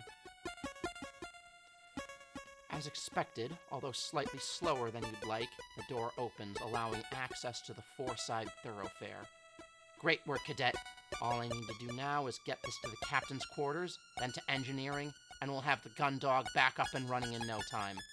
Oh, You okay there, Cadet? yeah, I just forgot that you had to go get the codes from the captain's quarters. Isn't that against the rules or insubordination or something? I thought that it was forbidden to go into the captain's quarters, unless explicitly instructed for duty. You sigh as Dalton shakily removes the cable from the terminal underside and closes the lid on the PST. Technically, yes, but right now the choice is insubordination or we all suffocate in the vacuum of space. Oh!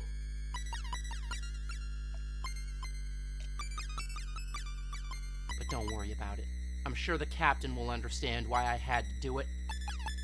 Besides, I've always wanted to go see what their quarters look like, so I'd say it's worth it, right? Oh, I guess. You place a hand on Dalton's shoulder and take the terminal from him. Anyway, you take it easy here. Try to raise the chief on the radio. See if she's got anything for you to do. I've got to get moving. Yes, ma'am. With that, you give Dalton a casual salute, and in return he throws a rigid, formal salute back at you. Smiling to yourself, you head through the now opened double doors and into the thoroughfare.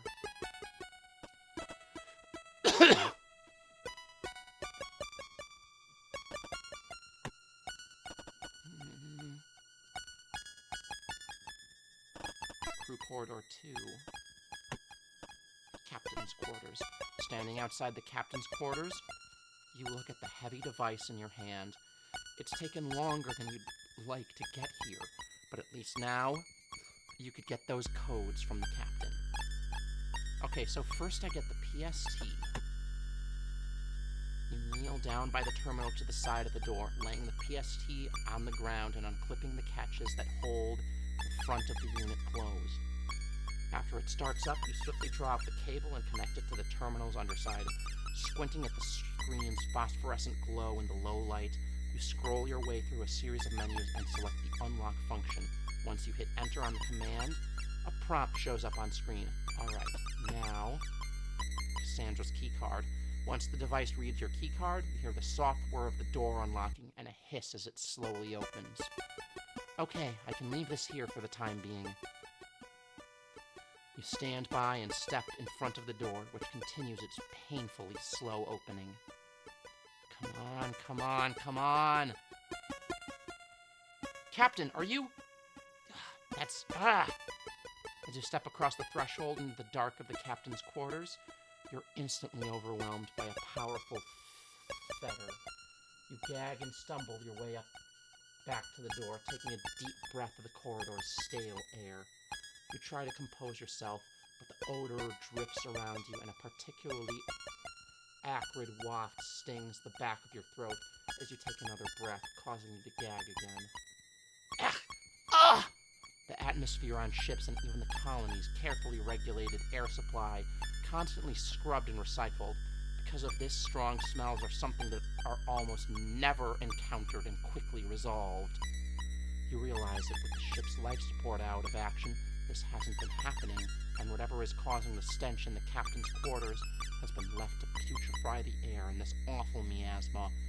After a few more retches, you steel yourself to re-enter the room.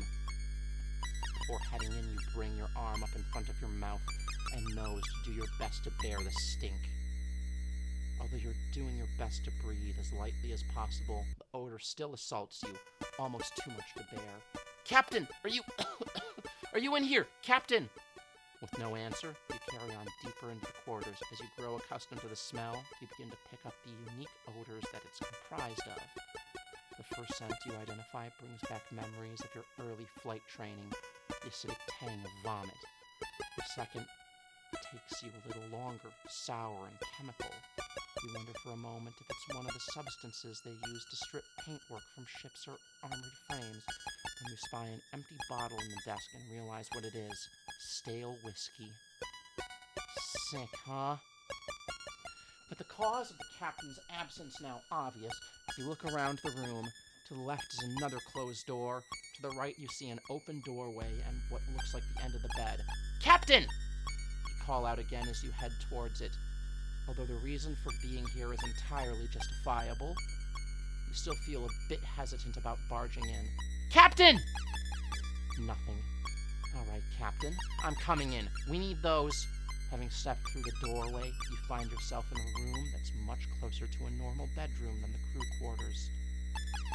Rather than the access panels flush with the walls for storage, the room also has actual furniture.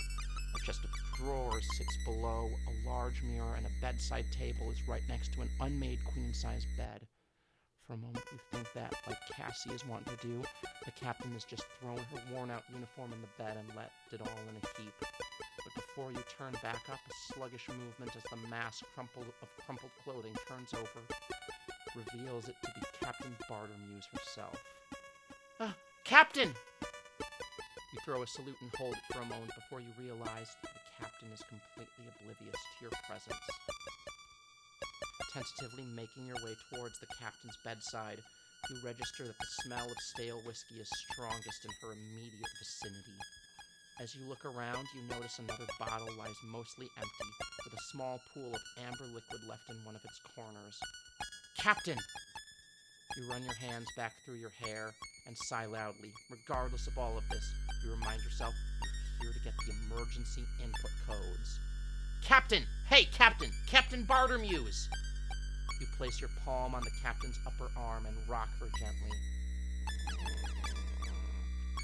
Captain, come on. You need to wake up. We need your emergency input code. Captain, wake up! Captain! Captain! You step back and pinch the bridge of your nose with your thumb and forefinger. Despite everything, it doesn't seem like the captain will be waking up from this stupor anytime soon. Come on, after everything. If I can't get the codes from the captain directly, maybe she keeps a copy of them around here or something. Worth a shot. Pretty nice desk. Must be where the captain does all of her work when she's not on the bridge, if that's the case. Then, as I thought, it's got a few drawers at the back of the desk next to where she'd sit. If the codes are anywhere, they'd be in there. I know I've seen Cassie's hand the captain printed reports and status updates. Maybe she's still got a copy of those codes in there.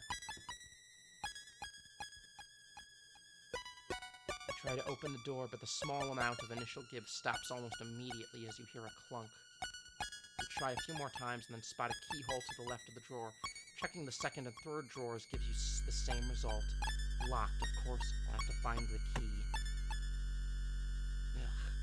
You were uncomfortable enough making your way in here the first place, but now that you're about to rummage your way through the captain's personal effects, you feel even worse. Let's get this over with. Doing a quick scan in the room in the hopes that the captain may have left the key on top of the chest of drawers or her bedside table proves fruitless, and you tentatively step back inside, nervously looking back to the captain's comatose form every few moments. Sorry about this, Captain. Standing by the chest of drawers, you lay your hand on its top and drum your fingers nervously, pulling the top open. Seems only folded clothing inside, and you close it quickly, going on to repeat this process for the next two drawers, finding nothing. Stepping back, you take another look around. The only immediate obvious place left to check is the drawer in the bedside table, right next to the captain. Moving over it, you squat down beside the unit, acutely aware of the captain sleeping right next to you. In the low light, it's next to impossible for you to make out the contents of the drawer, so you have to settle for reaching inside and feeling your way through. Running your fingers over the various contents, you try to figure out what's in there. A thin plastic surface with regular bumps which feels like it has a foil underside. A small glass bottle with a series of raised dots just under the label. Various individual papers. Aha! You grab hold of what feels like a key card clipped onto a lanyard and pull it out of the drawer. The metallic jangling sound that comes with it is quickly revealed to be a key ring featuring different keys. One of these has got to be the key for those. Huh?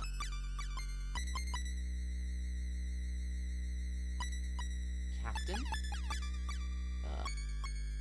Lieutenant. You freeze in place with your hand half out of the drawer, holding on to the captain's identity card and keys. You hadn't seen her stir, but in the blink of an eye, Captain Bartermuse had managed to read out and grab a hold of your wrist. The captain's grip on your wrist isn't particularly strong, but the shock has rendered you perfectly still. You slowly turn your head to face her and see her lazily gazing at you through the darkness. Lieutenant? You hold on to your breath for a moment, then exhale slowly, calming yourself. What are you... Composing yourself, you speak calmly and quietly. I'm sorry, Captain. It's an emergency, and I've come to get your input codes. Emergency? All the ship's systems have gone offline. Commander Quinn has collapsed. I've been working with the Chief Cafes and Lieutenant Lord to get your codes so that we can get the ship back online. The captain blinks groggily a few times and releases your wrist, drawing her hand back to rubber eyes. As she does, you slowly take the keys from the bedside drawer and stand. That's why I'm here. I thought the codes might be in your desk drawer, but I needed the key. Although you're doing your best to maintain your tone and demeanor, on the inside your heart is racing as you consider the possibility of being given a court-martial here and now. Sounds important. Well, yes, ma'am. I'd say we all consider it pretty crucial right now. The captain continues to gaze at you as you stand to attention in the darkness.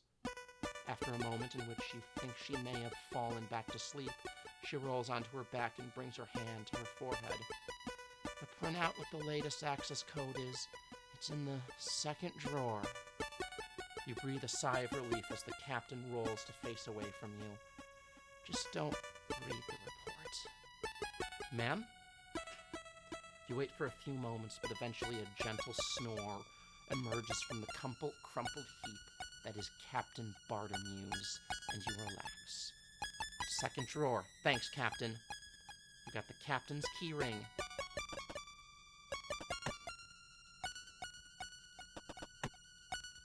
Alright, let's see which one. You spend a few moments working your way through the selection of keys that hang from the ring on the end of the captain's lanyard. You're about to discount a few based on their unusual shapes. Finding the right one is still a tricky task in the dark. Eventually, you find the one that slides easily into the lock and turns the mechanism, which lets out a surprisingly hefty clunk. The captain said the codes were in the second drawer, so you open the drawer first and purposely leaf through the collection of papers, reports, and files that it contains. Two manifest security updates. Aha!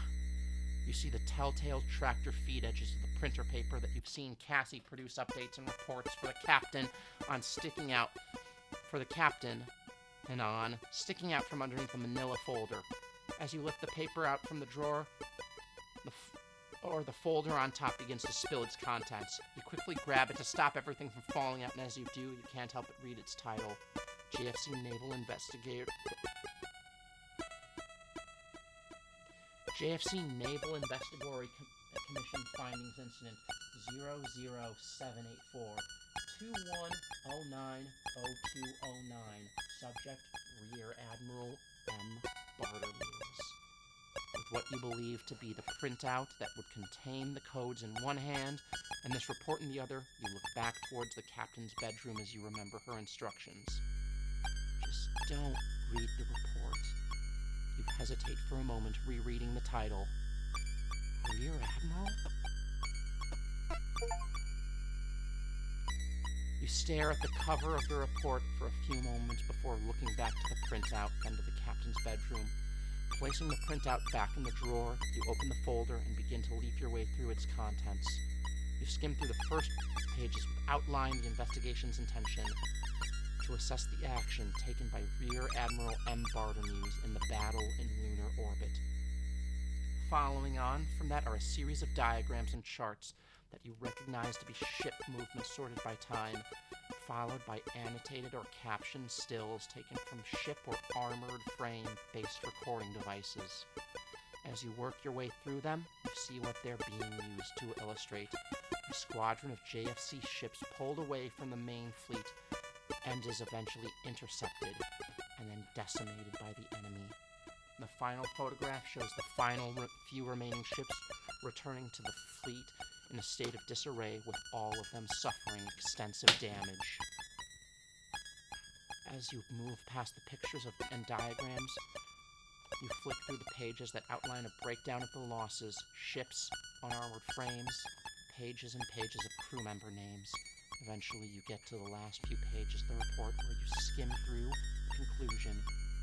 This inquiry finds that by leaving the defensive position for an unsanctioned offensive, thereby opening a point of access through the E-field, Rear Admiral Maris Bartomew's significant loss to armored frame groups.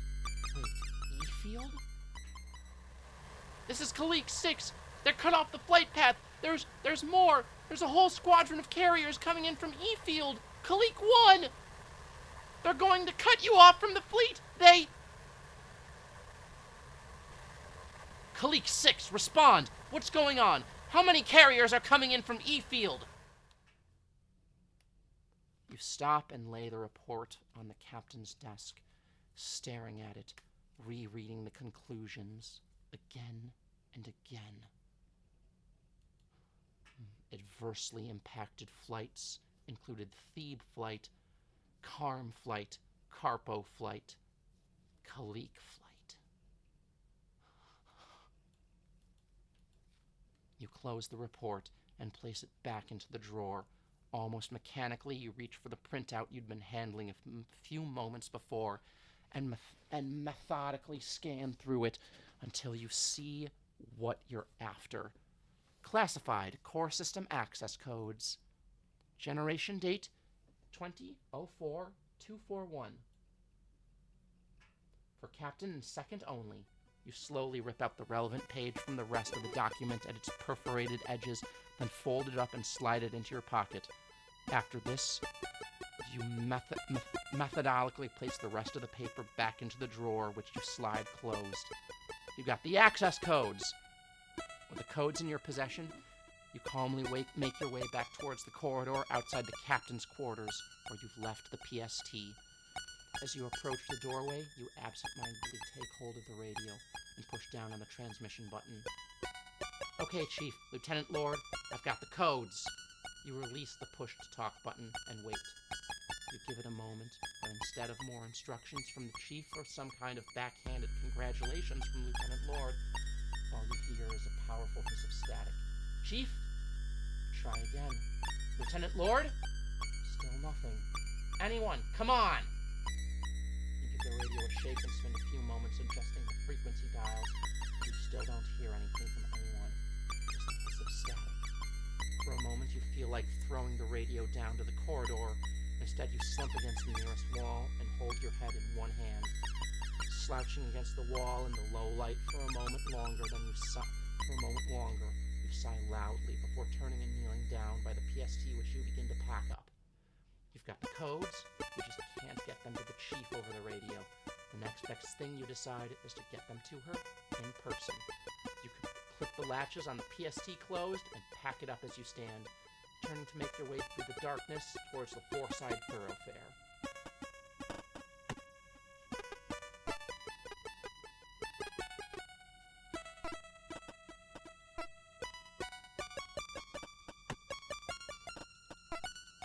Outside the huge blast door that separates the aft thoroughfare from the engineering department, you begin the increasingly familiar process of unpacking the PST. Alright, you set up the PST. First withdrawing the cable, then plunging it into the terminal near the door. You boot up the device and begin cycling through the options. So in a way, it's the captain's fault. It's the captain's fault my squad was killed. She was supposed to be covering the E field. You boot up the device and begin cycling through the options. Okay, and then Cassandra's keycard. With the device set up, you hit the enter key on the unlock option and turn your attention towards the partition that stands between you and the engineering department. Unlike the other doors, the PST's battery power had been used to open. This blast door is inches thick and comprised almost entirely of solid steel. You watch tentatively as a low grinding sound emanates from the ceiling for about 10 seconds before the door immediately begins to move. Like the others, the opening process is agonizingly slow. In the darkness of the thoroughfare, time seems to lose all meaning as you watch the door almost imperceptibly work its way upwards. After a few minutes, the barely noticeable progress comes to a halt, and the low grinding sound stops, the blast door giving you just over a foot of clearance between it and the door. Turning your attention back towards the PST, you see a graphic of an empty battery with a cross through it blinking on the screen. Oh no. Knowing that the blast door is being kept open by the device's demand dwindling battery power, you drop to the floor and, grabbing the PST, begin to crawl forward into engineering. There's just enough clearance for you to worm your way underneath. The smooth panel floor is turning to grating makes it an uncomfortable experience. By the time you finally make it halfway through, with your feet still sticking out in the aft thoroughfare, the grinding noise that had stopped at the door starts backing up again. No! You shove the PST ahead of you through the small gap, being mindful not to yank out the cable plugged into the underside of the terminal. Ignoring the grating now, you quickly squirm the rest of the way until you're clear of the door. Then, rolling onto your back, you grab the PST's cable and give it a swift tug, pulling it out of the terminal onto the other side and back to you just before the blast door drops shut. That was way too close. You stand up and quickly pick up the PST, which still has the low battering warning blinking on its screen. Chief! Your call is met with the oppressive silence that somehow seems worse in the vast space of the engineering department. Chief! It's me, Lieutenant Akare! I've got the PST! Chief! Making your way past various systems, terminals, stations, and machinery, you continue to call out to the Chief. There's no response. Where the hell could she be? As you continue your way deeper into engineering, you grab the radio. Chief! Just like the last time you tried, no one answers and all you hear is static. Chief! You dart down different catwalks trying to find the Chief, your mind racing as to where she could be. Chief! With the low battery warning illuminating your face and the increasingly small intervals with its constant flashing, you stop. Looking down at the PST screen, you make a decision. Well, I've done everything else myself. Turning back from the main section of engineering, you make a beeline over to the room that holds the central computer, your footsteps on the grating echoing throughout the silence. You may as well finish things. As you begin to run, the PST starts to beep and the battery symbol flashes even more rapidly. If you're running out of battery, then don't use what you've got left flashing and beeping. Running at full pelt now towards the central computer, you reach it just as the PST's whole screen begins to blink, cycling between showing the warning and nothing at all. Once you arrive at the doorway that leads to the central computer, you know what you've got to do. Once you arrive at the doorway that leads to the central computer, you know what you've got to do. Wasting no time, you withdraw the cable and hurriedly plug it into the terminal with one hand while scrolling through options with the other. Come on, hang in there, hang in there. And now, there. As soon as the door begins to open up, you jump to it and start pushing out on it in order to force it open. Once you've made the gap large enough, you slip through at the exact moment as you hear the PST power down and the door slides back shut. It takes a moment, but your eyes adjust to the darkness of the room. Looking around, you see that it is a little bigger than a clean cupboard for a crew member's shower cubicle. Masses of thick cabling run from the ceiling and floor along the walls toward the end of the room opposite the doorway. On the far side is a huge screen with a keyboard positioned below it at waist height. Stepping towards the interface, you run your hand over the keys. The computer shows no signs of life, even after you begin to push random buttons. Simply mashing the keyboard doesn't produce any response, so instead, you begin to feel your way over its casing in the darkness, trying to find what might be a power button. Eventually, you find a Rooker switch set into the side of the device. A rocker switch. Flick it to the alternate positions once, but nothing happens. With no other options, you flick it back to the position it was in.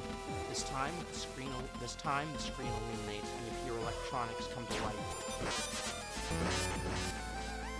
As a hard drive somewhere beyond the screen begins to whir loudly, the screen transitions from its boot screen to a password input screen. After everything you've been through, you're now one input away from getting the ship back online. Finally, all right. And enter! With a final flourish, you strike the return key. An immense feeling of satisfaction fills you as you watch your computer work its way through the startup process. Names of systems show up and are followed by their status changing from offline to active. A faint draft runs down your neck, which you take to mean life support and ventilation is back online. All right, hold on, Cassie.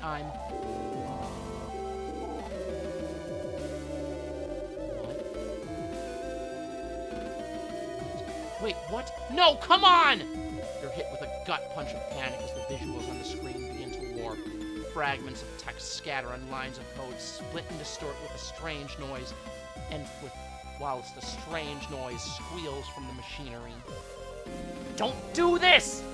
Unsure of what's going on, but beginning to think that it's your fault, you look over the keyboard again, repeatedly striking any key that seems like it may stop this process. End! Escape! Pause! Pause! Pause! Come on! What's going on? As suddenly as it started, the computer's erratic activity ceases, with the only document left on screen, Cassie's personal file. Cassie's file? Wait, why? You pause, unsure whether you should do anything or leave it as is. You can tell from the ambient noise that as returned, the ship is back online. Why would the computer freak out like this? Why would it pull up Cassie's file? No! Doing your best to understand what you just saw, you tentatively reach a hand towards the keyboard. You're still unsure of what you could do to find out what just happened, but can't help but feel like whatever it was wasn't right.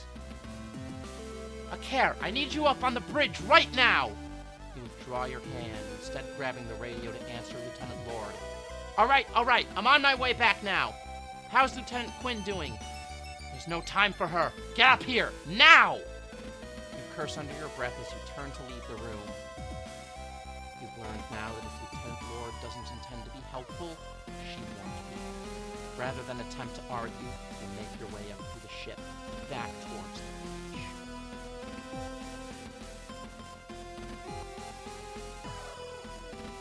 As the elevator doors hiss open, you step onto the bridge. You see Lieutenant Lord frenziedly flicking switches and turning dials on an instrument panel, stopping every so often to type commands into her station. Cassie, meanwhile, remains unconscious on the bridge floor. I'm here, Lieutenant. What else is wrong now? You hurry over to Cassie and kneel down, sliding her hands under her back and legs in preparation to pick her up and take her to the newly accessible sick bay. It's the O'Brien! With a single movement, you stand and bring Cassandra up from the floor. What about it? It's gone! Despite the successful reactivation of the JFS Gundog's central computer by Lieutenant Akare, the JFS O'Brien could not be contacted and was no longer coming up on sensors. After taking Lieutenant Commander Quinn to the sickbay, Lieutenant Akare, alongside Cadet Grange, are tasked with sweeping the ship for faults or damage, while Lieutenant Lord sets Chief Cathayas to work helping her locate the other ship. The JFS O'Brien is eventually located, just as Captain Bartomuse calls an emergency meeting. Outer Jovian space, the bridge of the Jovian patrol ship JFS Gundog. As you, the Chief, and Lieutenant Lord stand to attention, waiting for the captain to begin the meeting, the sound of an approaching elevator is the only noise that can be heard in the tense silence of the bridge. Ensign Hansen crews entering the bridge and reporting as ordered. Hansen states, performing a lazy salute as he steps out of the elevator. You shift slightly as you watch him enter. You knew you were waiting for someone, but why Hansen? He pauses for a moment, and you see him take stock of everyone present. Your shoulders tense up, and you inadvertently clench your jaw as he heads straight towards you. At the last moment, he steps towards your side and takes a place in the lineup next to you without so much as a sideways glance. You remain on edge, but your attention is quickly taken by the captain. As she finishes reviewing the readouts from the control panel on her chair and stands up. At ease. The four of you relax slightly, although, with the exception of Hansen, you all maintain a formal stance. Now that we're all assembled, we can begin. First of all, well done to all of you for your actions whilst I was indisposed. For a brief moment, the captain's eyes meet yours, and you do your best not to react. Aside from the doctor, you were confident you were the only person on board who knew the nature of the captain's indisposition. Despite your best efforts, you scowl slightly. You hadn't had much time to think about anything beyond the situation at hand, but the information in the report you read had begun to creep into your thoughts. You knew that now wasn't the time to bring it up, but eventually you'd need to deal with this information in one way or another.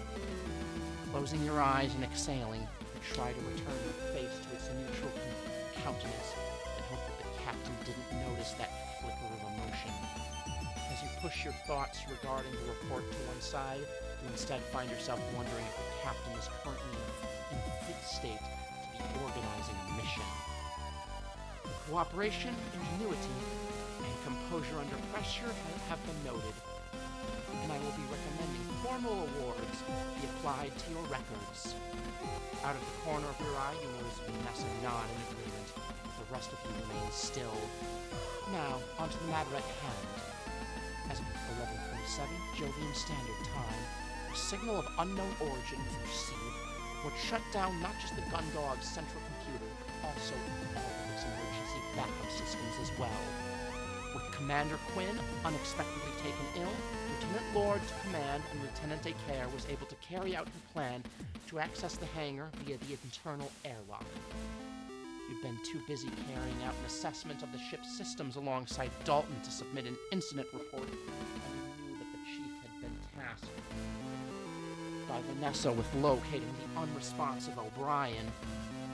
You bite your tongue and glance back to Vanessa, who nods again, the corners of her mouth curling upwards. The captain was clearly working from a biased interpretation of events.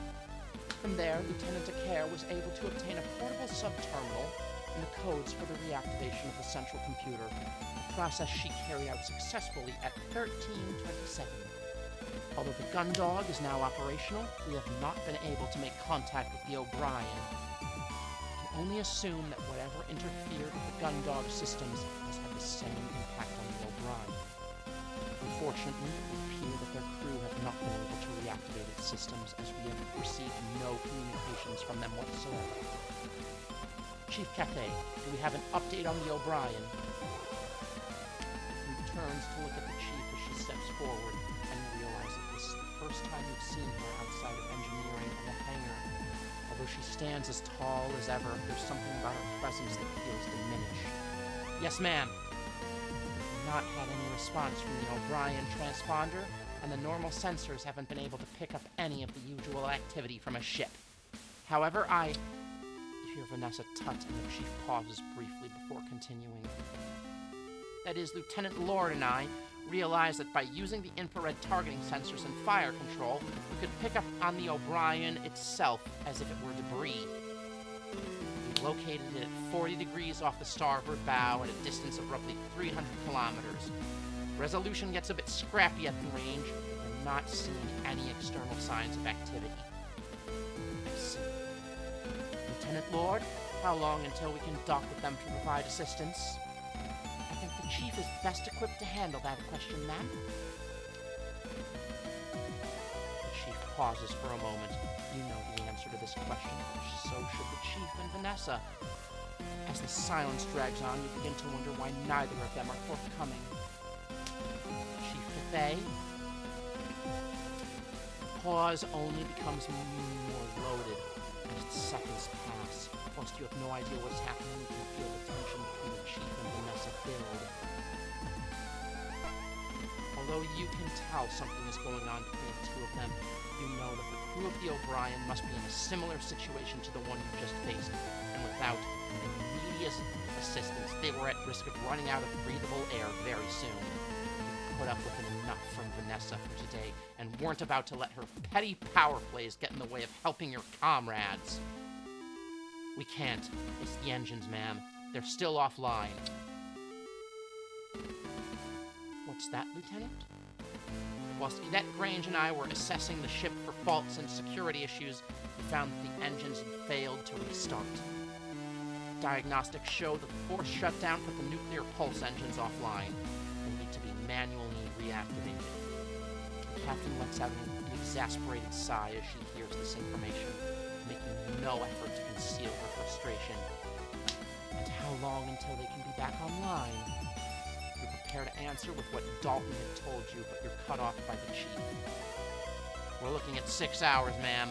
We've been preoccupied with finding the O'Brien, so I haven't had the opportunity to begin the startup process to get them running again. The captain follows this information with another sigh. You'd always thought of her as distant or disinterested, but considering her current state, you had to wonder how much of that was simply working her way through a hangover. I see. captain stands silent for a moment, keeping her eyes closed and pinching the bridge of her nose with her thumb and forefinger. Suddenly, her eyes open and she stands completely upright, assuming a posture you're surprised to see from her that manages to communicate an air of not just authority, but capability. We'll be carrying out a mission as follows. The four of you snap back to attention. Even Hansen seems to take this announcement seriously. As we're not able to reach the O'Brien with the gun dog to provide support, we'll be doing the next best thing. Ensign Cruz and Lieutenant Acare will head over in an armored frame to provide assistance. You clench your teeth, your body goes rigid. Not only would this be your second trip into space in the span of a few hours, you'd be doing it with Hansen company. Your eyes dart across to Hansen, whose attention remains on the captain. Can't be sure, but you swear you see a flicker of a smile on his face. We'll be working on the assumption the same issues affecting the gun dog are affecting the O'Brien. So, Lieutenant Acare will take a portable subterminal, locate the captain or second in command, and then utilize their access codes to assist their chief engineer in reactivating the ship. If there are complications, or we're too late, then our second priority will be to obtain the O'Brien's black box. At the very least, we can hopefully gather some information on what's out there that could immediately disable 2 Swift-class ships. Lieutenant Acare, Ensign Cruz, do you both understand? The pair of you salute and in unison respond. Yes, Captain! Yes, Captain. Chief Cathay, I want you to provide a fully charged portable subterminal and guidance on removing a Swift-class's black box. After that, prepare the gun dog for 1 launch, and then I want those engines back in line. After that, prepare gun dog 1 for launch, and then I want those engines back online. Understood? Yes, Captain. Lieutenant Lord will be overseeing this mission. Understood? Yes, Captain. Very good. It's 16:03. The mission commences at 16:30. Dismissed. With this final instruction out of the way, you all salute the captain and then turn to leave. The chief is the first of you to reach the elevators, and she steps into one without waiting for anyone else, pressing the button for her destination and disappearing behind its 2 doors as they shut. Without paying any attention, Vanessa and Hansen both step onto the remaining elevator, with Vanessa hitting a button as soon as the pair have boarded. As the doors close, you see her turn to Hansen, cross her arms, and begin to speak, but her words are cut off before you can hear them. You remain on the silent bridge with the captain as who you hear return to her chair. Whilst you wait for an elevator to return, you go over what you might need to do in your head. It will be the chief's responsibility to give you a charged portable subterminal, and Hansen and Dalton will be responsible for pre-flight checks.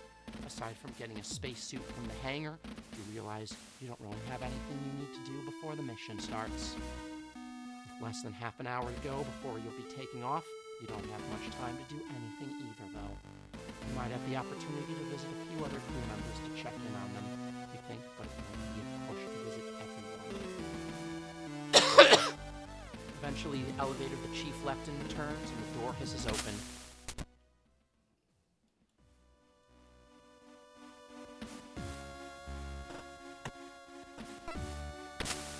As the elevator doors open, you're immediately confronted by Vanessa standing in front of you, her arms crossed and her foot tapping impatiently. Well, it took you long enough, Lieutenant Acare. You'd sidestep her and make your way to the central hub. As you do, she turns to follow you. My apologies, Lieutenant. I didn't realize I was needed so urgently. Well, I wouldn't go that far. Your frustration with Vanessa had cooled over the past few hours as you'd spent time with Dalton and been carrying out duties that kept you well away from her. Back in the presence, you remembered how tense things had got between you and the bridge and over the radio. Lieutenant Lord, I've got a mission to be preparing for. Is there anything I can help you with right now, or can I get going? It's nothing much, Lieutenant. I just wanted to say that you did a good job on getting the gun dog operational again. Something about Vanessa's manner makes you instantly uneasy, considering how she'd behaved recently. Praise was the last thing you'd expected. I'm gonna save right here. Is that right? That's funny. The captain seems under the impression that you had a lot more to do with it than I did. Well, as the only active member of operations, I did have a significant part to play as the officer in charge of things. But don't let that get you down. I wanted to congratulate you. As a member of the crew who went above and beyond the commendation you received is the least you... As a member of the crew who went above and beyond, the commendation you received is the least you deserve. What's this about, Lieutenant? You ask, your patience spinning rapidly. Straight to the task at hand. That's what I like about you, Lieutenant. Now, a proficient, able crew member like yourself, you know what it means to do your duty. You've seen how the captain and her second carry their affairs on this ship. What are you getting at? All I want to know, Lieutenant, is whether you think that crew members like yourself, Chief Engineer Cathay, Cadet Grange, and the rest deserve a competent commander? And you think it's you. Your recent discovery about the captain comes back to the front of your mind, but instead of answering, you make a move past Vanessa, fully intending to not get involved with whatever she's planning.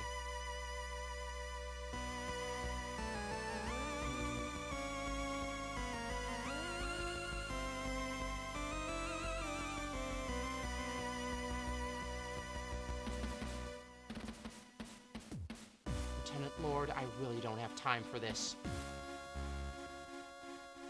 Based on your recent conduct, Lieutenant, you seem pretty reliable, so I wanted to let you know ahead of time. I'll be keeping a close eye on this mission to see who's capable and who isn't.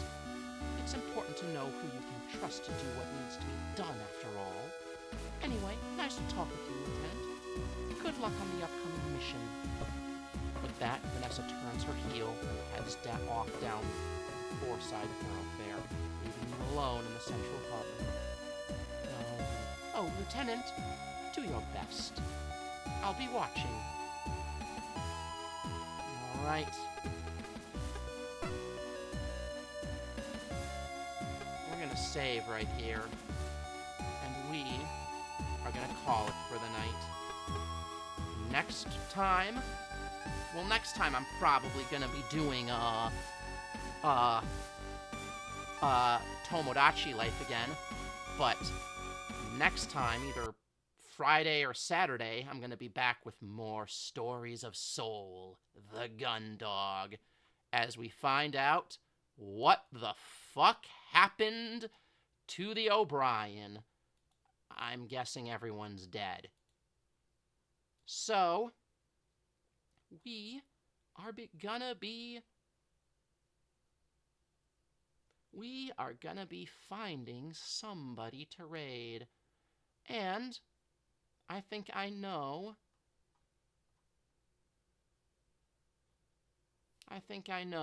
a certain little Nekomata who's currently slaying the Spire. So, everybody, we are going to be dropping in on Nekomata Maddie. I want you all to be good to yourselves, be good to each other, be good to Nekomata Maddie, and as always, be gay, do crime, and I will see you all next time. Bye!